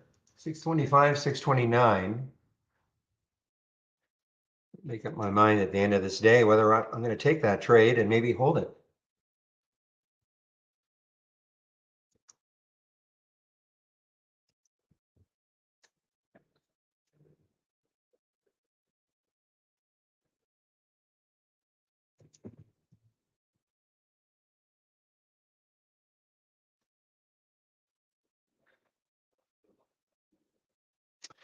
What's yesterday's high for SIGA? 1269. What did it get to today? Got up to 1237.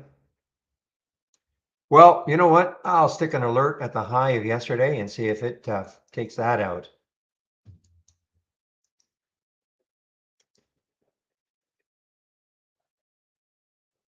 This is actually turning into a red bar ignored on the daily chart.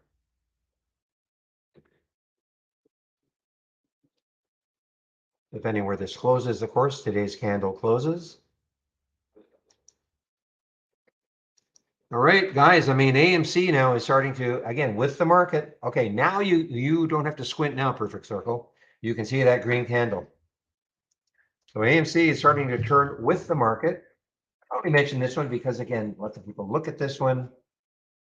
It's going to be active, of course.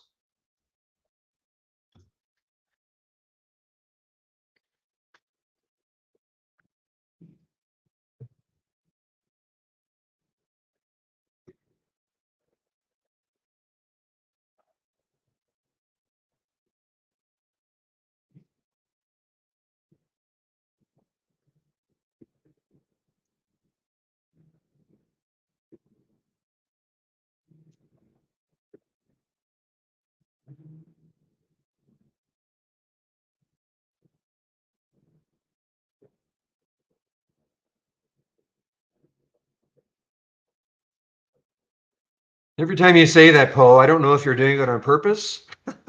I think of Mr. T. Every time you say that, move, you fool. I don't know if that is a reference or that's just what you're saying.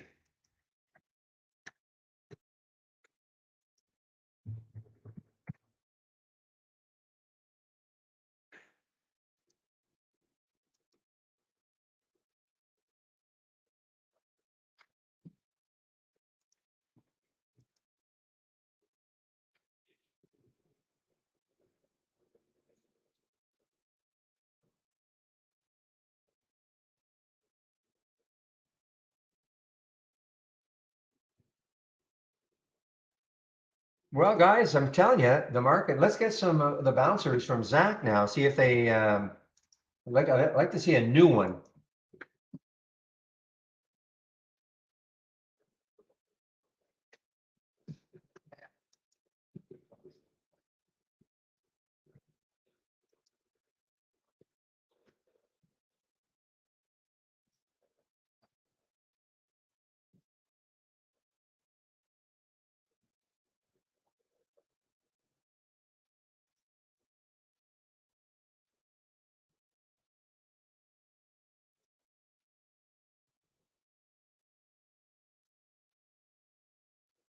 You know, this glop has just been kind of moving steadily up, moving steadily up.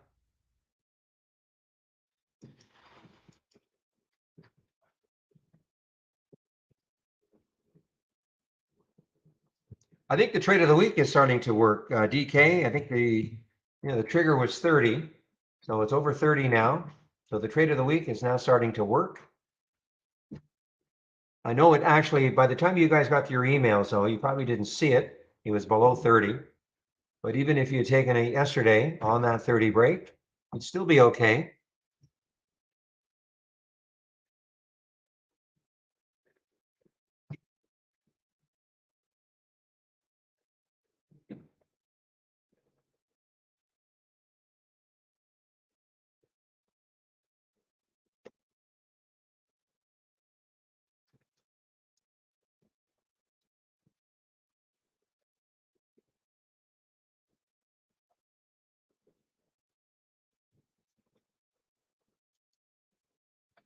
Yeah, I mean, look at all the stocks that are bouncing now with the market. The KYMR, I was all set to take that short around 1380, but the market is so a lot of stocks are just now tracking the market.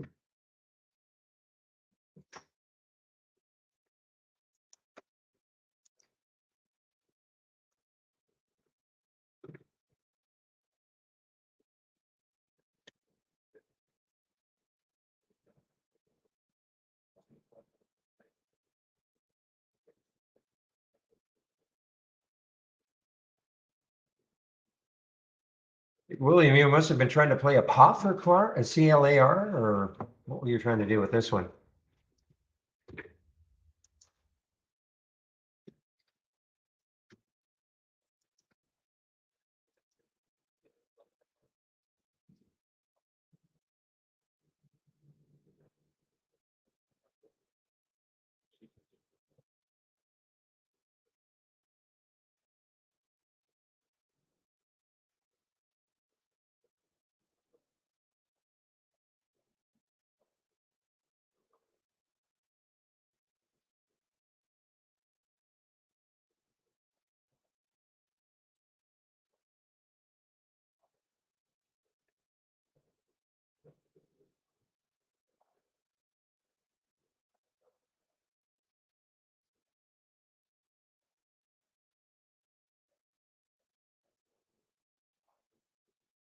No, I see. So yeah, this is not. So this is 53%. It's interesting, these monthly candles. I mean, the sellers tried to knock it down, and the buyers at least closed it higher every single time the last 4 months. This is, of course, the beginning of a new month.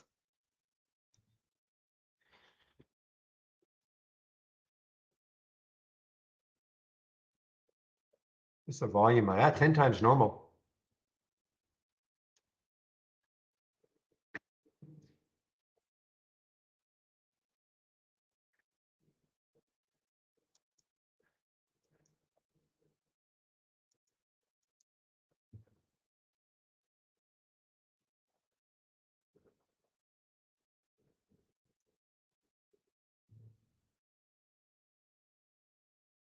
Well, DK guys, nice. I'm not in it, but DK, very nice now. The trade of the week. And the next high looking left on the monthly chart is 34.28.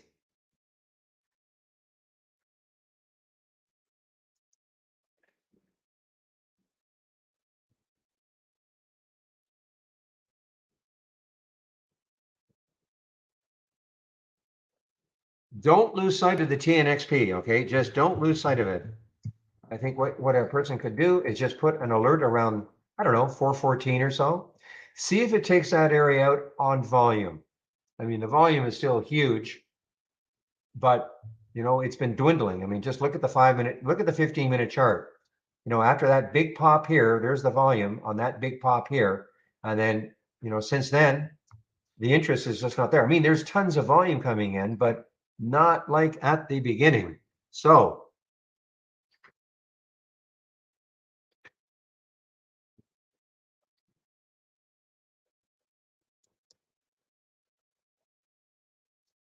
finally that NMTC took out that area. It took out that area. Last time I looked, it was just basing. So NMTC finally made a move here. The next high looking left on the monthly is 245. The next high in the weekly is 177. So it's got a little bit of room to the 177 mark for the NMTC.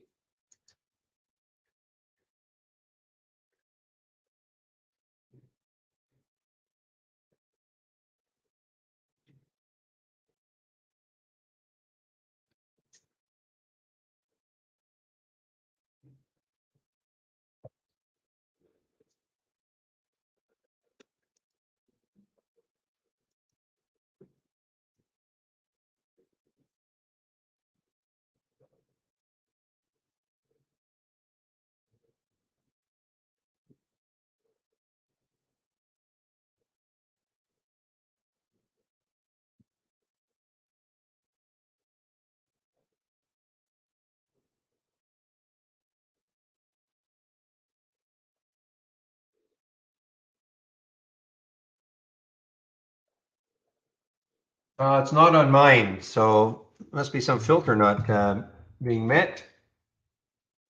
Price range is fine. So it is not showing up in mine.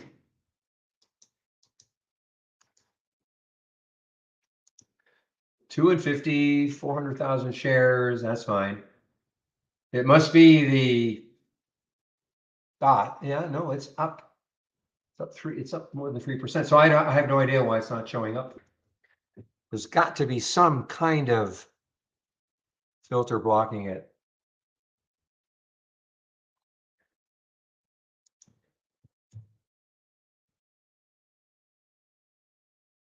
Yeah, holy smokes, no kidding.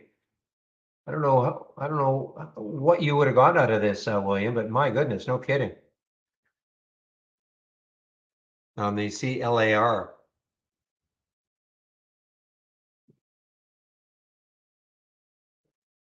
That for you, that's like a fortune, 62 cents.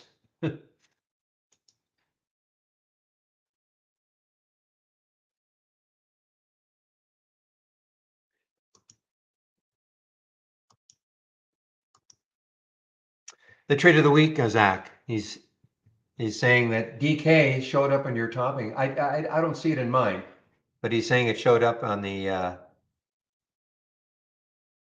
topping scan. But it's not showing up for me.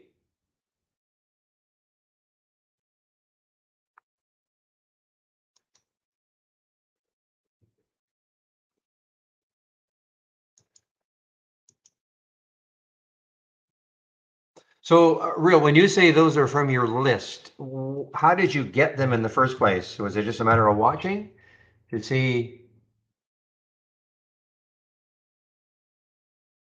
Because this is pre-market. So, are you looking at the pre-market also for Capri? I'm just looking at Capri.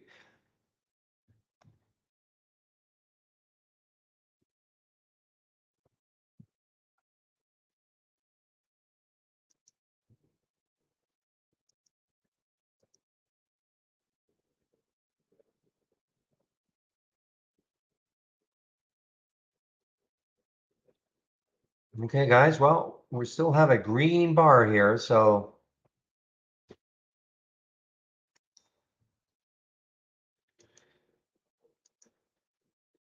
Oh, I see. Okay. Okay.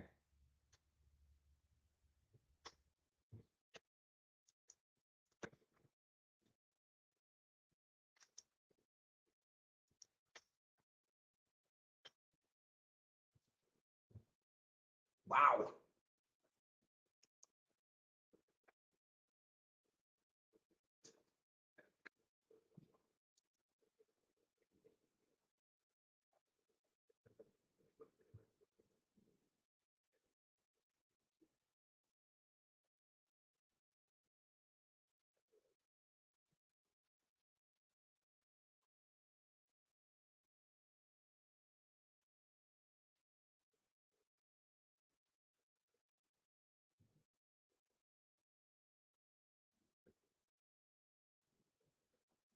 Oops.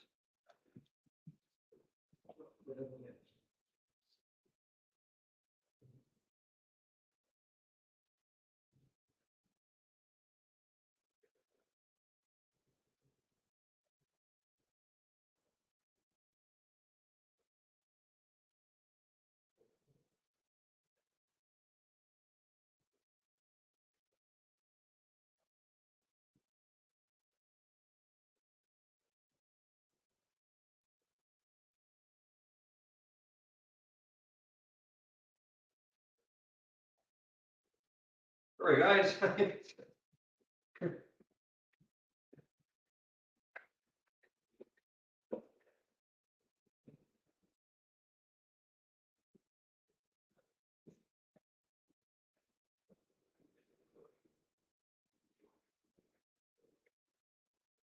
little robot was going where it shouldn't have gone. Okay, I'm hearing Clar again. Does that mean it came right back down? Wow. Well, you got lucky, I guess. You got lucky because that went right back down. You're right though. That what a topping tail that was.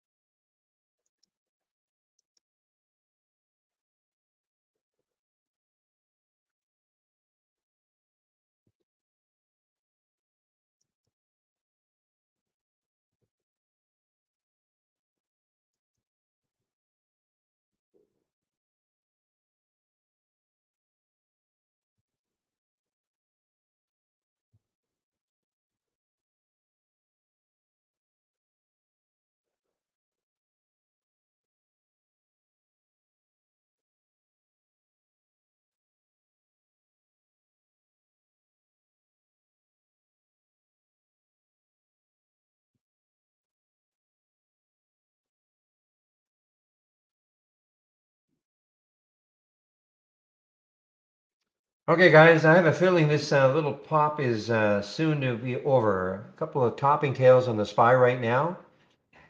The previous 15-minute candle, there's a topping tail. This one, there's a topping tail.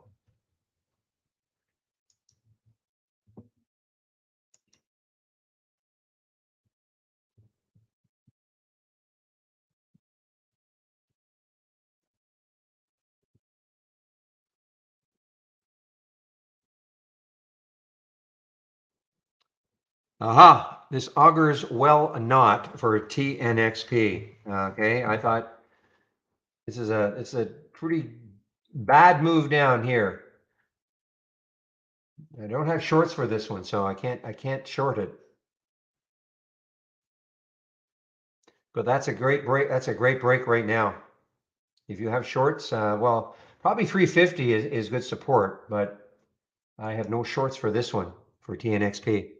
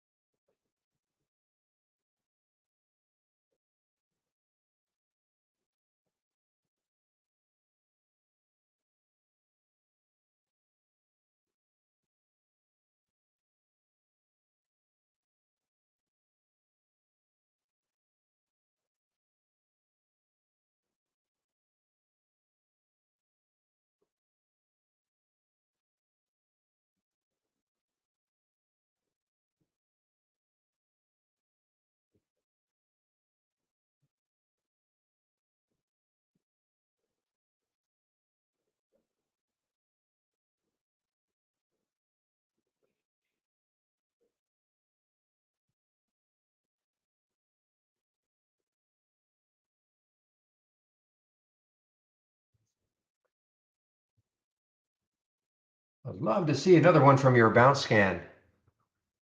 If the market, I mean, the market may continue. I mean, I might be wrong. That might not be a topping tail. I mean, it is right now, but maybe the buyers will at least close it near the top. I wish we get another one from that top, from that bounce play, but it doesn't look like we're gonna. I mean, the para did bounce finally, but you really would have had to guess when.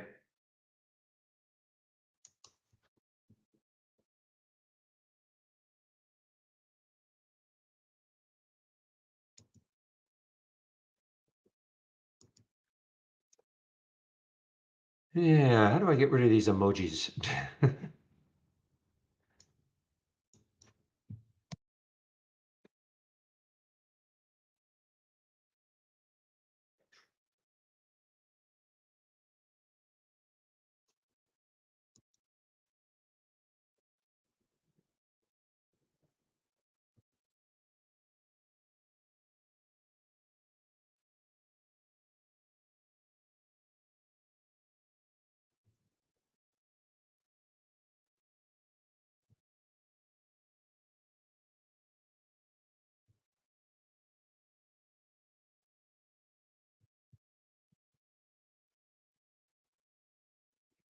So just to decipher what Shady is saying, he's saying that if 10XP gets over 377, I think he was going to take the trade with a 370 stop.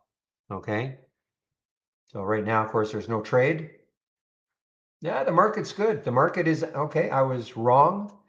The market is now, it only has another 2.5 minutes for this candle to close. So it took care of that topping tail.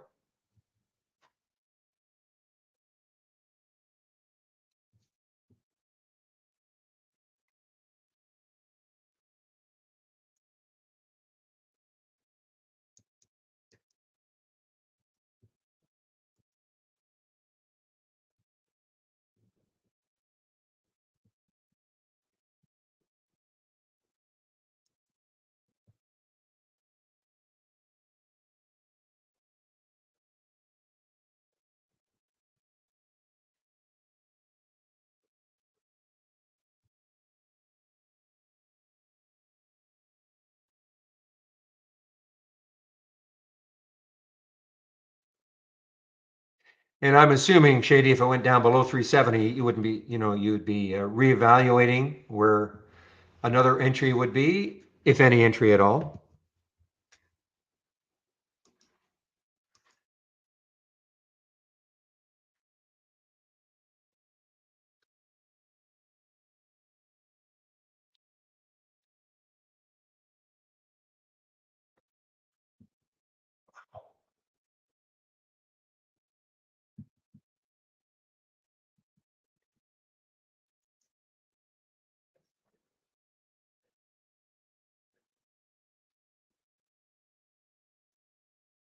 Well, guys, I just have to bring up my wife's company here, STN.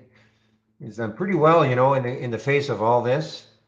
Yeah, big day today in the Canadian side anyway, up $1.40, which is a big move for it.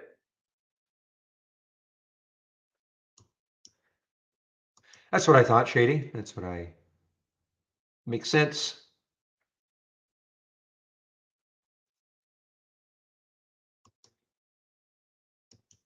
Okay, so this came on Zach's topping scan for a potential short. And this is GLNG. Of course, you're going into that sector. You're going against a strong, strong sector. Doesn't mean it won't work, but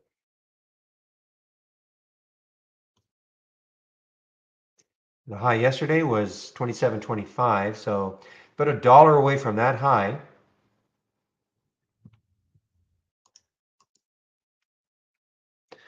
So I think what Zach is also saying is that with energy stocks being super hot, it's tough to go against an energy play right now.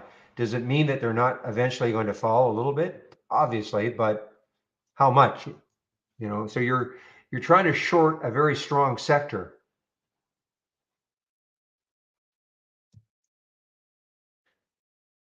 In theory, there have to be easier ways to make money.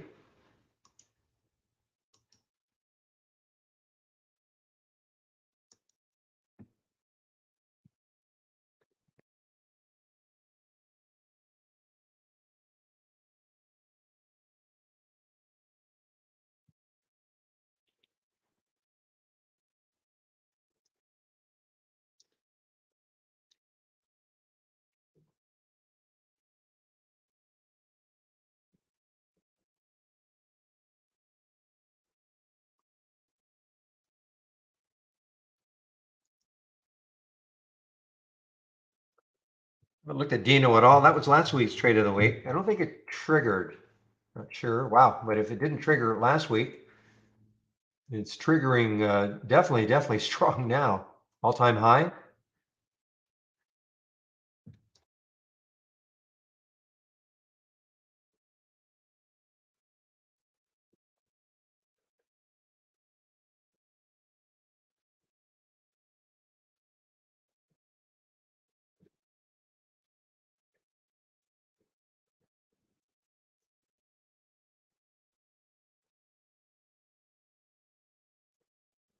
The bear cave. Okay. Well, tomorrow at 10:30. I'll wait for that alert from you, Zach. I'll have to put a note right here.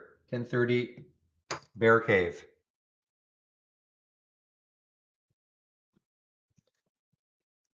I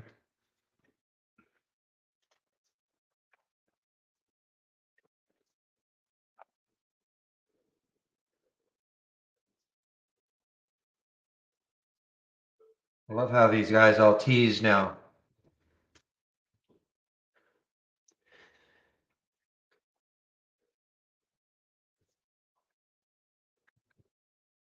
I'm not in this dawn, but boy, I mean, it's been a little bit choppy, but man, oh man, I mean, it got all the way. Man, oh man, I should have maybe taken this right at that 616 break again.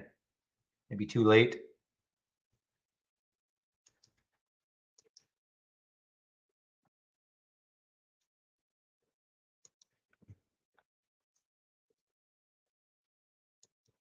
Look at it now.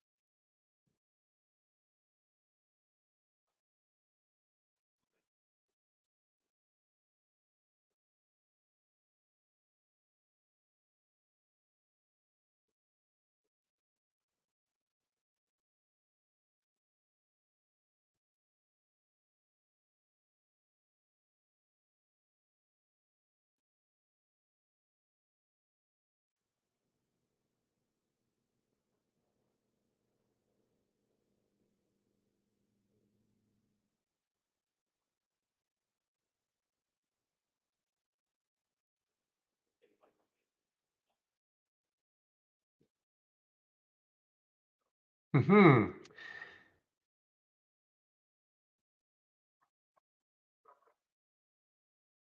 Definitely a decent move now in the SPY, but it may be pausing. I keep saying that. I keep thinking it's going to pause.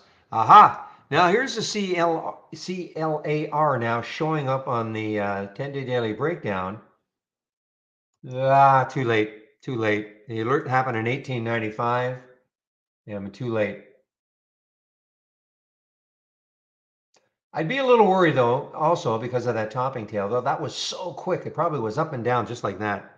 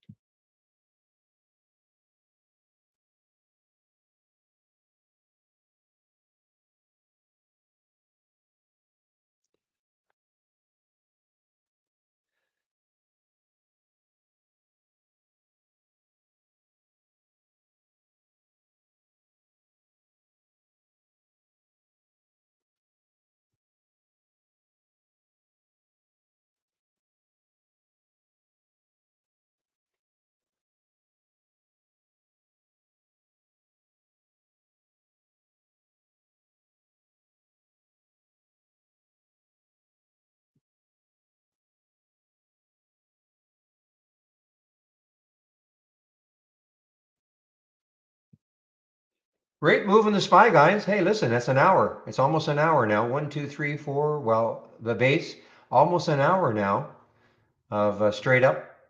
So that's not too bad.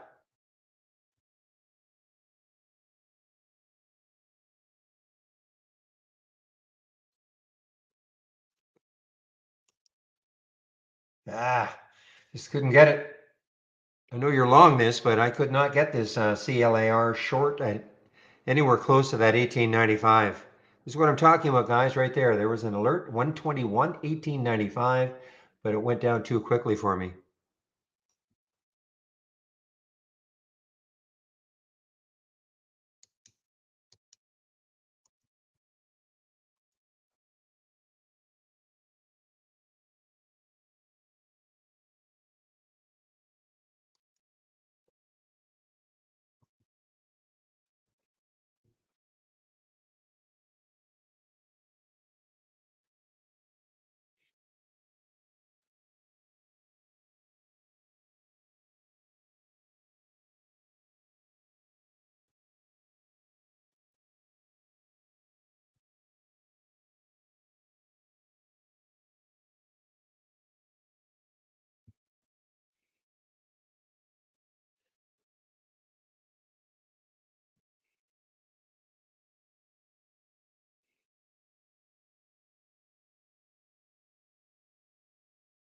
All right, guys. Sorry, I'm just again looking at some of my thumbnail charts. I'm not seeing anything extraordinary.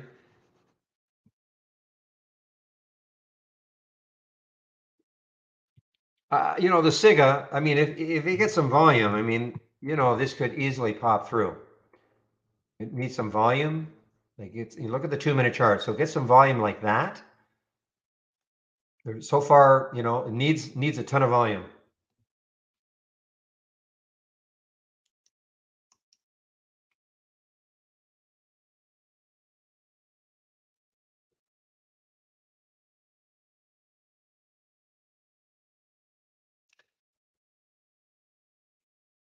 Oh, that was too quick.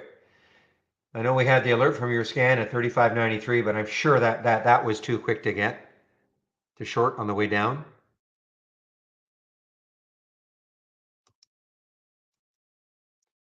Wow, you got it way down here. Okay.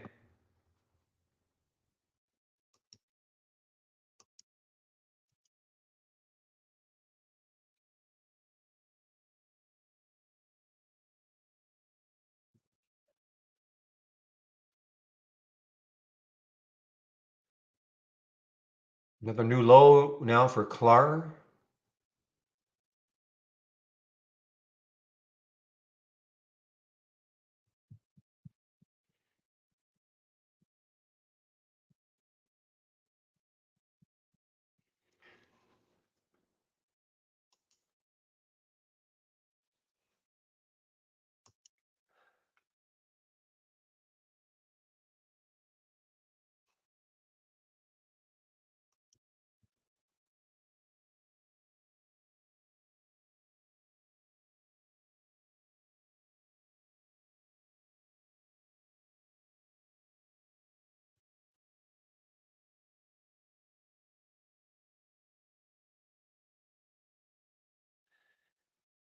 Okay, guys.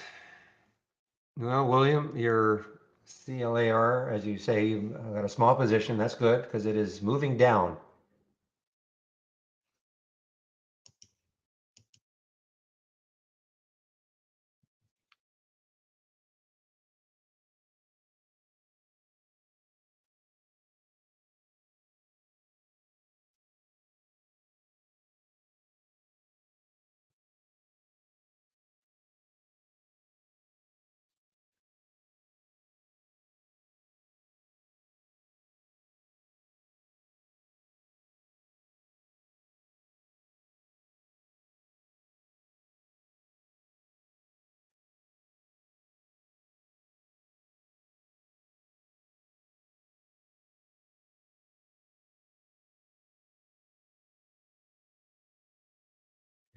Well, LPI is an energy play, right? Isn't that Laredo? Yeah. So probably virtually all energy plays. Take a look at XLE, probably doing sort of the same thing. If you didn't want to, yeah, I mean, look at XLE. So XLE actually, XLE is lifting the market. Energy is lifting this market right now.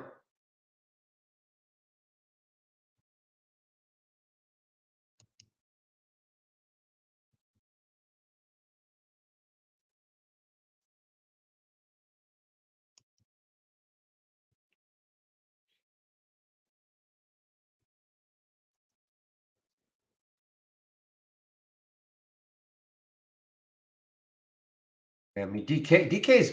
Oh, actually, I thought DK was a lifetime high. There was some other. Oh, it was the Dino, DINO. DINO is a lifetime high, I believe. Yes. I mean, how good is this one? Energy play. Finally, an IPO that did well, taking advantage of a strong energy market.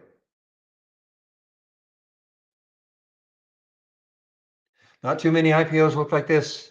If this is an IPO, I mean, it looks like one.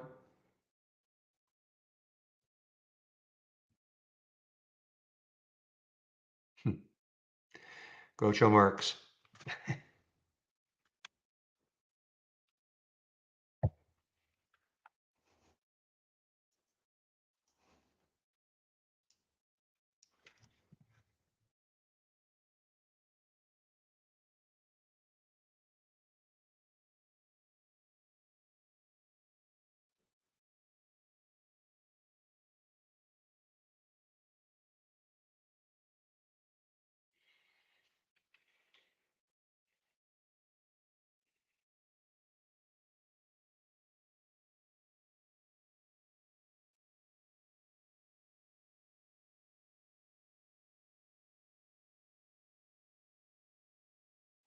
Wow, Clar, I'm sorry. It's just that it's making new low after new low now.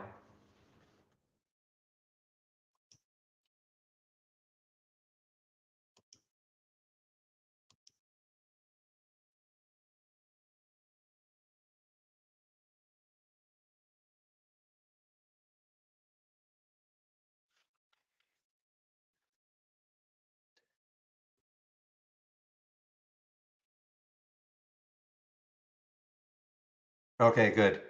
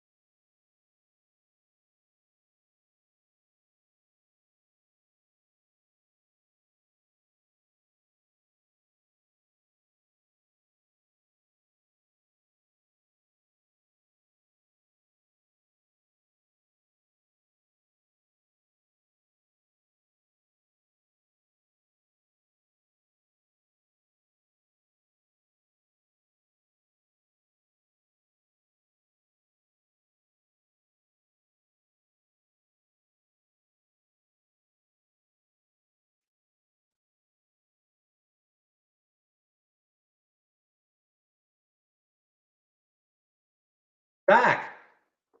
If I just woke you up, I just got something from Michael.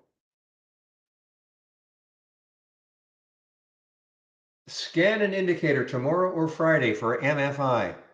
That's what he says. Now I know we've promised before, but that's what he says. Then he says, "How do you nerds use MFI?" And I have to answer him. I have no idea. It's you guys. You have to teach me.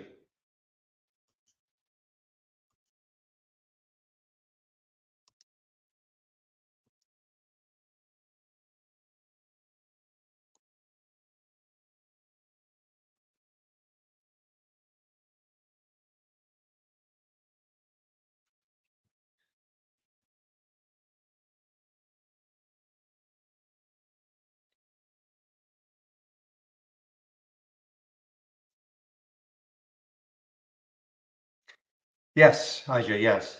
But it'll be part of the Market Explorer. So you'll have, well, you won't be able to do anything with it other than take it. In other words, you can't adjust it. However, I'm sure, once you guys start using it, trying it, you might have some suggestions for Michael, how easy it is to make the change. I have no idea. I have this feeling that once it's in there, it shouldn't be that difficult.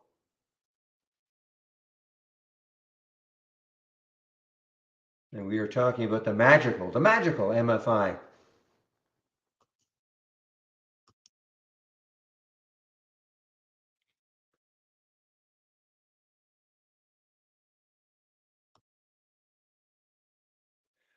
Yep. Next week, Shady. Next week.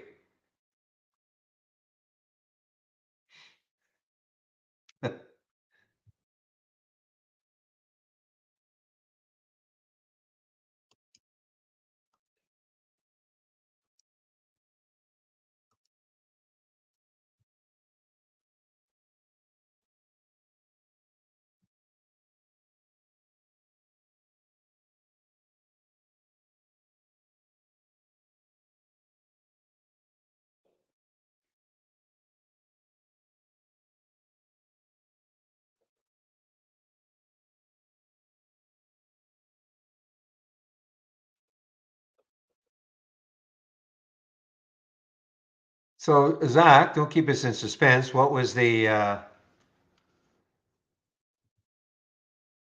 Oh, I think somebody deleted your post. Put it in the off topic.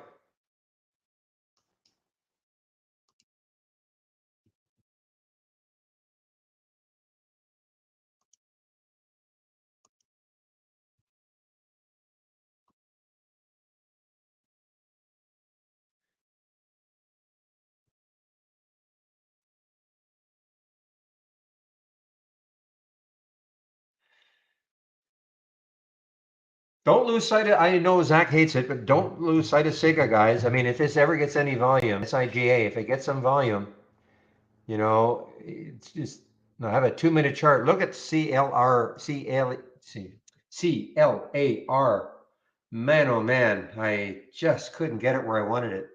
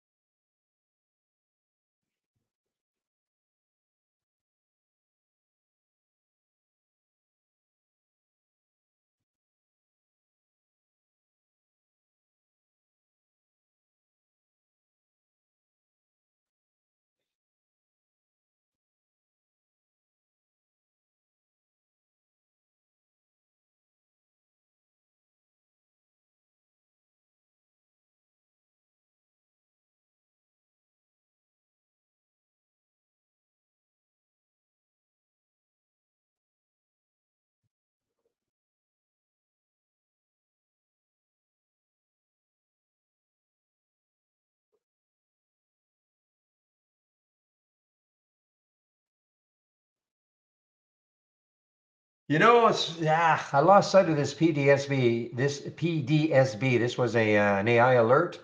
I mean, it really, didn't do much for a long, long time. But hey, it's a 9% move now from the alert. $4, 363.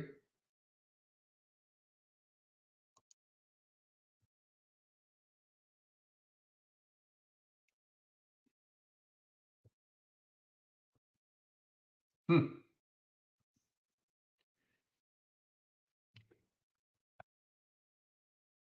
BOR, that had earnings yesterday, I think. BOR had earnings yesterday. The 31st. Yep. Yeah, nice move. I mean, again, oil, energy sector, hot sector.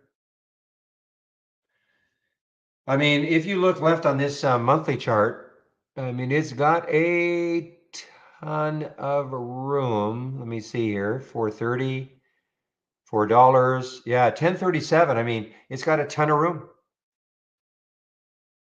This is a Danish stock. Oh no, this is a Hamilton. Hamilton. So for tax purposes, I don't know where they actually are, but I thought this was a Danish stock for some reason. I'm just looking at this name. To me, it looks Danish or certainly Scandinavian.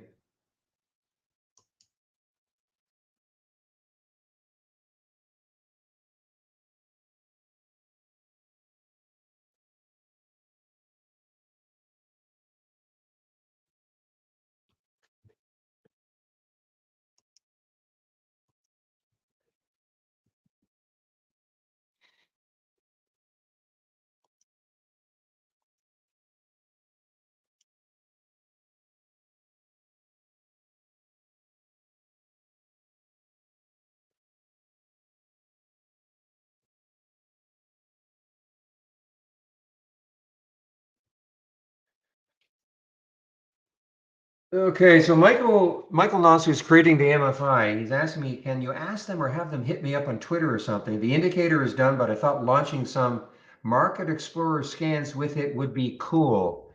So I'm not sure what he means by that. Maybe it's to like, what are you actually looking for? You got the MFI, but what other parameters are you looking for? So this is really directed to you, Zach, because you're the one who really wanted it at the beginning.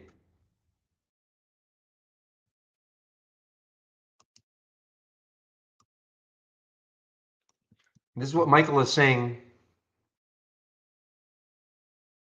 Again, Michael is the one who creates these all of these things. Okay, he's created all of these.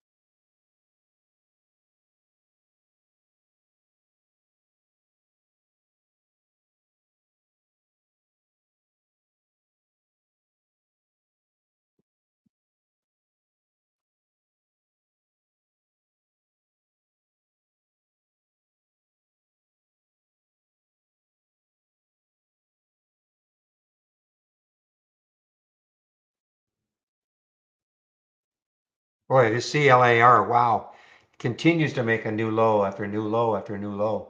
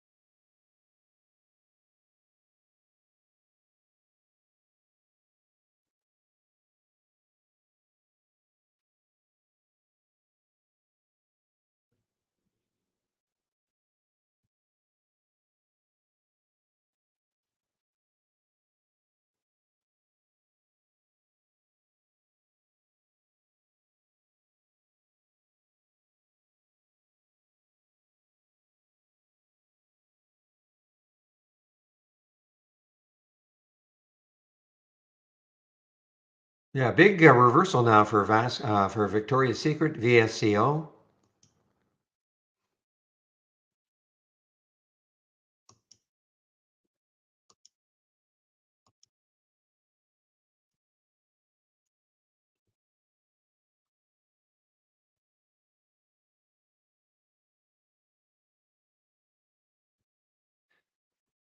Exactly. If you got a moment, can you give me a chart and the time frame where you think the MFI would have worked really well, if that makes sense?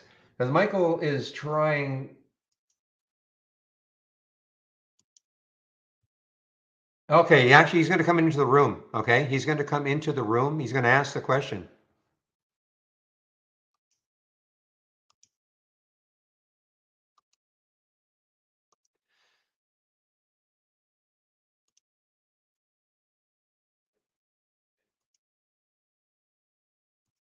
So Zach, if you hopefully, well, I know you're there. I think Michael is going to come into the room, and he's going to literally say, "Okay, guys, this is what I'm trying to do. If you can help him, I think he would like a chart to take a look at, one that would work." So he says he's on his way into the room. So I'm just going to wait for him, and then you guys can converse.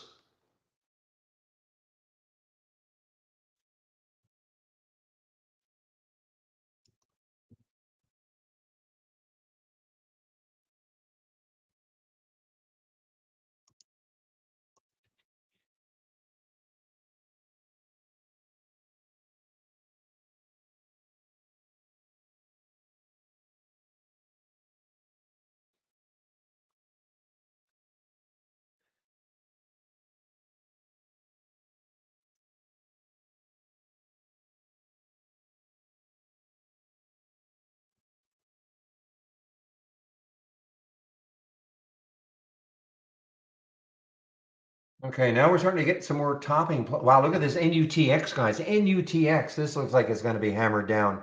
Is it shortable? It is shortable. NUTX. NUTX. This is from Zach Scan. What's the high looking left? 1074. Boy, that looks like something that just wants to be hammered right down.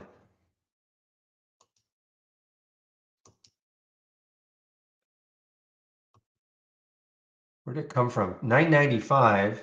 Don't see any specific news on it. Lots of volume came in.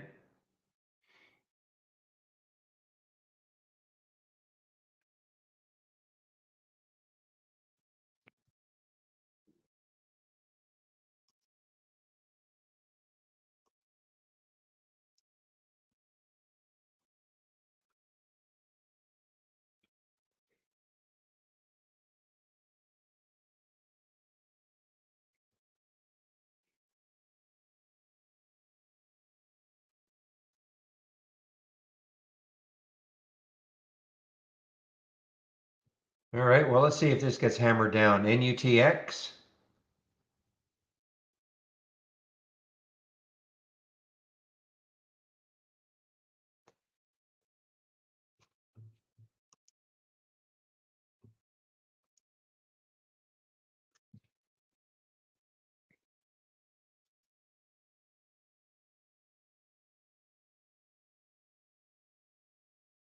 Now we wait. See who's if it's going to pop or drop.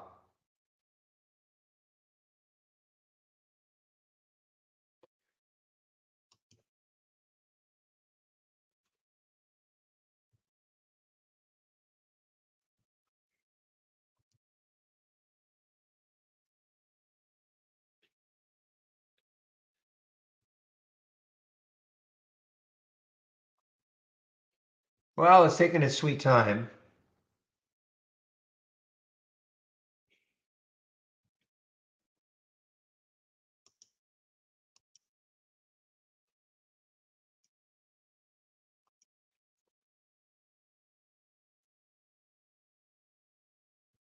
When you say, do I use level two? I mean, I've got my time and sales from, I mean, this is basically all I use, just tracking the rapidity of trades and all that. I'm not a big fan of level two. That doesn't mean anybody who uses level two and you can use it to your advantage, great.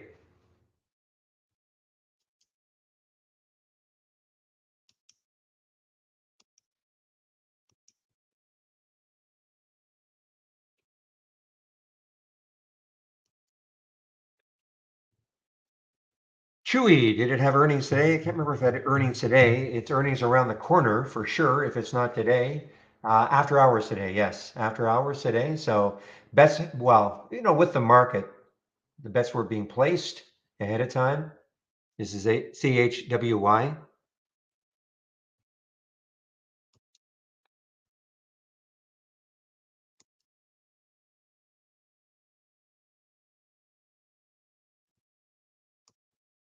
Okay, you won.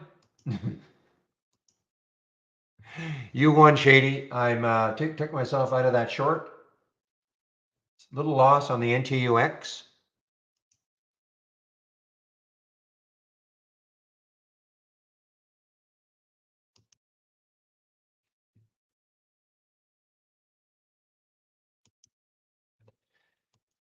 But that's why you have a stop, and that's why you can't walk away. I mean, that really popped. Nicely done, though.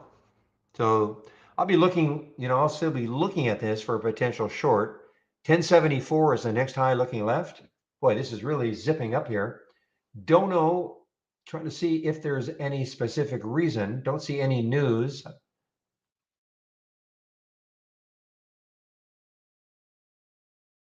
Yeah, I don't see any specific news on NUTX. ATNF, let's take a look at ATNF if there's some specific news.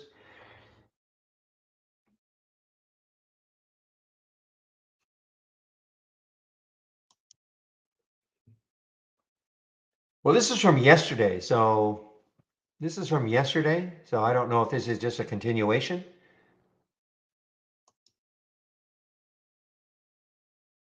All right, Michael. Okay, you sound like you are in. There you go. Do you want to actually get on the mic? You can take over.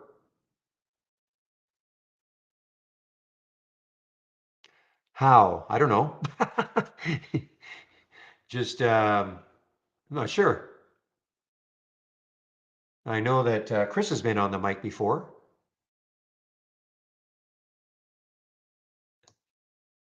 I'm not sure where the. I mean, there's the mic icon.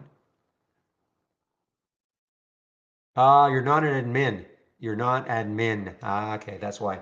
Thought you were admin. Okay, listen, Zach. Michael is in. Oh, he's going to try something. Okay, he's gonna try maybe get himself as an admin so he can get on the mic.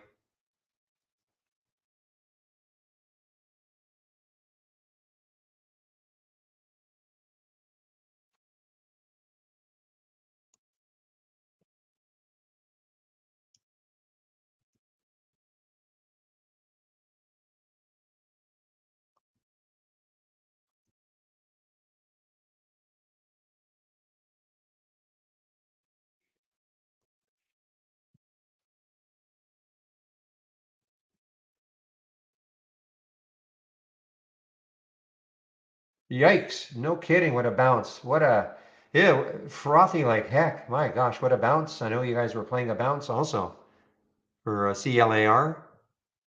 Wow.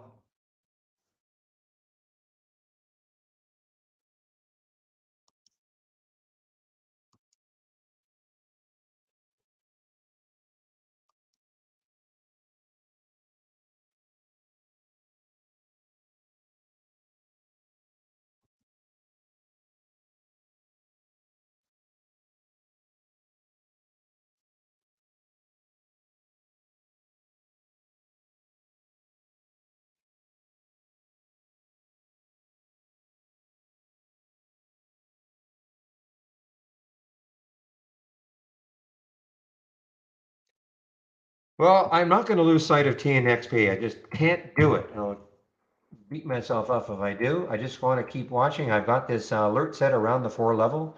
See if it gets some volume coming back and just see if it wants to accelerate through all this just because of the float. Yeah, the market. This is a nice move in the market. So you're talking the beige book, okay? I mean, inflation's over. Yay!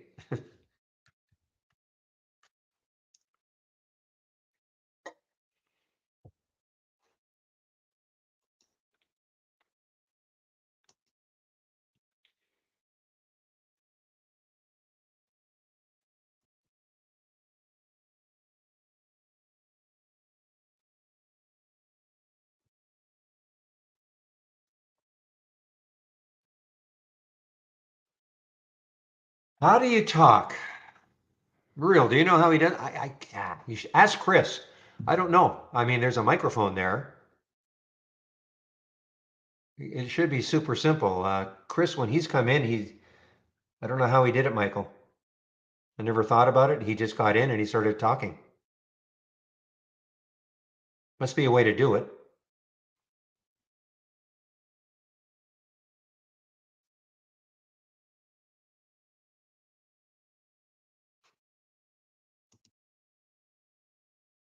There we go. Okay, ask. Just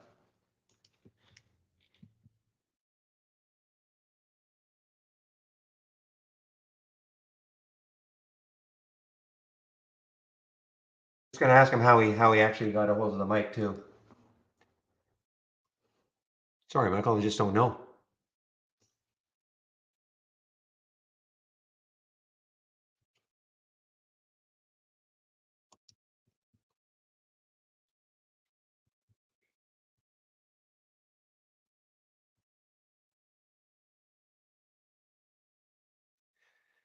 I mean, there's a mic icon here, but that just can't be that easy.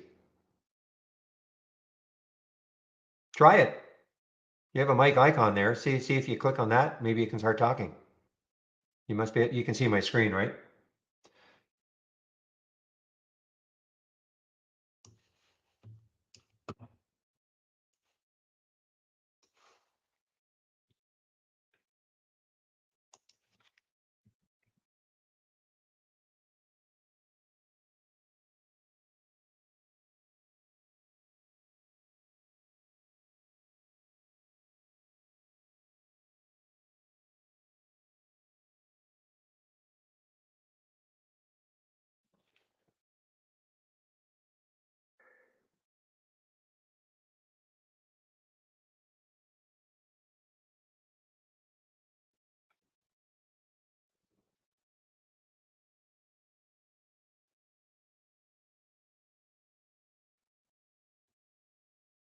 I mean, this has got to turn into a short sometime, guys. It's UTX. It's just a matter of when. Again, the next high looking left is 1074. No news on it. No news that I can see anyway. NUTX.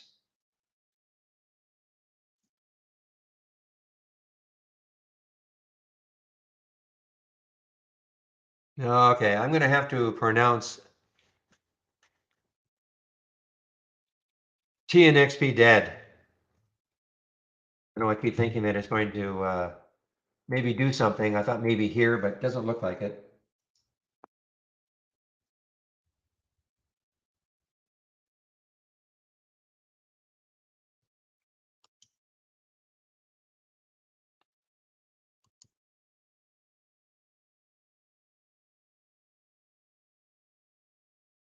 So Michael, in the room itself, you don't see this? In the room itself, right there, that mic icon?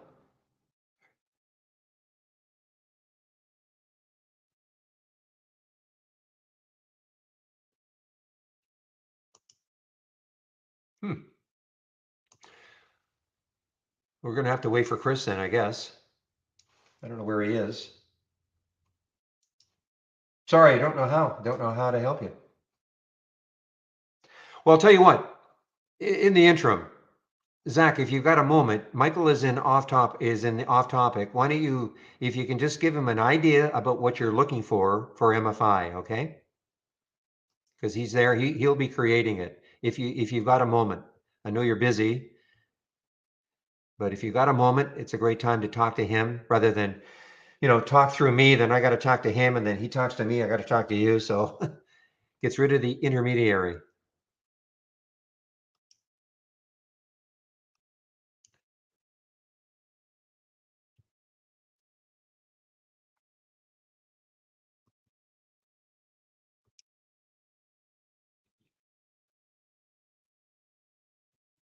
And just go into the off topic.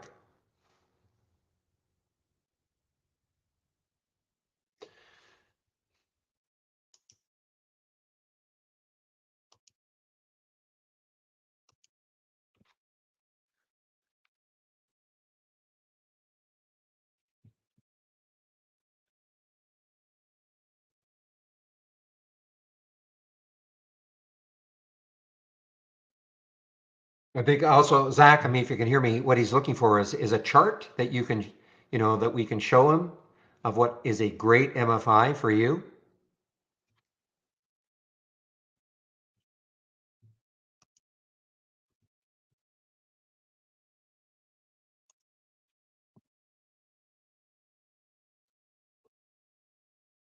Where the heck is Chris? He's there all the time. All right, there you go. So, okay, Michael, so he's starting to chat with you there.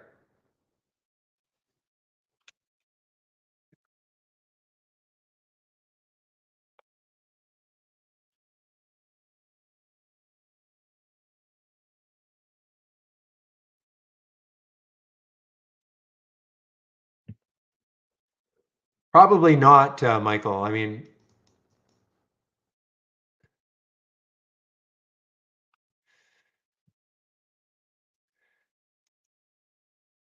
I've showed them this, but I'm not sure that any. Okay, so you guys talk, okay? Leave me out of it.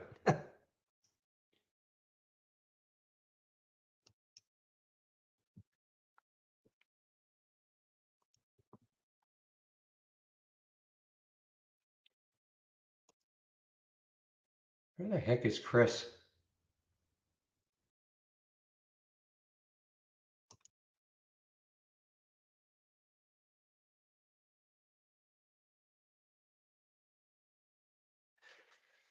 So again, Zach, this is what he's talking about. You see, yeah, he needs all the settings. So, here's a bull flag as an example, okay? But everything is enclosed in here. So there's no adjustments. You can't have a price range, you can't have a minimum volume. I mean, he's probably put things in that make sense, but that's what he's asking. What would be your ideal scan? Your ideal scan. Give us a price range, maybe a minimum volume, this RSI, etc., or whatever else. And he'll build it, then you can use it. It's just understanding that you cannot adjust it.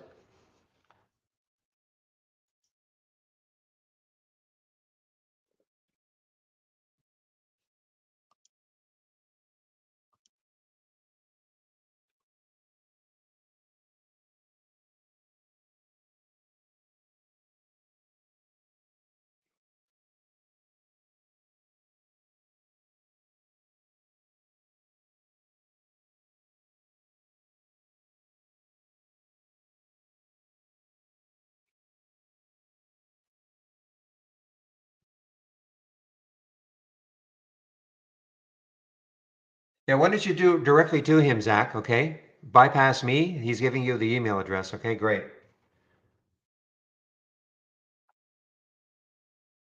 Thank you, Michael.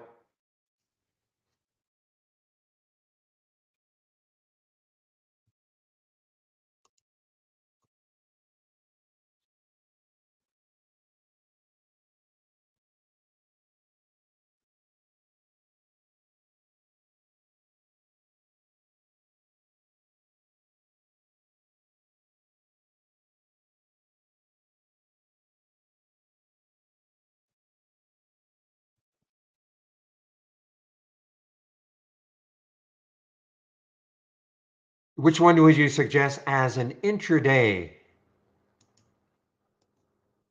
I got so much going on, but which one would you suggest? So you talk about these MA crosses? Oh, I see. So 15-minute, 5-minute.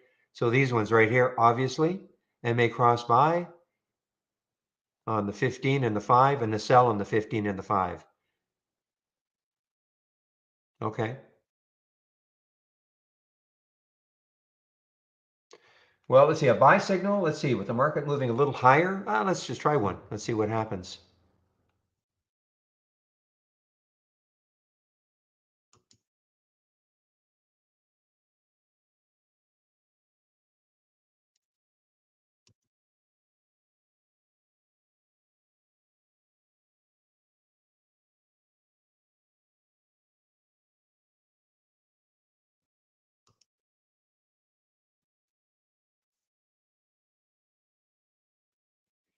I'll take a look at this tomorrow. I'll load it tomorrow morning, first thing. I'll load the cross up and the cross down on the 15 and just see what sort of alerts I'm getting.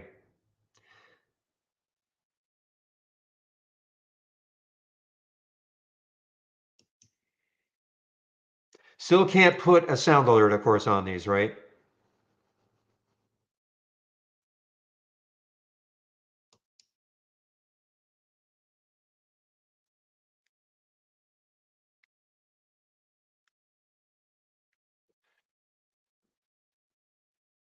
Because the problem, of course, I've got is that, I mean, I'd have to stare at this all day long, stare at them all. I don't want to do that, but others, maybe others don't mind, but I've got so much else going on.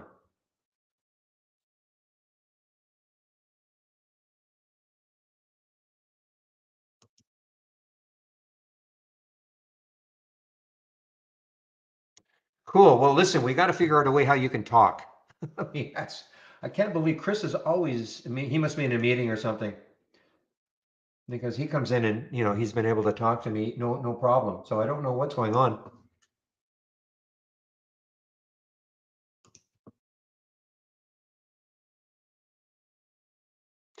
So there you guys, okay, guys, as you're reading all this in the off topic, I mean, Michael is the creator of all these Market Explorer scans, and he's ready to work with us. So real, you had a question, I had a question about real-time crosses as an example. Now, what he might say is that the candle still has to close. I'm not 100% sure on that. But you know what? Here's the 820 cross on gappers. Why don't, you tell him what more you might want?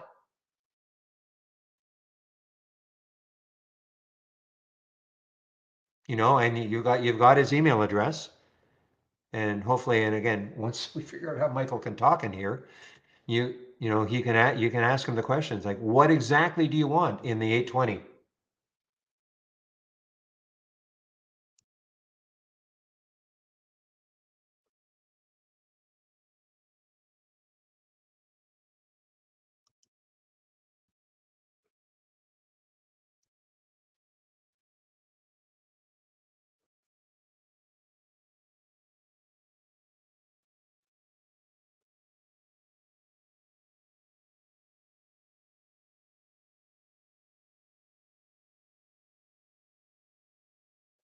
I mentioned this one a long time ago. NESR, I think it was right around 8. And look at this, it just has continued. Of course, it's energy, support activities, etc. So obviously the right sector. And I bet you if we look at XLE, XLE looks just like that. XLE probably looks just like that. Actually, it's funny. I mean, XLE is up, but now it's pulling back a little bit, and NESR is not. NESR is not pulling back. It is continuing to move up.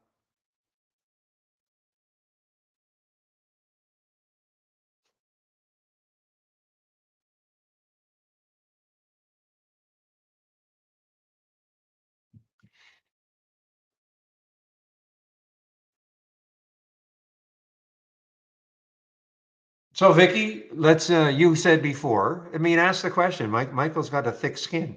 You said, an 820 that worked. How do you want it to work? Okay. Other than the fact that you won't be able to completely customize it, but he can, yeah, I mean, Michael says, let me have it. Here's your chance, Vicky.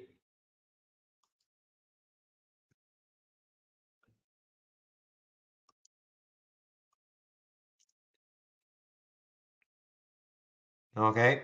There we go. There she goes.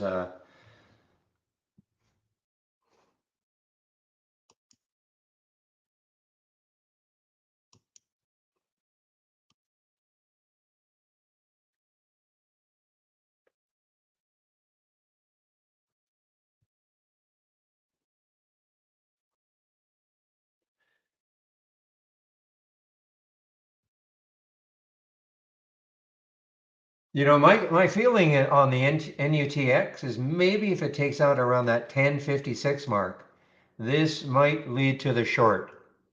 I mean, it's been a challenge for sure.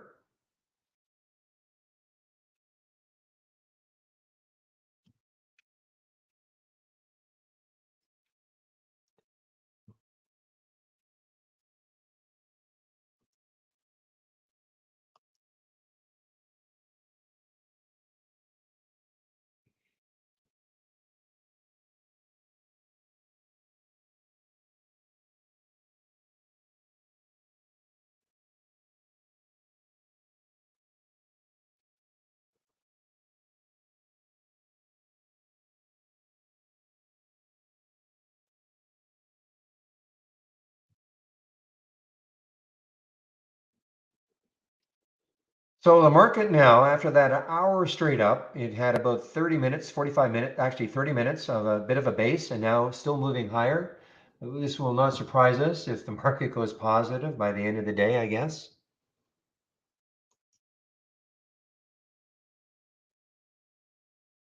Yeah, my trades, I think that was you or somebody mentioned Macy's before. Almost positive.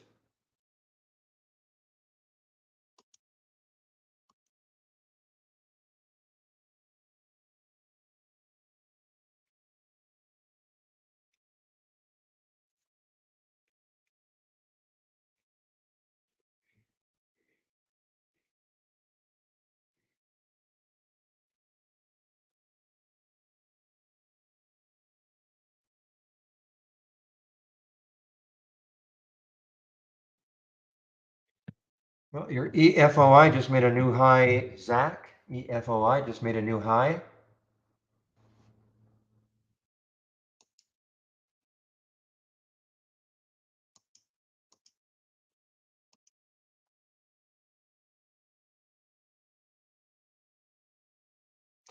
You know what else is coming back, guys, is DraftKings. DKNG is making a move like the market. It's following the market. Look at this. Look at the market. Look what DKNG is doing. It's been chopping like heck all day, but it is now tracking the market. My guess is that things like AMC, GME, many stocks are going to be looking like this right now.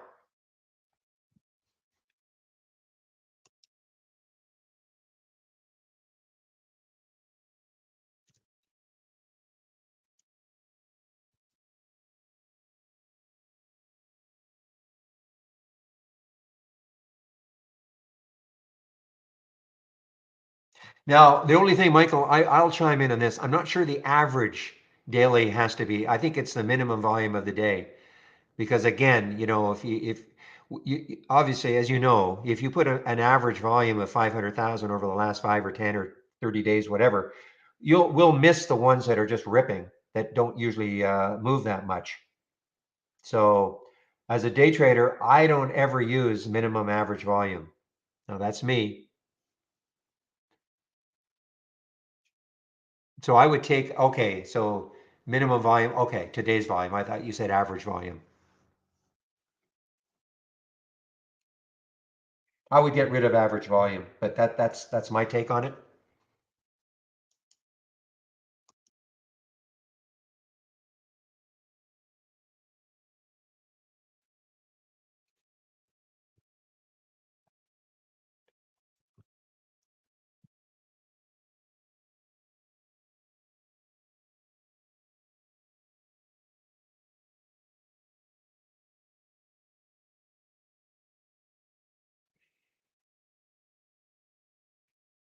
Those evil VCs.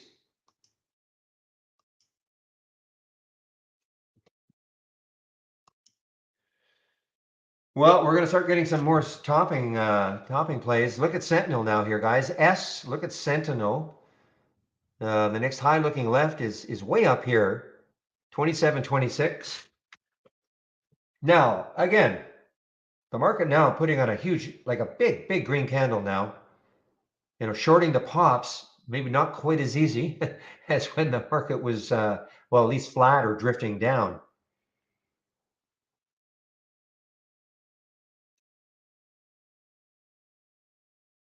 You're probably right, Michael. 50K. It's just, that odd stock that doesn't trade at all, and all of a sudden it trades 100 million shares today.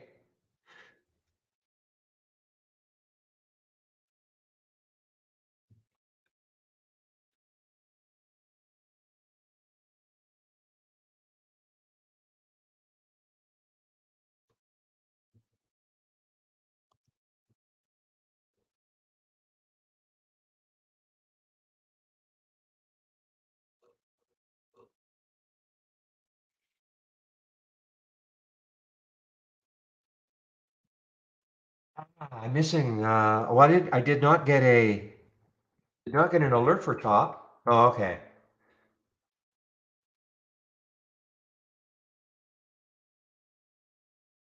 Listen, top could get really interesting later on in the day if it takes out, say, 2162. That right up there. Not for everybody, of course. Okay, highly risky. It wouldn't take very many shares. You probably have to deal with a horrible spread.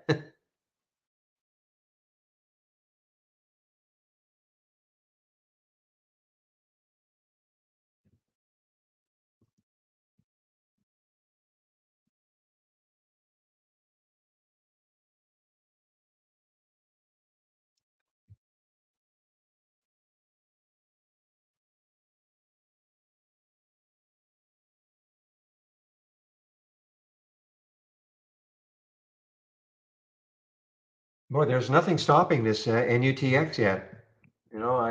It's just super strong still. We have a little bottoming kill there, but it's still pretty strong.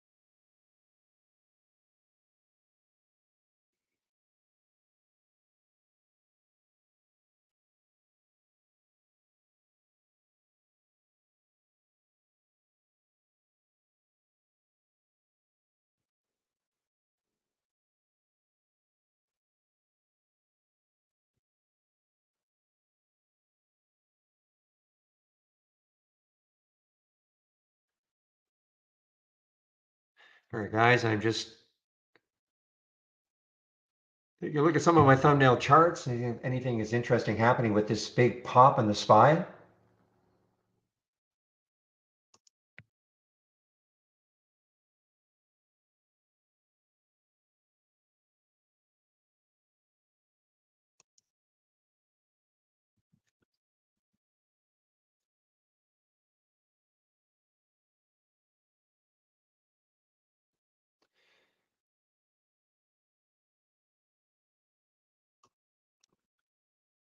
You know what? Maybe I'll mute myself, Michael. I don't know. It doesn't make sense, but I'll mute myself and see if that mic icon shows up for you. Okay, so I just muted myself. Well, I'll do it again. I'm muting myself now. Does that mic maybe see if it shows up?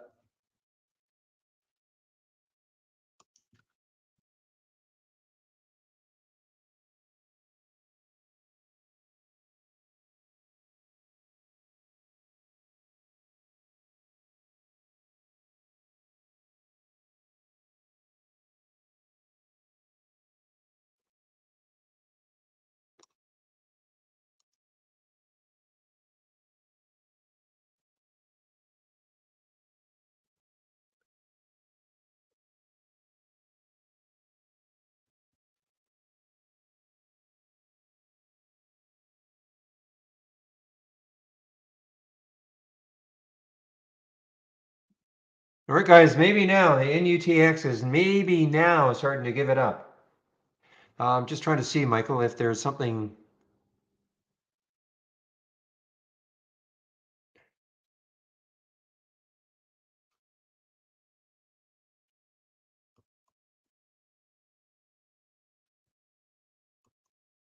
Try now, Michael.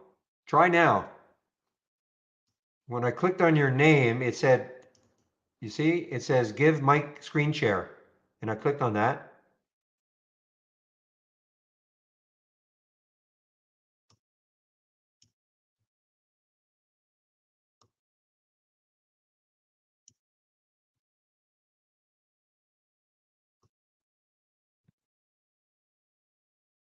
If that doesn't work, I don't know. I don't know.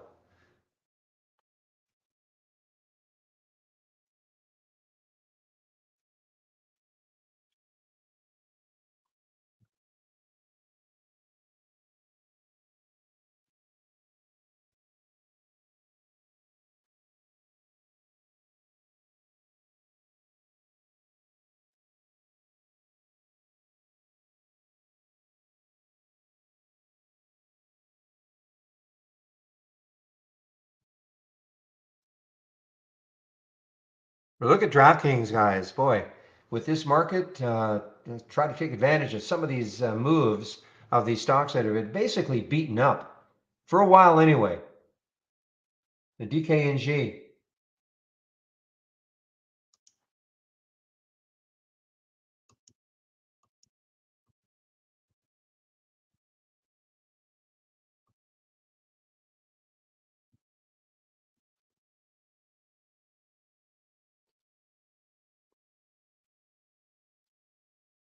But look at AMC, guys. I mean, AMC is on the move a little bit here with the market, with the market.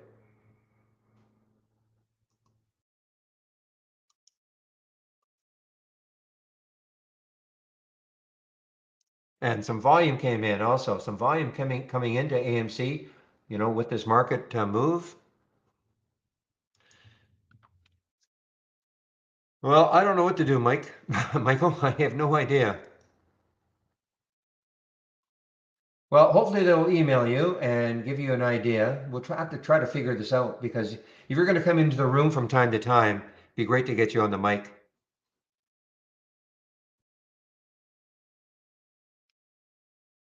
Of course, we could tell people to go to the YouTube room, but most don't want to do that.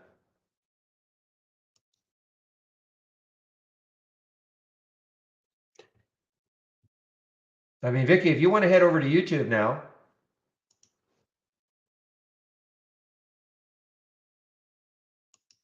because we know the mic works over there. I'm just going to give it to you right now. Okay. There you go. So Michael is in YouTube now. So he's waiting for you to show up. I am here. Hello, Michael. It's crazy. I have no idea why we can't get you going in the other room, but so we'll just wait for Vicky. There she is, cross on deck. Okay, Michael, I'm going to mute myself Yo. in this room. Okay. Okay, sounds good. Just come by when it's Yeah. time to end, so I don't forget. Oh, for sure, for sure. Cool. Yeah, I can see you. Yeah. So I guess. Well, no, I was about to catch everyone up, but I guess everyone would have heard Barry anyway. So, okay, high level TLDR, Market Explorer. If you guys aren't using it, give it a shot. Basically, it's a very advanced, very powerful tool where I can do seemingly anything as long as that anything only incorporates price and volume. So no fundamental filters, no anything. It's just price and volume. But the cool thing about trading and most things are derived off price and volume. So I don't know if Zach made it over, but if he didn't and someone can grab him, I don't know if maybe he's just not a fan of YouTube or something. So yeah, so I can build these advanced scans, and I've been kind of adding them in piecemeal for a while now, because as you guys know, if you've played with the Market Explorer, the interface to select scans is kind of archaic and things like that. But recently, we've hired a consultant to work basically directly under me and to help me kind of push this forward, right? We've tested it. The TI Strength Alerts, right, is made by the Market Explorer. So we've tested it. We've determined that this is something really cool and something that we can play with.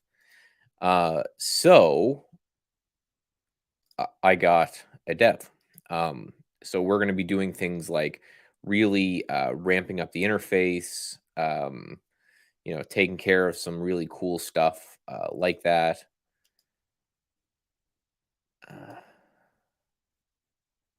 Yeah, I don't know why this isn't working. Sorry about that. Let's do 50. Sorry, something else going on here, but we'll run that. So what I want to do is I want to go in the room, both the YouTube and the trading room here, the guys who follow Barry, and to basically build what you guys want first, right? We can't build every scan for everybody. I apologize for that. And this is so I'm addressing Vicky's question here. I thought you can't do past look back and trade ideas. You can't. You got to think of these as almost two separate programs. We have Trade Ideas Pro, and that's the user friendly, user customizable. I always think of it like a sandbox, right? Trade Ideas Pro drops you in a sandbox and says these are the things you can do. The reason we can't give you everything is that it's very, very server intensive. If this program is essentially all code, so I'm just coding it. So support would be a nightmare, wouldn't be able to do anything. But I have crushed the Trade Ideas servers by just playing with stuff alone. So if we just open it up to everyone and said just build whatever you want, have a field day, we would have to really up the price of the product for the increased server load. You know what I mean? It would be one of those things that if everybody was playing around, it would just burn down the whole server farm that we have because it's very, very server intensive. But I can do almost anything with it. So I can look at prior candles and things like that. So that's what I want to do is I want to go through and I want to say, hey, what is it that scans that you guys in the trading room would have the most impact for? I have some other scans that I'm building myself and things like that. But what would give you guys kind of that most bang for your buck if you could dream a scan that would make you a bunch of money collectively as a room, what would that scan look like? And what I'm planning on doing is, once we figure out how I can chat in the room, is to just come in once a week or twice a week and say, hey, what's your feedback? I built this for you. What would you change? It's going to be hard, I know, because everybody wants something a little different. But again, we just cannot allow customization, because again, it would melt the servers. We'd have to charge $1,000 or $2,000 a month just to cover the cost of the server tech. So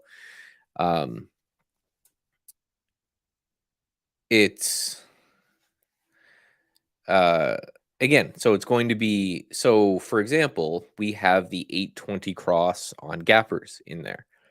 That was the first one I think I built for the room, and I don't think anyone uses it. So my first question would be why. The main reason that I came in today, and I'll type my email right into chat here so you guys can give me feedback via email when the day's over. But the main reason that I came in here is because you guys had requested the money flow index as an indicator. We've got that built, and we're going to push that out either tomorrow or Friday, so you'll be able to use it as a chart indicator. But at the same time, it was, okay, what scans would you like? Yeah, Vicky, I get that you can't customize it. That's why I'm saying, what do you want? And I will customize it for you, because you're never going to be able to customize it, right? Because again, unless you want to pay a whole bunch of money for trade ideas.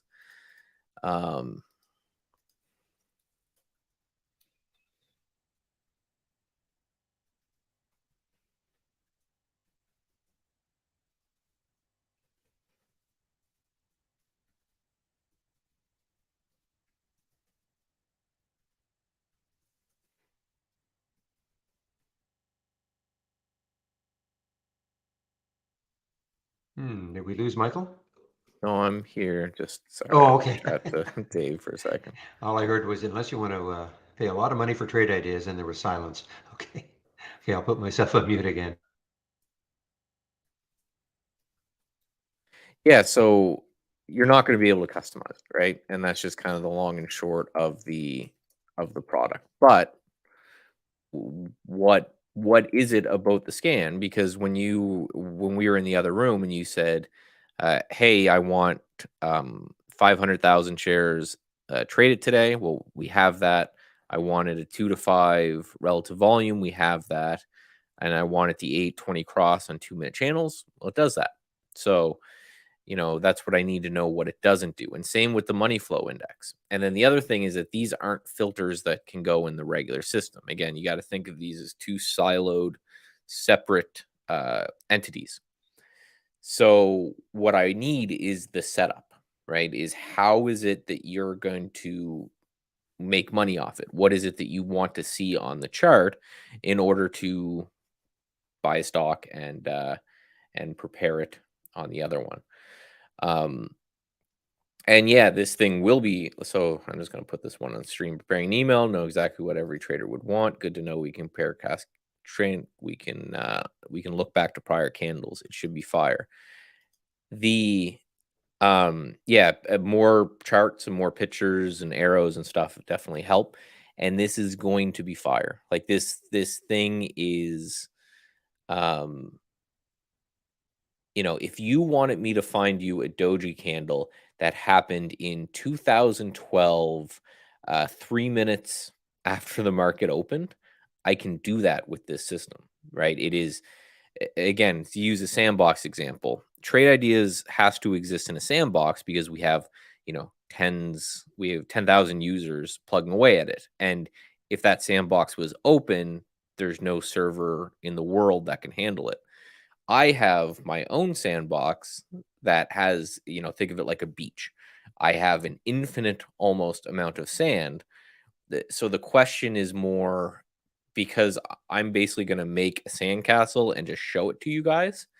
I need you to tell me what that sandcastle would look like. So I really want you guys, and again, this will probably be a weekly thing once I can get into the chat. I really want you guys thinking about outside of the initial trade ideas box into this new box and say, these are the scans that if I could do anything, I would do. And again, I want to preface this with I'm going to apologize in advance because I know every single person is going to want their own individual scan, and we can't do that because of the server load issue. But what we can do is if you guys as like a hive mind can get together and say, right, us as what was it, Star Trek, the Borg, right? We all think that this would be something good. I can build that for you. And not just one thing, multiple things. So, right, put your heads together, think of what it is that you would like to see. We'll build that into it. The more feedback we get, the more positive encouragement, the more you guys are out there talking about it on Twitter, that kind of stuff, the better. And the more resources that we will assign to the Market Explorer to do things like bury sound alerts and all of these kind of things. So I just wanted to talk about this is, what is possible. Now just give me what it is that you would like to see. And ideally starting with the money flow index, because that's going to be new, pushed out this week.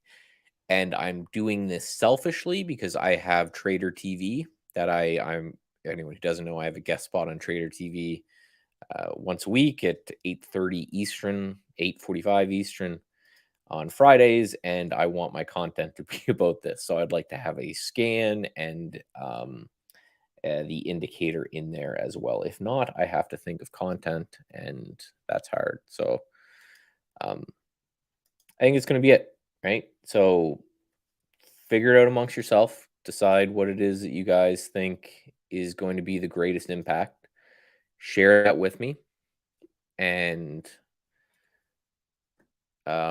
understand that it is a rules-based system, right? So there can't be sometimes or maybes or anything like that. It has to be if X, then Y, right? If this, then that,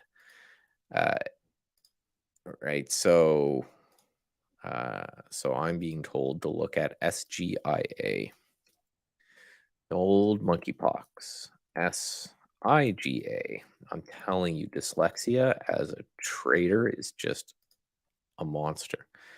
So I'm adding an 8-period EMA, and I'm going to add a 20-period SMA, and I'm going to go into the 2-minute chart. So what would be the first cross there? So you're talking about the one that just happened, right? So it happened at 2:30 my time. So no, sorry, that's 2:30 Eastern, right? No, that'd be 1:30 Eastern. And it happened at 11:93. Is that what we're talking about?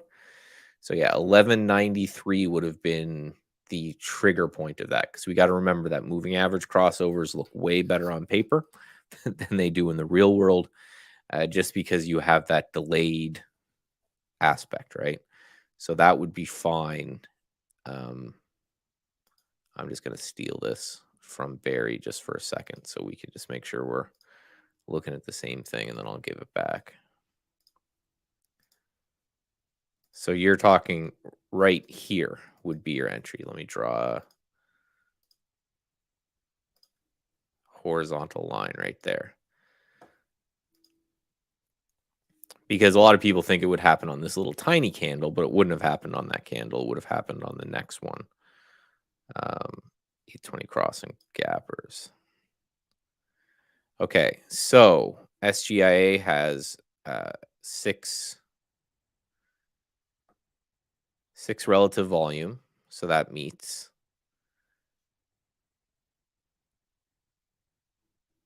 Okay, no gap.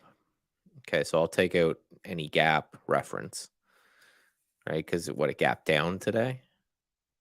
Yeah, it gapped down, but not very much. Okay, so we don't care about the gap. We're looking more at relative volume. But it goes to my point. So again, if you guys as a hive mind decide that you want the last 30 minutes to be negative, I can do that. And what we need to know is this is going to be kind of a rolling basis. The changes I push out won't happen instantly. There'll be about a day lag. So if you want me to, for example, take out the gap to show you any 820 cross that's gapped that has more than 300,000 shares traded today, and the last 30 minutes was negative, then I can do that. And do you want, this is another question, pre-market and post-market, does that matter when it comes to the moving average calculation? Because that either needs to kind of be on or off, right? Because obviously the moving averages would change based off of that. Take it off. Okay, so no, I don't know if it is now. I really don't think it is. It matters for Bollinger Bands. Right, so that's the kind of, just to show you guys what I need, that's what I need, right? We need the whole part of the scan. What are we looking for? You know, what is it that we need to see? Like what time of day? Yeah, so for example, this has pre-market on. So I will turn pre-market off. All right, I will make that really low. Got it. Got to run prepared detail email. Sure thing. Just send it over. Again, pretty pictures are great. I will push this, so check it out tomorrow. You can give me feedback when I'm here next week. Maybe we'll just make it a Wednesday thing. Maybe we'll make it a Tuesday thing because I do the Q&A. That's another thing too, guys. I do the live Q&A on YouTube here on Tuesdays. So, you know, maybe you guys kind of pop by and kind of give feedback then, right? So EMA crosses the SMA. Okay, so this is going to show you a lot because it's going to be every EMA crossing the SMA.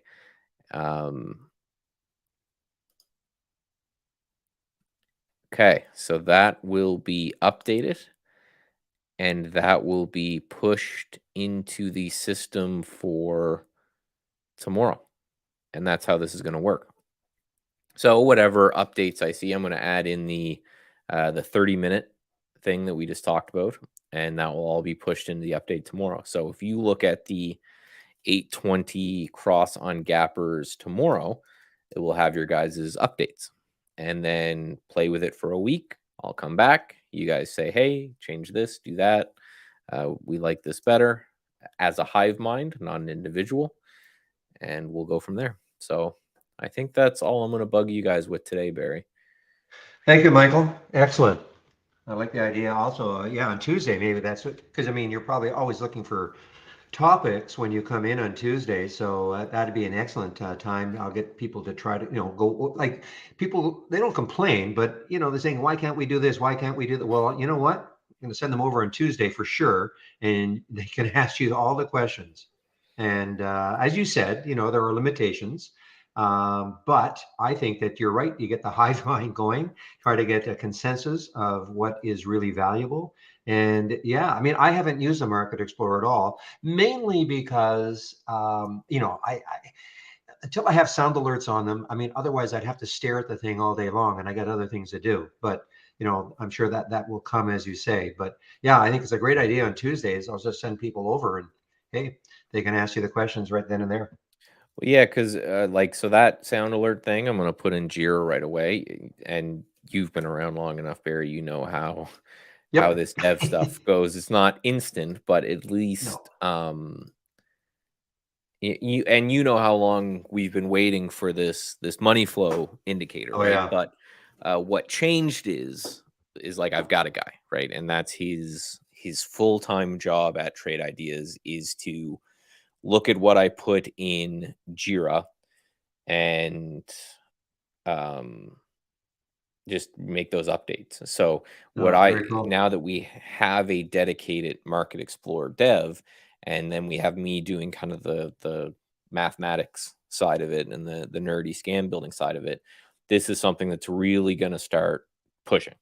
So like with everything we do in Trade Ideas, and this is why we always built IB as our first integration, is we go to the room first, because these are kind of the loyal diehards, and we say, what do you guys want? And then we kind of expand it out from there. So I would love to get some trading room suggested kind of hive mind created scans in there, and just make it an ongoing thing. I'll just kind of pop in every week and get updates and ideas, and because I know you guys change what you look at all the time. And eventually we'll get to the point where hopefully there'll be a whole kind of suite of Trade Ideas scan. Because to be honest, it's getting to the point that I rarely use the traditional stuff anymore. Most of what Oh, I really? use in the Market Explorer. So I would honestly love everyone to get to that point where you load up your favorite Market Explorer scans or two, and you don't have to do anything else. So, Michael, talking about that 820 cross, as you know, I mean, what you've done right now, do you think we're going to get it inundated with alerts? I mean, I guess we'll have to see. Yeah. Because that's the issue. I mean, that's one of the reasons, of course, I like my scans, is because I can control everything. And the minute I start getting too many alerts, I just up the values, add a filter, or up the filter values on my own, and I can control it. So I'm just wondering, that's the only issue I think I have, because when I look at some of the stuff in Market Explorer, maybe I'm looking at it wrong, but I just see a whack of symbols coming at me all at once. And I'm thinking, man, I mean, how am I possibly going to be able to, manage all of that, as well as everything else? Well, personally, everything else I do. But even if even a person who's just looking at Market Explorer, I'm just wondering, are they going to get inundated with alerts all at once? And like, how do you manage it? Well, so one of the things right away I would look at is these aren't really alert or topless windows. They're kind of a hybrid of both. So if you look at if you load up a scan and there's a bunch of alerts there, just quickly eyeball the date of them first, or the date and time of them first, because it's kind of, think of it like a moving top list, like a top list that will kind of incorporate more data as it comes. So what would happen? Hold on. So, like, for example, you may see a wall of text, or a wall of symbols, but they may be old, right? And then you just need the new ones to come in. And again, we're going to add they're going to flash when they come in, and things like this. So just because you see a lot of symbols doesn't mean it's a lot of relevant symbols, right? Right. Okay. And then, yeah, the other thing is we are going to start incorporating some minimum value changes. So again, we can't allow full customization for all the reasons I kind of talked about before, but what we can allow is things like price and volume, that kind of change. So, what you may end up getting is, you may be able to say, for example, I want, don't only look at stocks under $20, or I want, 1,000,000 shares today, as opposed to the, I think, 300,000 that's in there.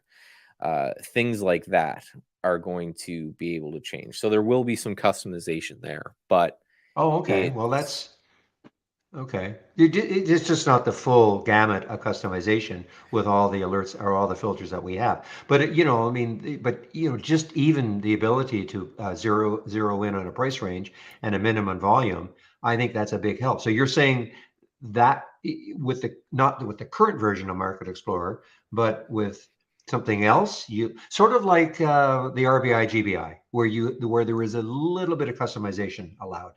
exactly. And this Oh, will okay.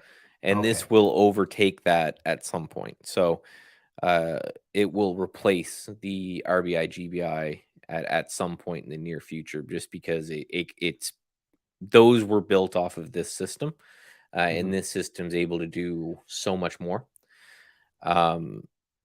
So yeah, so we need, basically, we're gonna get your guys' feedback to get started with, and that's again something that I think that's really cool that Trade Ideas does more than other platforms out there, right? Is we have this room of traders, and we always go to you guys first. So that's what I want to do with this moving average crossover and the MFI thing, because it's one of those that if I were to just build what I wanted, none of those would be in it, right? Because it's just every trader trades differently. So I don't like moving average crossovers, because to me they're always too laggy. They're too far behind price. And to be honest, I never even looked at the MFI, but that's starting to get interesting to me. So what we're going to do is we're going to build these kind of really robust but pre-made scans for users. And the benefit of this is that if you're not super computer savvy, or you just can't be bothered to go in and customize your own scan, we'll get that going for you. And then on top of that, we'll start to allow that kind of basic customization to hopefully filter in the range a little bit more.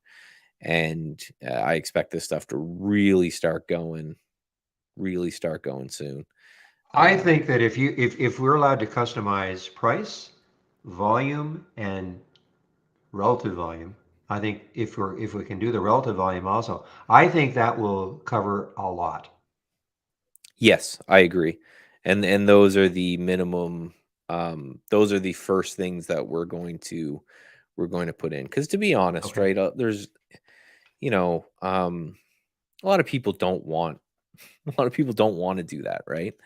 Yeah. They don't want to customize and build their own. This is why our channel bar is so popular, and the pre-made scans you built are so popular. Give you back the screen here. But there's this additional power, right? It's very hard, especially even internally, right? Because a lot of us, I know me and you and Steve and Andy, we have been using Trade Ideas for like 10 plus years. So we have this kind of filter alert sandbox that our brains are living in. Whereas this is more of I can build whatever you guys want. It just has to be a full scan. So I'm excited for kind of this hive mind to come up with stuff that I would never in a million years think of. And again, guys, if it's price and volume, I could do it. So if it's candlestick patterns, we can do it. Now, pattern recognition gets incredibly complicated, but it's definitely something I want to get better at. It's very subjective, like, how to identify support, resistance, and things like that. Exactly. But I want you to look at it. We can also do multi-time frame kind of things. So if you want the daily chart to look like one thing and the 15-minute chart to look like another, and so on and so forth, we can do that. For example, I know, Barry, and this is something I wanted to ask you real quick just to put in my brain, but you always talked about an opening range break and pullback.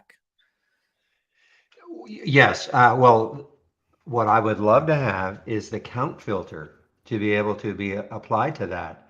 So that, for instance, don't tell me the first time it breaks, tell me the third time it breaks. Okay, Okay, so because too many times it breaks and comes back. And so now what? But if it broke the second time, maybe, but I'd like to be able to play around with that. Is the third break of that opening 15-minute range, is that the gold? Is that the one that's going to make us the money? Is it the fourth one? Is it the second one? At this point, we have no idea. I do know this. It breaks and it comes right back down, maybe, and breaks up again, comes back down again.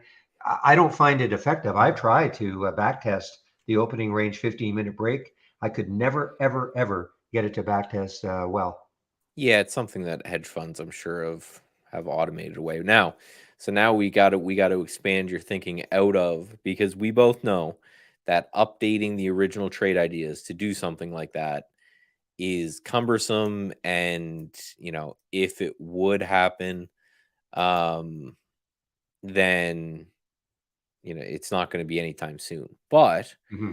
that is something that I could do. I could do the third or fourth time something broke. But again, I would need all other parts of that scan, Oh, if you or can do something. that, if you can do that, because I mean, I have a, just for argument's sake, say an opening range break, I want it to be at least a certain number of shares, certain relative volume, maybe up at least a certain percentage. Great. Now when it breaks, but only tell me the third time with all those other filters in. If you can do that, I think that's an excellent one. Yeah, yeah, that's not actually that difficult. And another thing that I was thinking of doing with the opening range break is show me something that has broken the opening range, that opening 15-minute candle, but now it's pulling back to it, right? So it's got that, maybe it chops around sideways for the first 15 minutes, right? Breaks out and then comes back and touches that base. Is that a place maybe that you would want to buy on a pullback? So this Mhm. is the kind of stuff that I want you and the hive mind thinking about, is this kind of expansion of what is possible. Now, the limitations of it again are you can't go and tweak everything, and it's not putting filters into the systems and things like this. But Right. what it is the ability to go, okay, what is it that you want to do? If there's any affiliates hanging out in the room and they have a system that they think that they could market to their users, we'll build that in, right? It's to, it's to the point where we can do all kinds of cool stuff. But it's what do I spend my time working on? What do we spend our server resources working on? Because we can't build an infinite amount of scans. So what's the kind of best bang for my time and the server tech, so that our users are getting the most that they can into the market, right? So that's why, because it's not customizable, we have to start kind of building that bridge and saying, right, what is going to, and we're a business, right? So what is going to make the most amount of people happy so we can sell the most, but also what's going to make our loyal fans happy so they end up making a killing in the market and never want to leave, right? Those are the two Right. things that we're looking to balance, right? Well, how about this one, Michael? Because again, one of our older subscribers, Shady in the other room. I mean, and I've asked for this before, and I think you have too. Just, and I know this is a filter, so I understand it's not going to be built. But in Market Explorer, can you just show us stocks that are above, say, the 15-minute or the 30-minute opening range breakout, like Yeah. as some kind of a filter? See again, So right? right, They're no, you two can't do it. Yeah. they're two sandbox system. One system cannot communicate with the other right now. Okay. All right. Maybe in the future we'll build some sort of a bridge, but I could build a scan to show you everything above its first 15-minute range. And I could build you that scan, and we could like treat it like a top list and sort it by relative volume or something like that. Mhm. But easily, it's just what other things have to accompany that, right? So, because right now, if I could build you a scan, and that would take 10 minutes, right? Just to build you a scan of showing you everything above its 15-minute opening range. It's just going to be on up days, it's going to be everything, right? And on down days, it's going to be nothing. So how do I filter, like what you're talking about earlier, so you're just not inundated with symbols? Like, so Right. do I do that but only show you the highest relative volume stuff that's above its first 15-minute range? Or, right, so it has to be this conversation, because we need all parts of it in order Oh, to yeah, in order to and build it. for sure. I mean, obviously, it's not just show me every stock that's above the 15-minute range. Obviously, you're right. It has to be minimum volume, minimum relative volume, all sorts of other R filters. Otherwise, yeah, it's like saying, if you didn't put any filters and just showed me stocks making new highs of the day, you could get 5,000 alerts.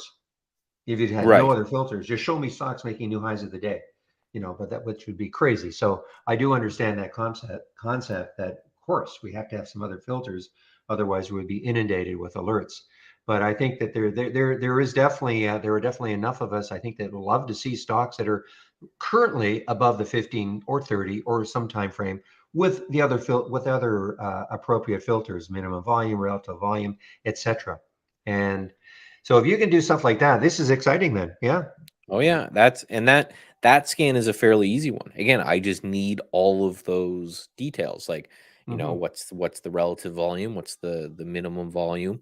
You know, all of Well, these I'm going to things. ask Shady. But Shady's in the other room, and he's been clamoring at me. He's ticked off that MFI is coming before that.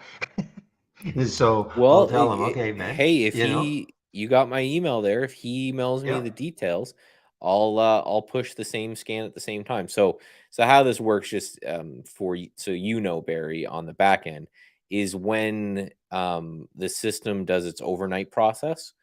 That's when it updates whatever I do to the Market Explorer. So, you know, sure, if people give me things to do, the lag time is just me having the time to do it, obviously, and then it getting updated in the server. So, yeah, right. if a easy scan like that came along, if Shady comes in and says, yeah, I just want 5 relative volume or more and above the 15-minute range, and you know, maybe near the high of its 20-day range, or whatever it ends up being, Whatever it is, yeah. and then also the changes that I'm going to push tonight to the 820 cross, that would all, you would just load up your Market Explorer and it's all changed tomorrow. So that's the major benefit to it, is that again, for the 820 cross on gappers, you open up your Market Explorer tomorrow and they'll just be there. It will just update. Okay, You don't I'll have to do do, it. it's all done server side. So there's nothing you got to Okay. do. Michael, thanks a lot. I know you're a busy guy and you're tired with everything going on in your personal life. So, Oh, yes. um, thank you for doing this. This has been excellent. And you're right. We should try to make this, well, for sure. I think I don't know what else you talk about on Tuesdays, but we can certainly make this a feature on Tuesdays, and also Yep. coming into the main, what I call the main room also. So that's excellent. Yeah, ideally, let's try to figure out, maybe email. I don't know. You've got Sebastian's, or the creator, the guy Yeah. who made the room.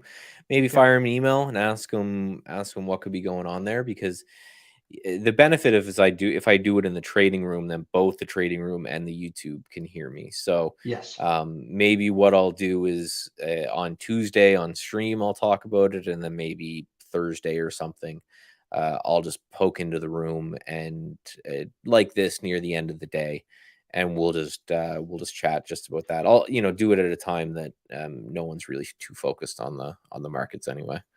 Yeah.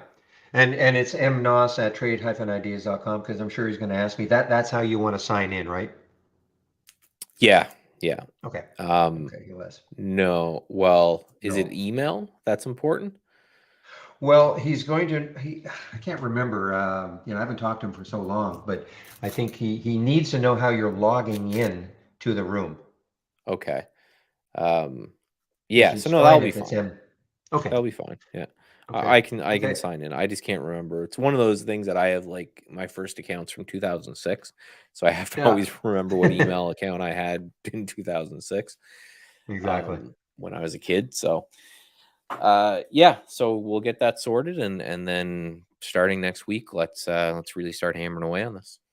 Okay. Thanks. Cool. Thanks so much. No Okay. problem. I'll talk to you guys soon. Okay. Bye-bye. Bye bye. All right, guys, listen, Michael was in the YouTube room. So here is what, first of all, Shady, are you still around? You're going to like this.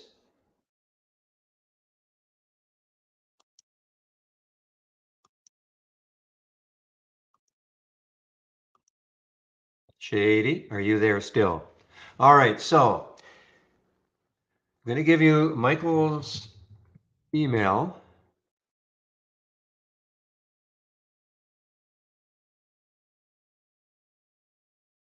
And you tell him exactly what you want in terms of that, say the opening 15-minute or 30-minute.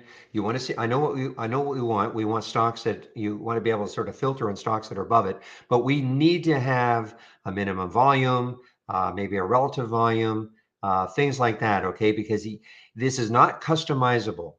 But as you guys probably weren't in the YouTube room. Michael on Tuesdays is in our YouTube room between 12 and 1 when I take my break.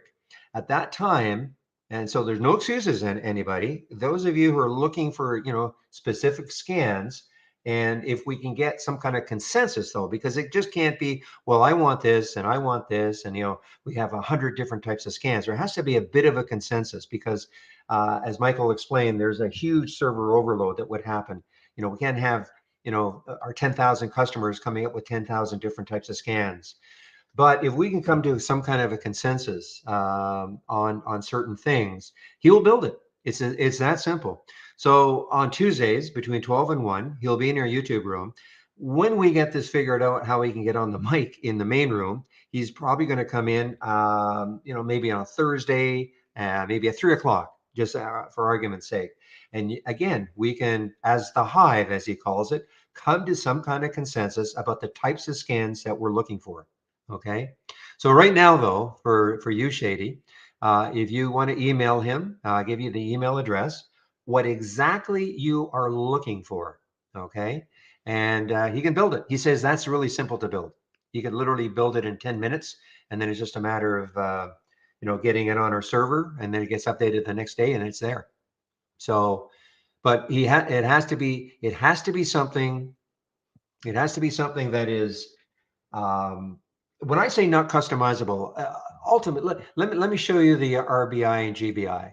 Okay, so let's just take a look at the RBI and GBI. So you'll notice here that I don't use this at all because, well, I needed more. I wanted more filters, etc. But you see, we can do a little bit of customization. That is what's going to happen with the Market Explorer. You'll be able to put in your price range, a minimum volume, and what I suggested is at least have the relative volume.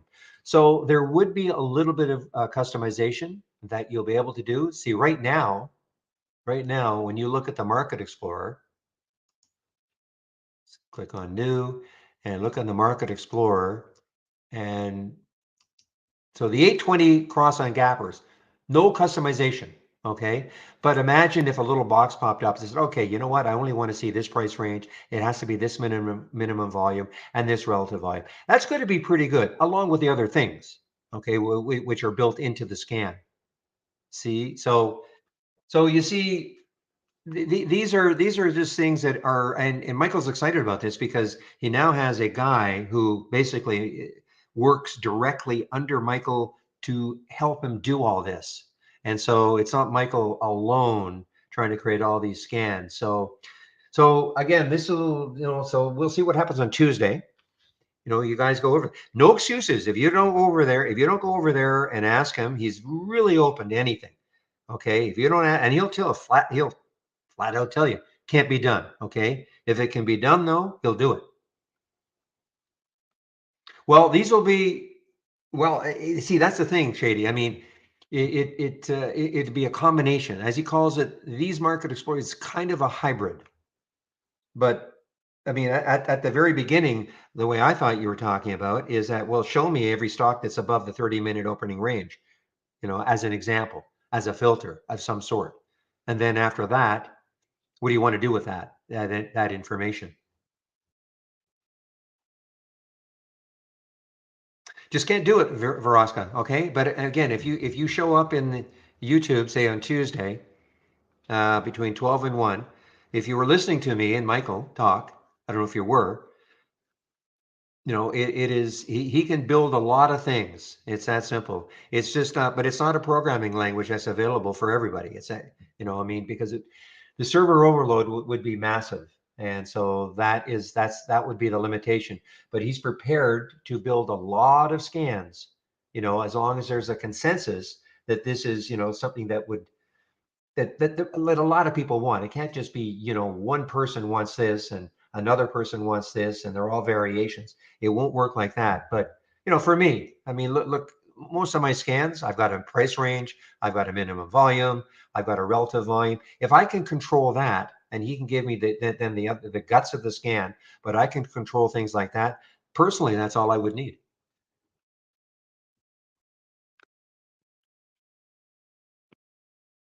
But send him, I gave you his email address, Shady. Send him what you're thinking about, and he'll tell you. He'll just flat out tell you, yes, I can do that, or I can't do it quite like you're looking for, but I can do this. It's a start, okay?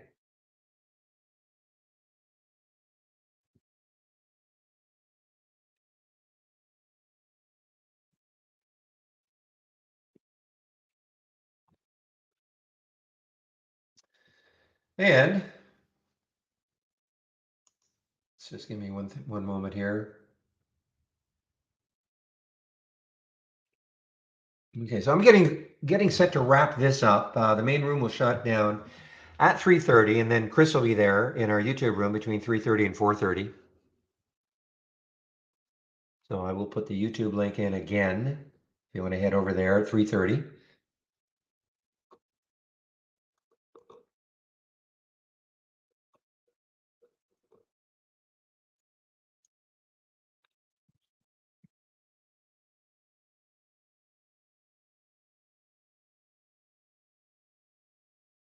And again, here's his email address.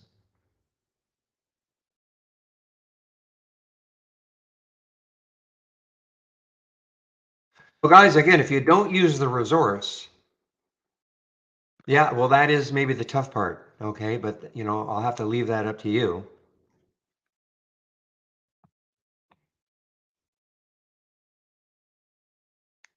But understand, Shady, understand that if you came up with something and you said, let's do this, and it didn't seem to be working, it doesn't mean that, this is the only, I mean, he'll listen. He'll say, okay, maybe we should modify it like this. It's just that he has to do it. Okay. It doesn't mean that the very first thing you give him, that's it for a year.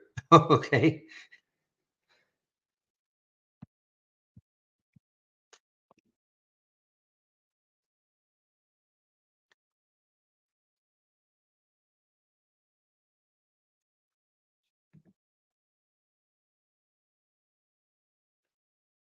Well, I don't know what he needs in the Market Explorer. I mean, that or the MFI. This is up to you. It's up to you guys. I mean, what was the question here? Zach, okay. You can, you can say, this is what I want to see. What he would like, if possible, is a chart though. If you can just show him a chart of something that if like you're obviously using MFI somehow right now. Okay, but if you can show him a chart that shows you see there is where that indicator would have been awesome.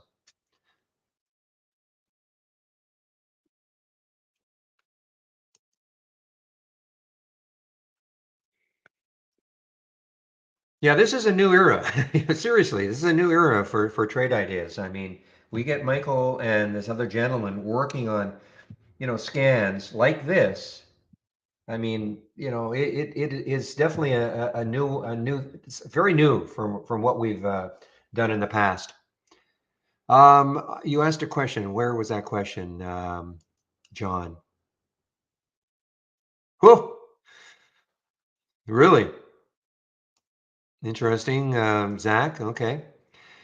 Okay, prior to finding trade ideas, I use price range, really low minimum volume, say 5K, no max and at a percent increase, so many candles, low float.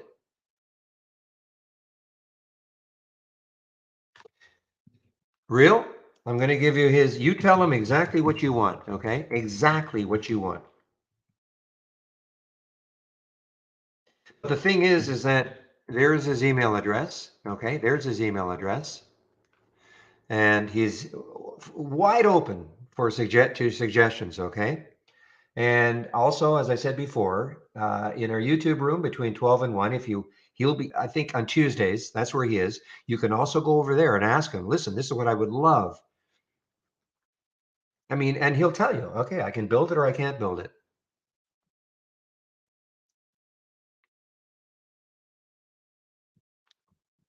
So Christopher, if you're trying, and John, I'll try to get to your question right now. Christopher, if you're brand new, are you brand new to trade ideas? Is that when you say you're new? You new to trade ideas or new to trading?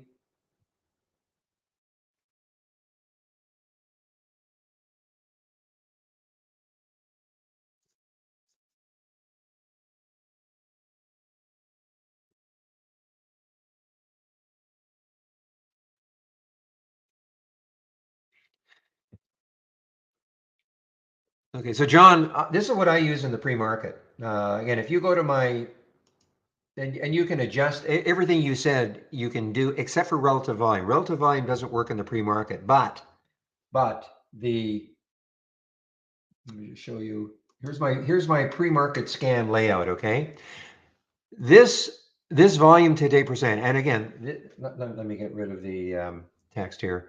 So this is what I use in the pre-market. Now you can adjust this as much as you want, of course.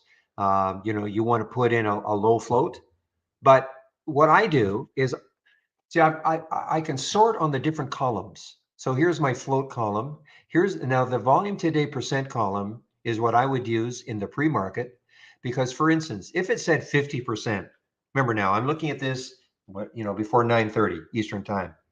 So if it said 50% as an example, that would mean that this stock has traded what it would normally do over the last 10 days. It's traded 50% of that already in the pre-market, as an example. So it is, you know, it's sort of like a relative volume. Okay, just that our relative volume filter doesn't, you know, you can't use it in the pre-market because it requires, you know, market data at when the market opens. But this volume today percent, but I can give you this. And then, you know, if you want, I mean, all you have to do, if you wanted to, you know, adjust the float, and if you don't want this up 3% from the previous close, you know, here's the minimum volume is 10,000 shares, but you can make adjustments yourself. You want to add in a float, you know, the float shares, and you want it to be like a minimum float of, or a maximum float of 20 million shares, whatever that number is. Of course, you can add it, or you can just sort on the float column. Okay, and that's going to, so what I do, all you do on any topless window is double left click rapidly, and then that'll sort on the column. So for instance, you know, MTech only has 2 million in the float, MDIA, and I'm just sorted like that. That might be another way to do it, as opposed to just limiting yourself to low float situations. So these are, I mean, these are the runners in the pre-market, but now it's working right now, but understand that, you know, when I load this, whatever time I get up, you know, this is just showing me, this is showing me all the pre-market stuff. So you'll see the runners in the pre-market just using a simple scan like this. Okay, and again, so if you want it, just go to my home page.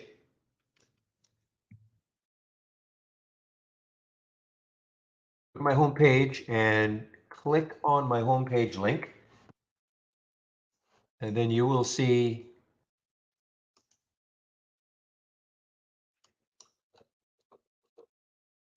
Okay, and I want to show this also to Christopher, but go to my homepage link and go to the scan section, all the scans I'm sharing.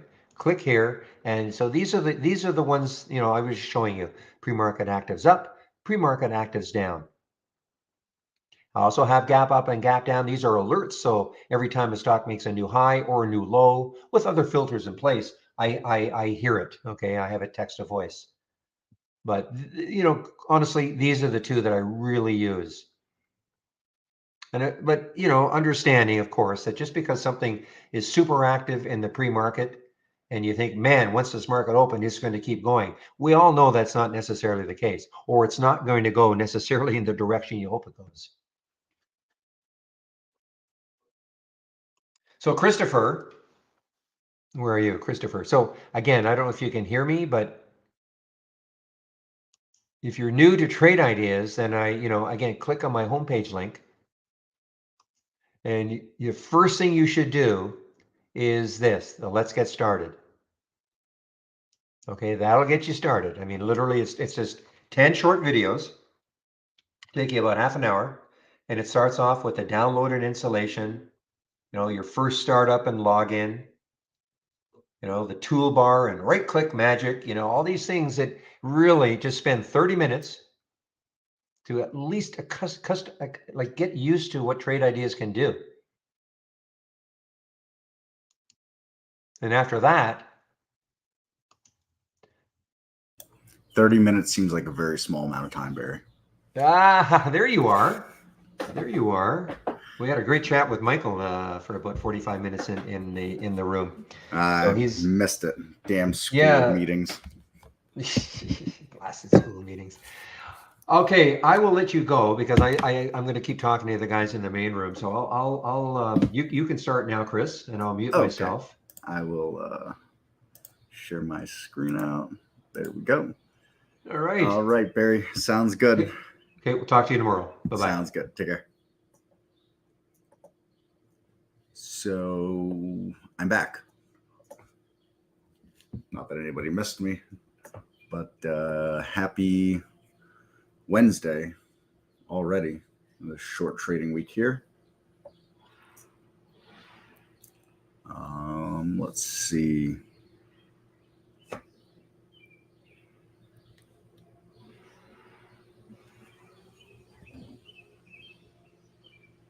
Thank you. So let's see. We're just getting in the swing of things for myself. And pick up where we left off. I'm looking at energy, obviously. Made one change to my layout. I'm going to try to keep up on my liked list here, but keep it a small list. And I turned it into a race. That'll probably adjust as days go on. So it's a race based on the stocks that I've liked through my homework the night or the early mornings before the market opens.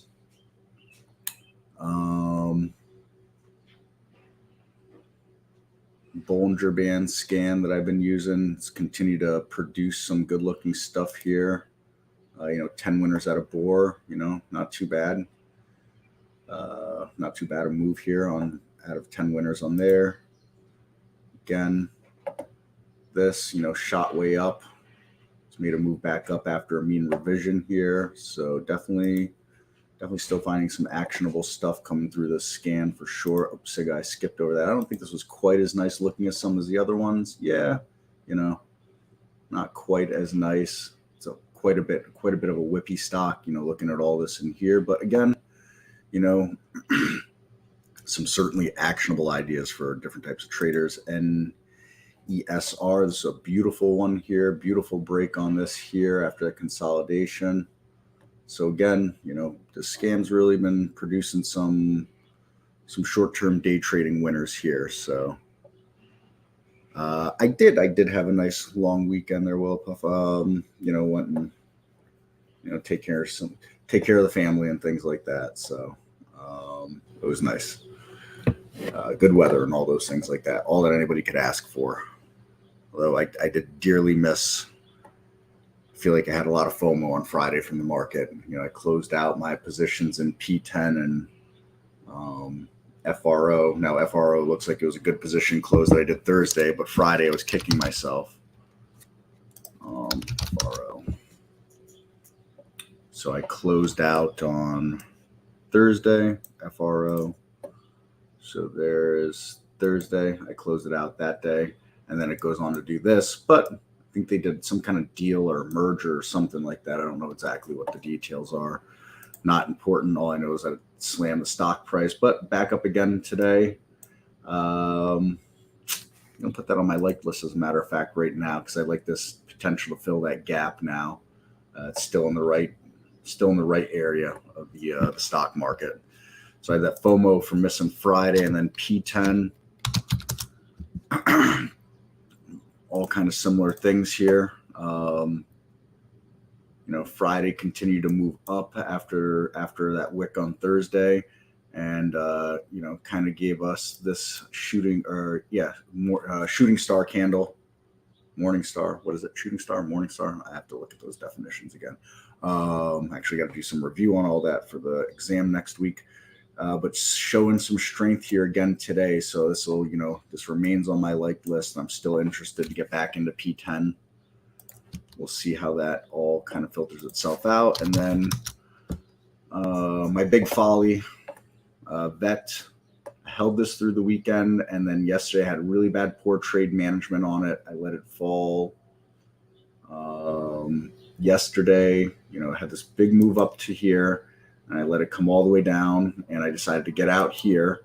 Then this happened. Then that happened, and I felt good about it. And then this happened here. So I should have stuck with my gut and should have just let my original stop work instead of getting myself nervous, but it is what it is. Still like this chart, but I don't like this chart quite as much as I like P10. We'll see what that means in the coming days here. So energy. I remain overall bullish on energy here. I'll take a look at the XOP that I continuously refer to. Again, looks really nice. I've talked about it in the past. Weekly chart. This area up here is where I'm kind of targeting. Somewhere in this area around here. We're not far off it now, and it just take another nice week or two to really do that, to be honest, at the rate things are going. It's for energy. I can't imagine the XLE looks any different. Yeah, XLE looks even nicer, to be honest. Bring that up to a weekly chart as well. Like I said, this one you got to go a bit further back to find that resistance now. The COO stepped down on Facebook. I don't know. I don't even know who the COO is. Facebook.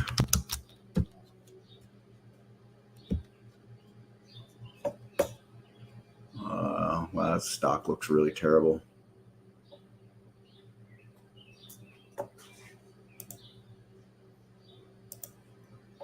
I mean, that stock looks really terrible. Looks like it wants those April lows again. Share price with it too. I like that perfect circle. I'm sorry. I have no love for Facebook whatsoever. No love for that company. How do you find your homepage? I don't have a homepage, William. No homepage for me. You can find me on Twitter. Sometimes I'm active, sometimes I'm not on Twitter. If you want my my Twitter feed, let me find it for you. If anybody wants to torture themselves and for some odd reason follow me on Twitter, I mean, you're welcome to. I mean, I have a YouTube channel. I don't do much there. Sometimes I used to post some educational videos, but I just don't have time to post videos like I used to. I really just don't.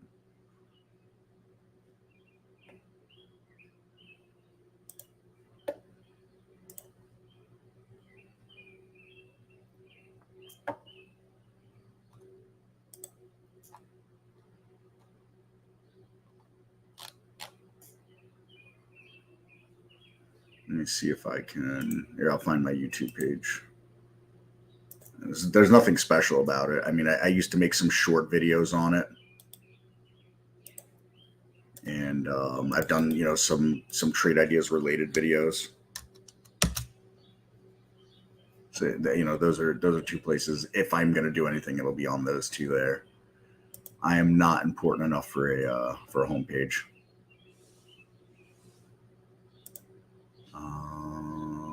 There's something I had to train. Oh no, Peter put something. That's what I wanted to comment. Sting, yeah, Peter.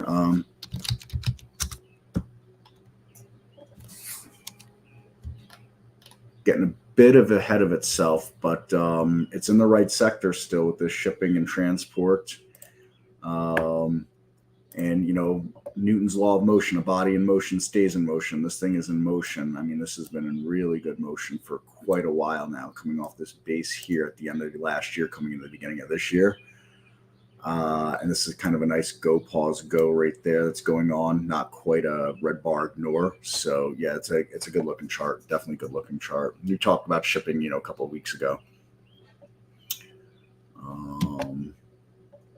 I guess I can, for full disclosure purposes, I hesitate sharing when I enter a position because I don't want people following me and then taking a loss and then I feel bad. But I took position here today. Took a position in this morning. So don't follow me. I mean, if you like the stock for some reason and you want to be in it, so be it. But I hesitate. I don't really want people following me. But the reason that I got into this is, again, shippers. Shippers have been strong. I like this consolidation that it's been through here. Earnings are behind it. I like to see it try to fill this gap to this side here. So that's kind of what I'm looking for on there. And then we'll see how I manage a trade from there. Hopefully I don't manage it poor like I did that. That one kind of bothered me.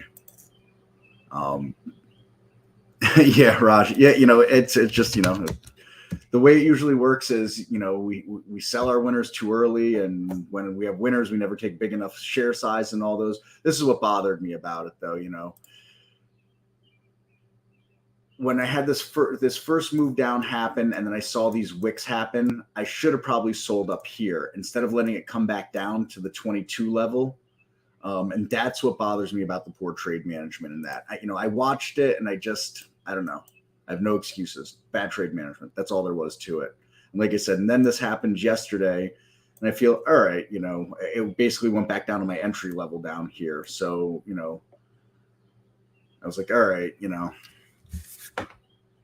but I didn't, just didn't have conviction in the trade plan for whatever reason. And having conviction in the trade plan, not having conviction in the trade plan and exiting on what would have been a really nice profit up here is one thing, but you've given that profit up only to watch it come right back again today. That's what's the not so great part about it for me. So Mike C, the day was all right. Busy, like I think most people these days. But nothing crazy, just regular busy, good busy, occupied busy.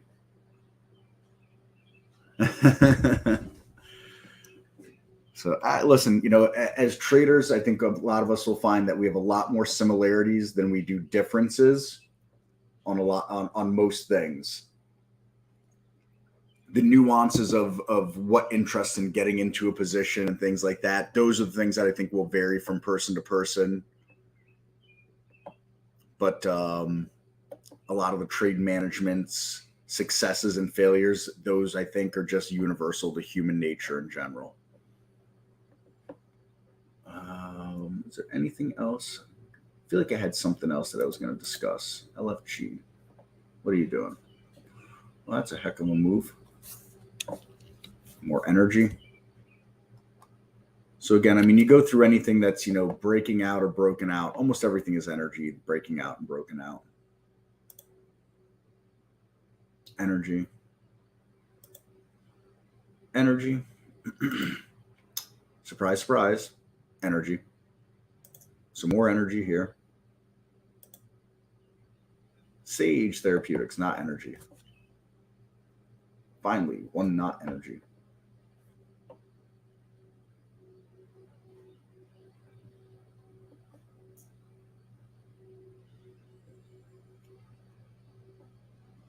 Oh, the caps happen. No worries.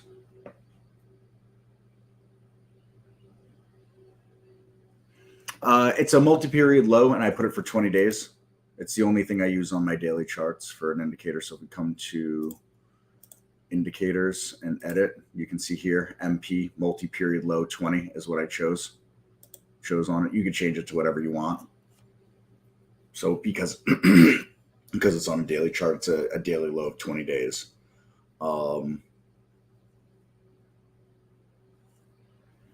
20 days more or less is a trading month, 21, 22 days.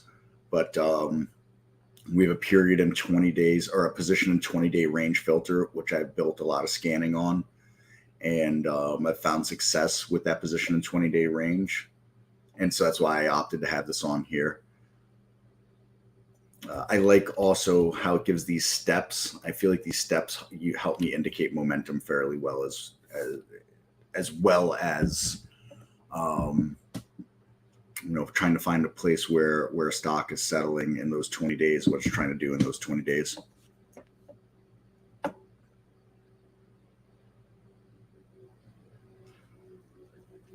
Rebecca, not most of that stuff.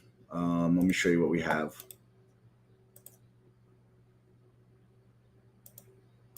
So earnings.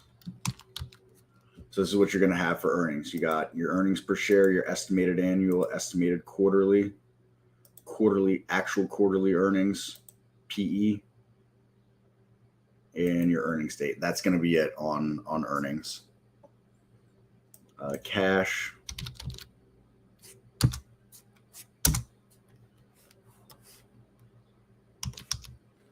I'm going to have cash, actual cash, cash debt ratio.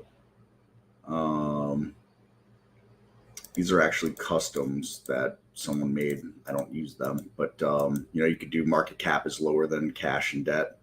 Market cap is lower than cash. And I don't know if that got everything fundamentals.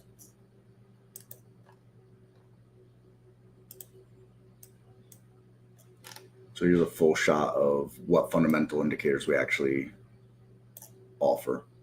So, your shares outstanding, days to cover, that'll have to do with your shorts held by insiders and institutions, current assets, debts, income debt ratio, income interest revenue. And I think we covered most of these other ones. The system updates accordingly with FactSet is our data provider for this.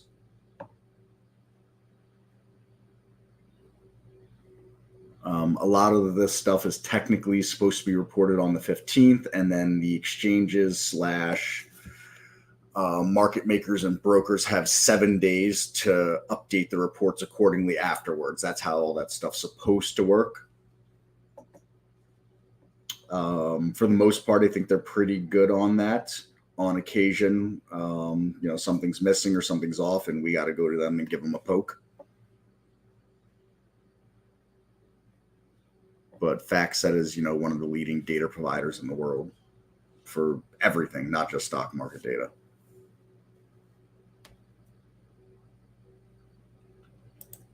And all the rest, all the non-fundamental stuff comes from Quad through NextCore or Nexus.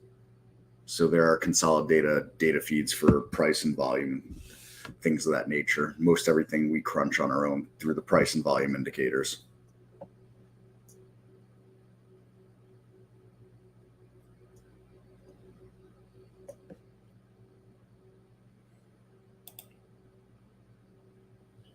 All right, I'm going to duplicate this into a free floating window. Take a look at this week's strength alert. So here we go. This was a buy, took out the high of Friday. That's yesterday. Here's today. So that looks good. Let's check out double C. Yeah, you're very welcome, Rebecca. So there's yesterday. Here's today. So this is kind of consolidating. We'll see what happens here off of this. Earnings are behind it. So that looks good. And, going back to that multi-period low question, these are the things I like to see with the multi-period low. I like when I see steps like this, that's what I like. Now, when it gets a little bit more like this and squiggly, I'm not as crazy about it. I like to see nice even steps. And, what was great for so long was the SPY on this. And now it's going to go in reverse, I do believe. I don't think the selling is over. But if you look at the SPY chart, look how long these steps, they just look so nice. Just like one step back once in a while, but such a nice set of moves up on that 20-day. And then here we could see the winds changed a little bit when we got this big long move like that on a step down. We hadn't seen that in a long time through all this here. Through all that there. We had small step downs that turned back into step ups right away. And then again here. And now we can see, we're starting to make this staircase down. And to make a finer point on this, we talk about the stocks take a long winding staircase up, right? They take an empty elevator shaft down. And that looks a lot more like an empty elevator shaft down those steps. And this looks like that windy staircase up. So, these analogies play out in a moving average or type of indicator. I don't know if we call it moving average or not. I don't think that's fair to call it moving average, but I think hopefully I'm illustrating well enough that you understand where I'm going with all that. I do not think selling is over, but I could be wrong, you know, and I'll change my mind immediately if that's the case. But I'll say that, you know, 420 now is going to be overhead resistance where it had been support. There's something else I want to illustrate with this that completely slipped my mind now. Oh, Chris, where's your memory? Too many things on my mind at once. Too many things in the stock market on my mind at once. I'm like a squirrel right before winter trying to bury all their nuts.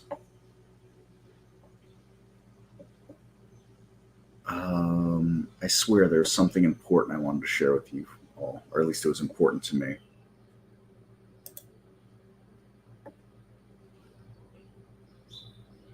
And 10 minutes coming into the close here. Oh, this is what I wanted to. I bash on the K-Web a lot. It has nothing to do with whether I do or do not like China. I mean, they're obviously a huge juggernaut in the economic world, and they're going to be up and coming. And, you know, they don't want to play second fiddle to anyone, the U.S. included, and all that. You know, and the K-Web is a wicked downtrend chart like this, and I bash on it all the time. And, you know, you don't buy stocks in downtrends, right? You know, and this thing continues to make lower highs nonstop, you know, and I say at some point it'll have to change. My mindset is we're not there yet. I really try to stay away from the news. Someone was trying to tell me, you know, argue with me, you know, it's opening back up, and, you know, they squashed out COVID again, and Shanghai is opening. And I said, okay, I don't care. I hope they all survive and do well and, you know, make a good $11 billion and all that. But I want to see this make some higher lows consistently before I could get bullish on Chinese stocks to buy and hold. Now, I do believe that this is going to provide an unbelievable opportunity when the trend change comes on some great buy China stocks. I'm just not going to rush into those. And the point that I want to illustrate here is that anybody that ever says, for example, they bought this and they sold that is a liar. You know, do you get those once in a while? Absolutely. You absolutely get that once in a while. What is the normal? Catching this part of the move right there. You're missing out on this and you're missing out on that. But if you catch this part of the move 2 out of 3 times, you are going to have a very successful career in the stock market, right? So at some point, what we have to do, what I have to do, what you have to do, what any trader has to do is recognize when we start to have the trend change to catch some of this. And I do believe that this is going to set up an absolutely unbelievable opportunity at some point. Is that point next week? Maybe. Is it next month? Maybe. Is it next year? Maybe. I don't know. You don't know. No one knows. But the simpler we keep things, the easier these things will be able to recognize. So we bottomed out here. We've got a long base forming here. If this thing does not come and take out that low, we can start to make more of a bullish argument that the bottom was in here and here, basically, and that China is a buy overall. And I illustrated with the K-Web, the FXI. I think it's a great chart to look at as well, because it looks almost exactly the same. If I could ever change my chart, that would help.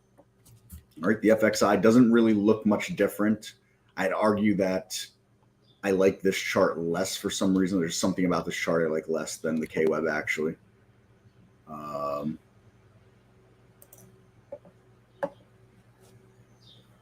Yeah, Fantes, of course. Always happy to share that, you know. Most everything I do is parroted from someone else that I learned from, stolen, and then maybe my own take on it. The position 20-day range thing kind of just formed on my own, more or less. It's not like it's some original thing. It's a filter I was obviously putting to Trade Ideas long before I came to even subscribe to Trade Ideas, let alone work for them. But something about it, I just gravitated towards. I had built a scanner out of it. I did well with that scanner, and I've continued to do well in general overall. So mentioned something about it one time in our Slack chat, and Michael said, "Oh, give me 2 minutes. I'll make an indicator for you because it doesn't have anything graphical that the dev team has to add in, and it's just simple math, and he could put it in on the back end for me."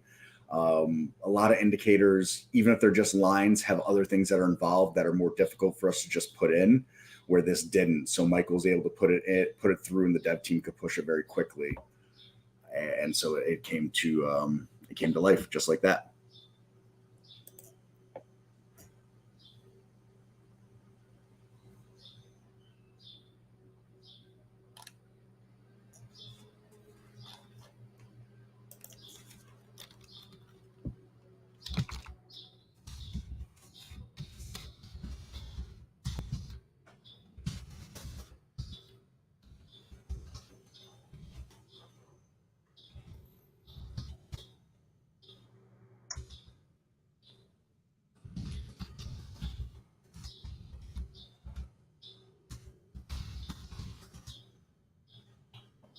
So anyways, I do believe that an opportunity is forming here. I could actually say that maybe this chart is more bullish, even though I don't like the looks of what I don't like about this. What I like about this less than the K-Web is all these gaps. I don't like gappy charts. But then again, I won't be trading this itself. It's the underlying securities of China that make this up. But, actually, this has a little more bullish look. So we could say we bottomed out here, right?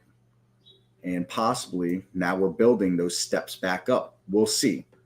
The multi-period low hasn't shown us different yet. But, the idea is capture the move as early as possible. And what I mean by that is, yes, we got the step up here, and we started still stepping down here, all right? But we talk about support and resistances, bottoms and tops being spongy zones, and perhaps this is that spongy zone of a bottom down here. Time will tell. A lot of overhead resistance to get through.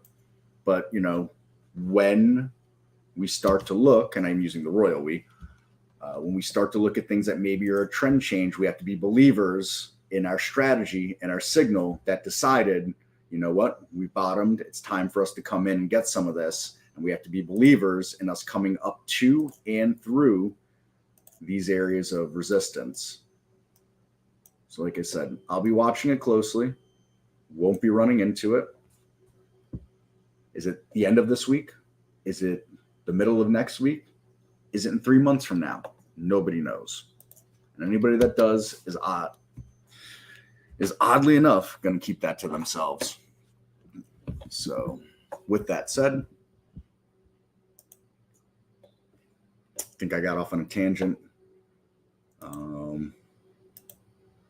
Started here, and then it led me to the 20 period, and that led me to the FXI, to the SPY and the FXI.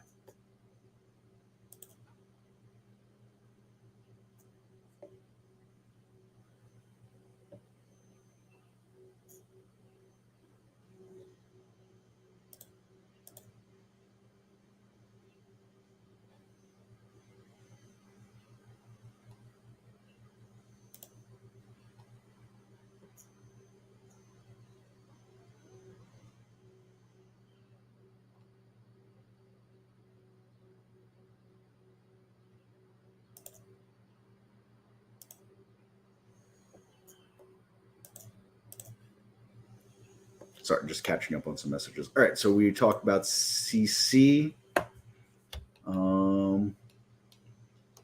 Interesting, interesting look. So here's a bull flag that happened.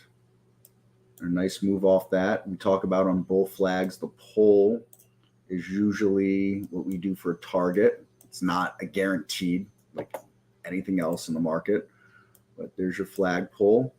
And so now off of that, we would be looking to be up there-ish on that. So we'll see if we can make that target or not. I just went a little higher than I intended to on that target, but back out here to here in a distance. So yeah, we're looking somewhere up in that 45 and change range. So technically speaking, that is a nice looking chart still. ENLC, something similar here. Not quite the same, but similar. We're moving sideways on that as well.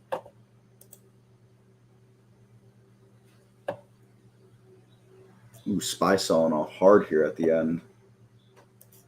And we compare count windows here. And those new lows on the day all spiking. Had a little bit of a spike on those new highs.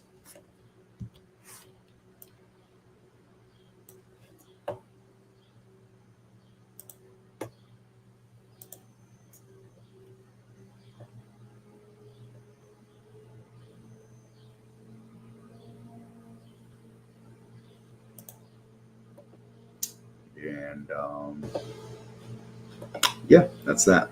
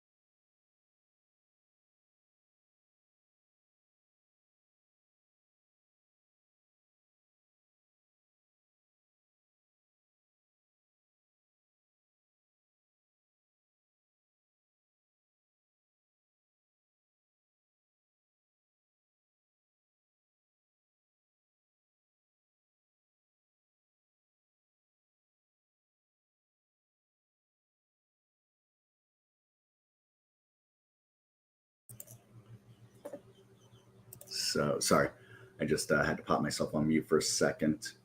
So another nice looking chart there. Let's take LKS again. These are some nice looking charts on this here. I like that. You got this recent high to attack. Not crazy about pharmaceutical preparation, but you know, and a nice trend that this has got going on. Is a terrible line I just drew. Absolutely terrible line.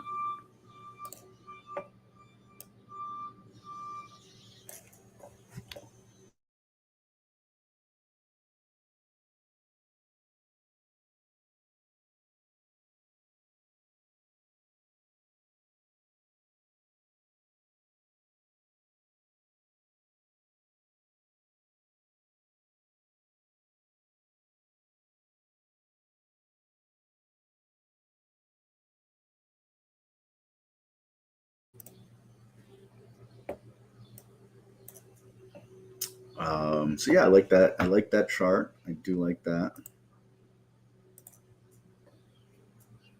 And MRO Marathon, very nice. Nice pullback here, settling into this.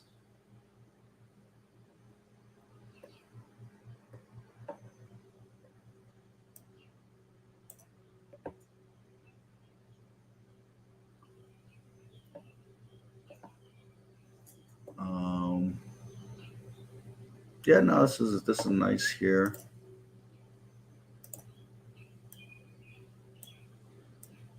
Nice move after that. So I like this pulling back, filled that gap, and then protected itself. That might be setting up for another nice move here, Marathon. I do like that very much. So those are some nice looking strength alerts there. REI.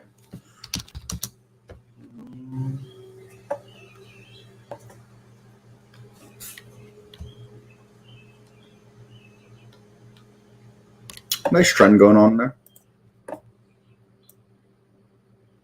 It's a nice trend going on in REI right there. Would like it was a little more dynamic given the float, but it's a nice trend in it. Obviously, the right sector, definitely the right sector. It's a nice looking chart.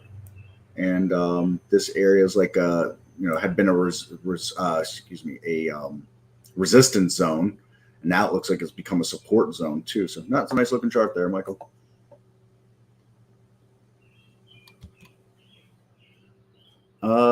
Each USA, that's one of those funny ones because it's that really low float that got pumped up, right? Yeah, I took a loss on this yesterday. Actually, that was a stupid trade. I shouldn't have been trading yesterday. I was just my brain was too tired, and so I took a loss. Thought it was going to break 6 again here, and it didn't. I just got out here, and then that looked good that I got out, and still looks good.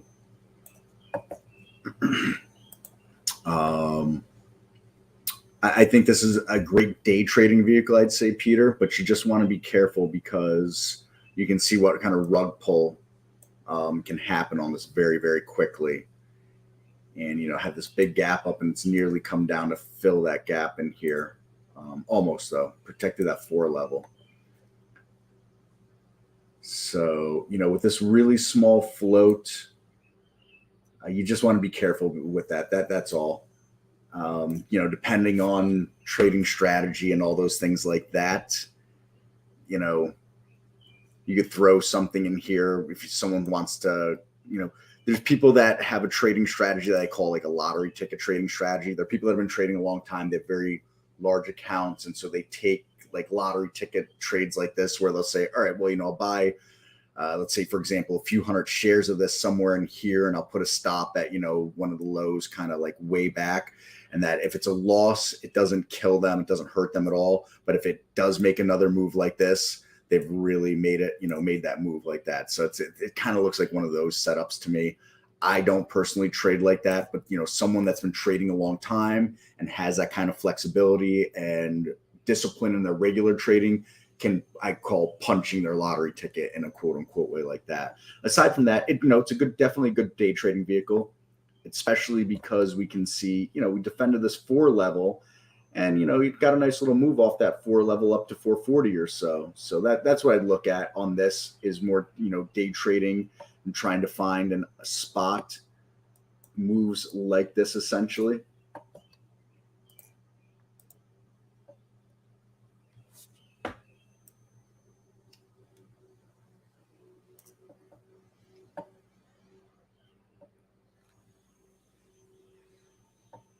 Right. Yeah. So there's that, there Michael Anthony throws that in there, not reporting. So that's, I guess, another red flag to have then. Like I said, that's why, I fall short on the fundamental stuff. But technically speaking, I think it's a great day trader for now. I wouldn't mess with it otherwise. You also have to consider there's probably a lot of people that, bought somewhere in here. And you want to be careful because you can see every time the price comes up, these people are going to start distributing their stock they're holding. Now, at some point, these people have exhausted their supply for the demand rising here, as under the guise that there will be more demand that rise like that. So, but again, to really hammer home point, great day trading vehicle. I wouldn't get involved in a swing trade on this, other than if you're someone that is fortunate enough to have played the game long enough to be successful long enough and have enough cushion that you could absorb, a big loss on punching a lottery ticket like that.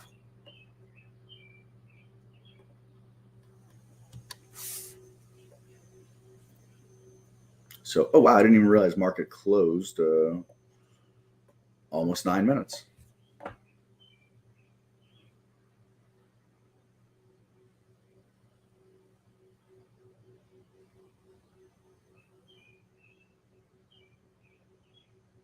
Yeah, that's a sizable position there, Michael Anthony. Definitely hope it works out, that REI.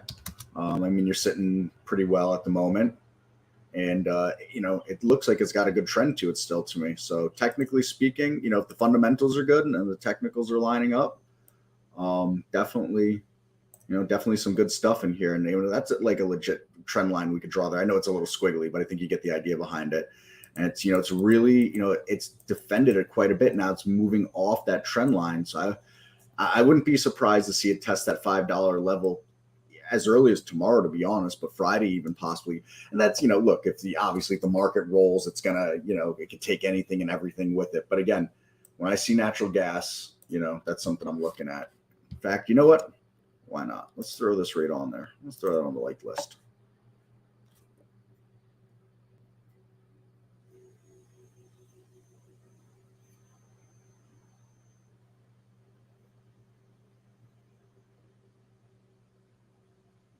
And I just bring over SPY chart real quick here.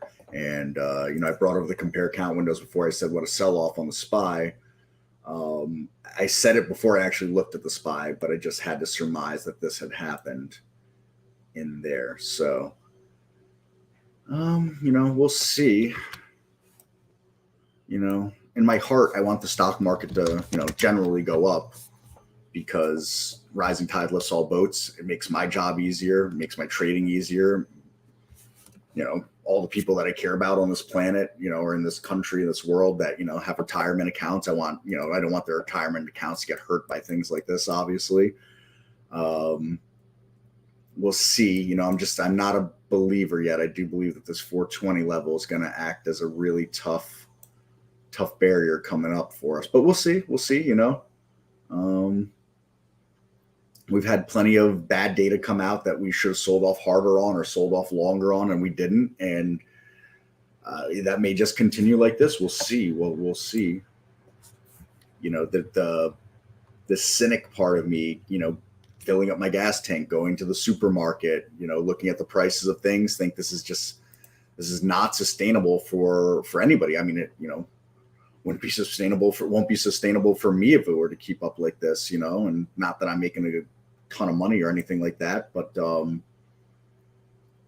I cut back my driving. I've adjusted my grocery schedule.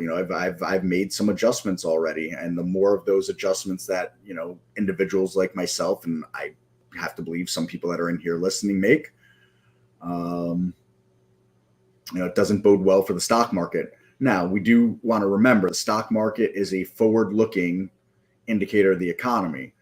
So, the bad stuff, is this already being priced in? Is there more to be priced in, or has it been priced in and we can start to build over the next coming months off of this? Time will tell. Time will tell. That's why I try not to ever get too high or too low, too bullish, too bearish on anything. And I'll take us back to the K-Web lecture that I was going on before, about higher lows, or lower highs, excuse me, Now I can argue, I could slip in on this, we have all these higher or lower highs, but, I can slip in this here and that reversal there. So we'll see. But then I could also argue, well, we had that low and then we put in this low. So we'll see. Now, if this turns out to be another low there, then we could say that was the low and we built 1, 2, 3 consecutive higher lows. But that becomes hindsight stuff, and how we're going to interpret that moving forward. So, to be nimble, be nimble. A lot of great trading opportunities out there, some just lasting longer than others, that's for sure.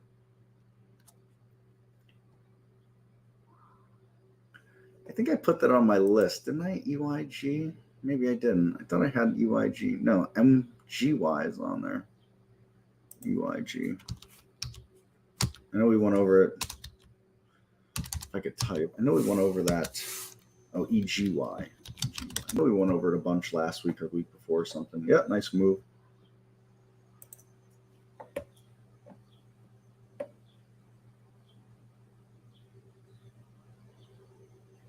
Very nice move. Yeah, I think, you brought this to the attention there back. I want to see you brought the attention to it back here, maybe just under $6. That's a very nice move off of that over the last few weeks. Running over that overhead, but, lifetime high is right there, not far off of it. Another nice trend. So it might be another one. Definitely another good look here. That's for sure.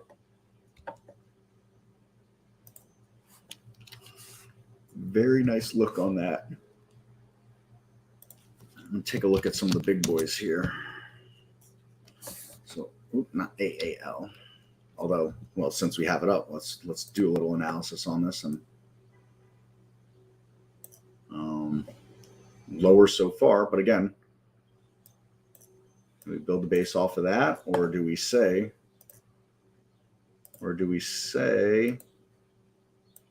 this happened and then it came back down again? We'll see. We'll see. Oh, that was American Airlines. Just happened to type that, but I wanted this here. Isn't that interesting? Now, I don't remember when I drew this line, but it was not in the last few days. And we came right up, ran right into it, and fell.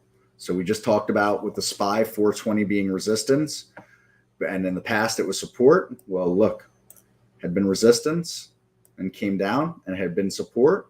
We broke that support, and now it becomes resistance again. So for all my efficient market hypotheses people, I just want to point that out for you. And while history doesn't repeat, it often rhymes.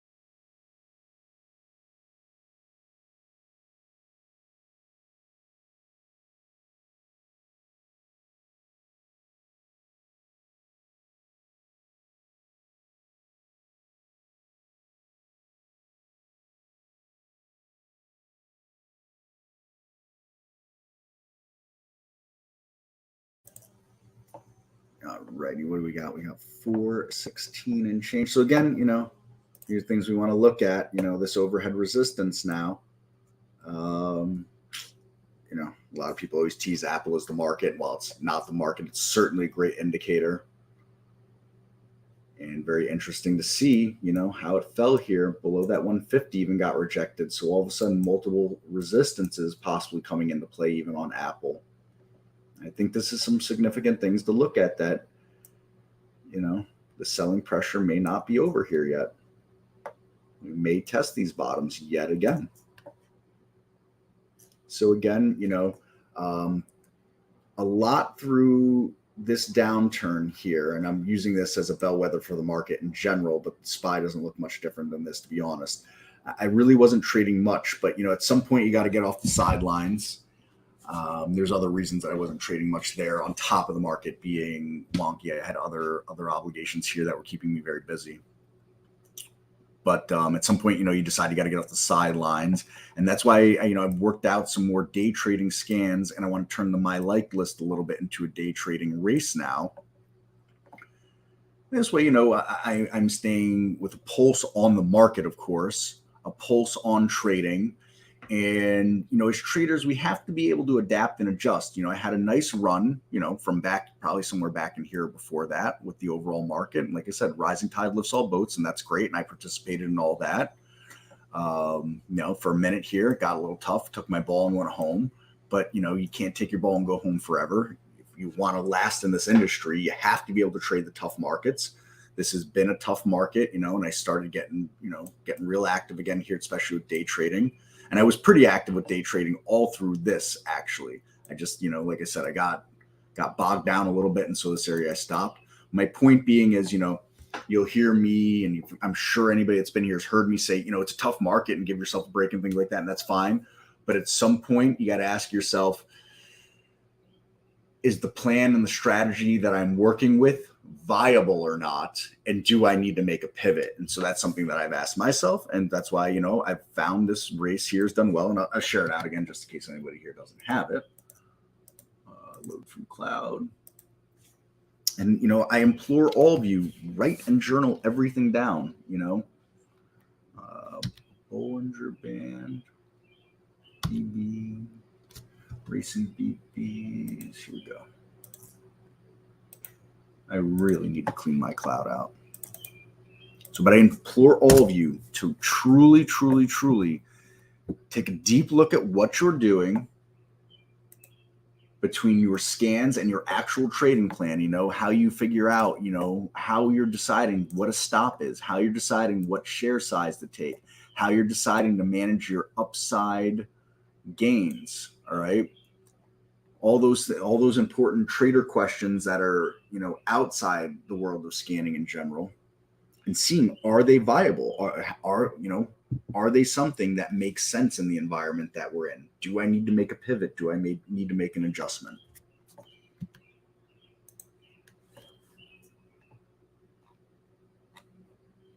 So there's that scan for y'alls.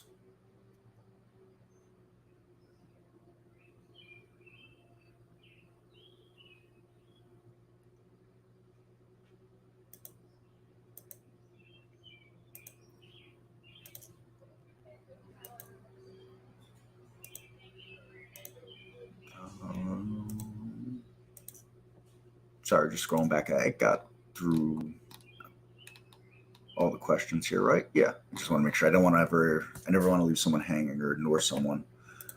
Sometimes the scroll gets past me and I don't see it, you know, going too fast on me.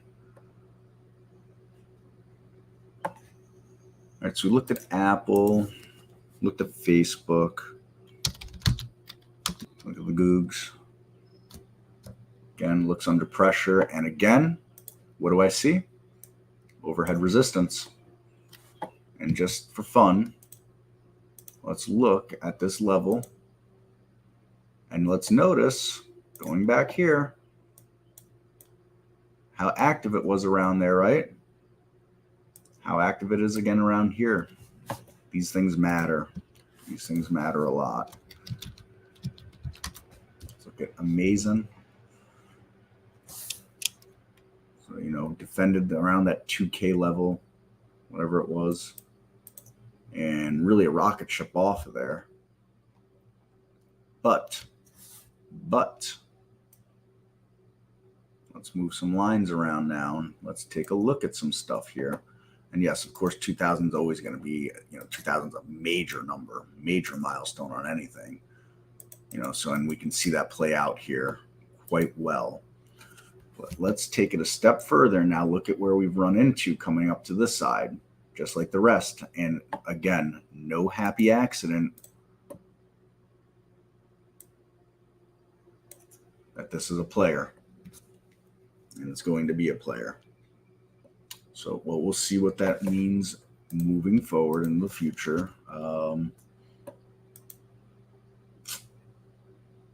Who are we missing? Oops. I don't think Netflix is really a player, and I think the Fang stock. I think that whole Fang thing is done. I think that was the end of it. We'll see, maybe a rounded bottom happening there. But, you know, I can't tell you how many conversations I'm in lately with someone's like, oh, yeah, I just canceled Netflix, or no, I'm canceling it. This is my last month. So is that priced in? You know, who knows? Well, you know, time will tell. We'll just have to see on this one. But I think, you know, this was never warranted up there. Is this more realistic? I have no idea. But that's an empty elevator shaft down, to say the least. So definitely be worth very much paying attention to.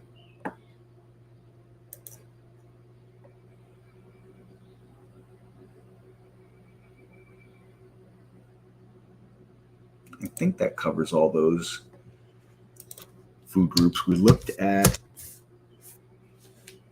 Facebook earlier.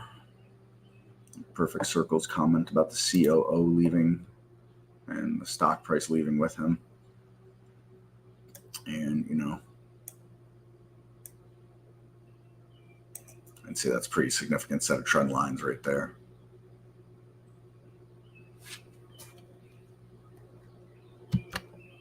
You know, they had quite the run. If I'm wrong, I'm wrong. I'm not betting money on any of this. I'm not, you know, I'm not trading based on any of it. They're all out of my price range of trading, and just not my cup of tea for trading. At least not at this point in my journey. They could come back, and who knows.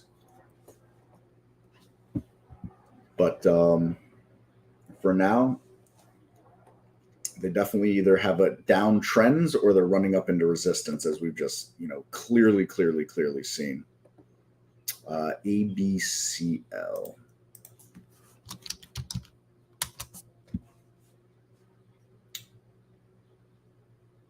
Kind of reminds me of the China. Kind of reminds me of KWeb, actually. You know, long-term downtrends here. They're going to need something to break that. I'm not sure what that something is. Yeah, you know, I don't really know of their problems. I just know I don't like them.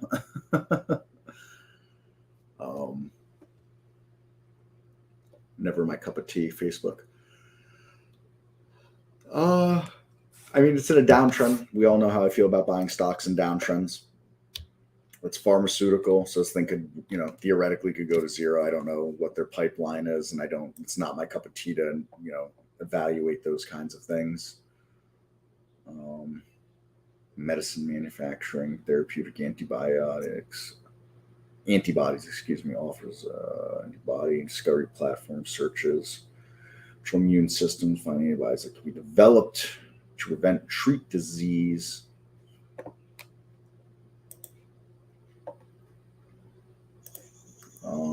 Looks like for whatever reason they were light to offer earnings. Kind of fading that now.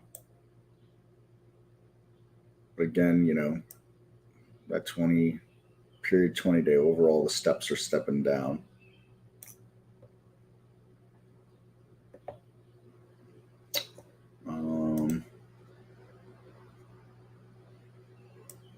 Could make maybe a bit of an argument for symmetrical triangle there, which are generally resolved bullish.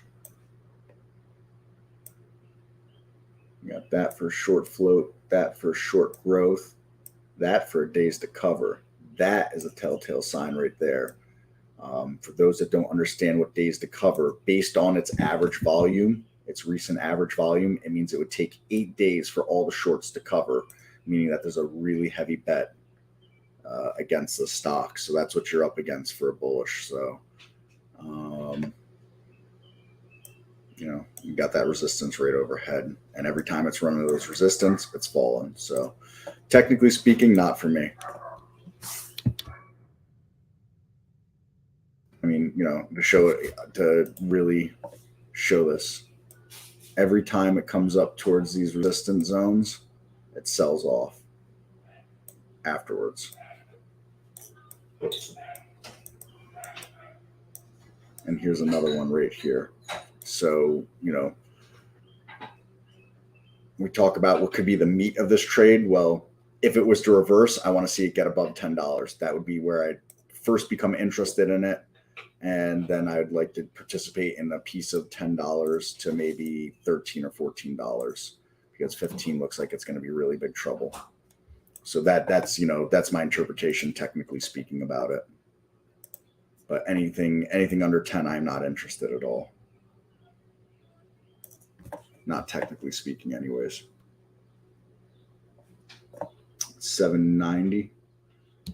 That's the recent high. So, you know, just if you get up in the money, consider this level right here, this 830 level, give or take.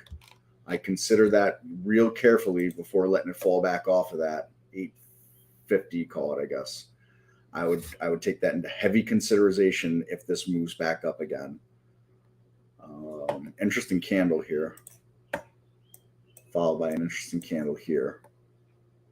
So, but I would just consider that, you know, unless you have some other long-term plan on it. So, all right, folks, that's going to wrap it up for me today. It was nice to be back. Thank you all for popping in and participating. I do greatly appreciate that. As I always say, please, you know, get outside, do some journaling, do some walking, whether it's, you know, a audio journal, handwritten journal, a video journal.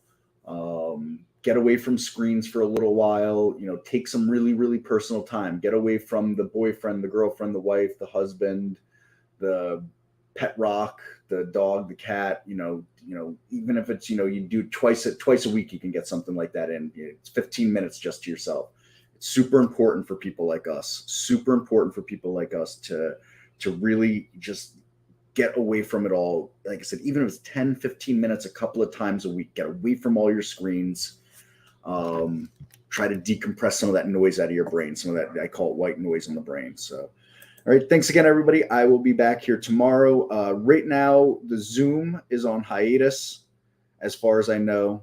I got to, get together with the powers that be and figure out what direction we're going or not going with that. So I'll be back here tomorrow. Same bat time, same bat channel. You take care, everybody, and have a good one.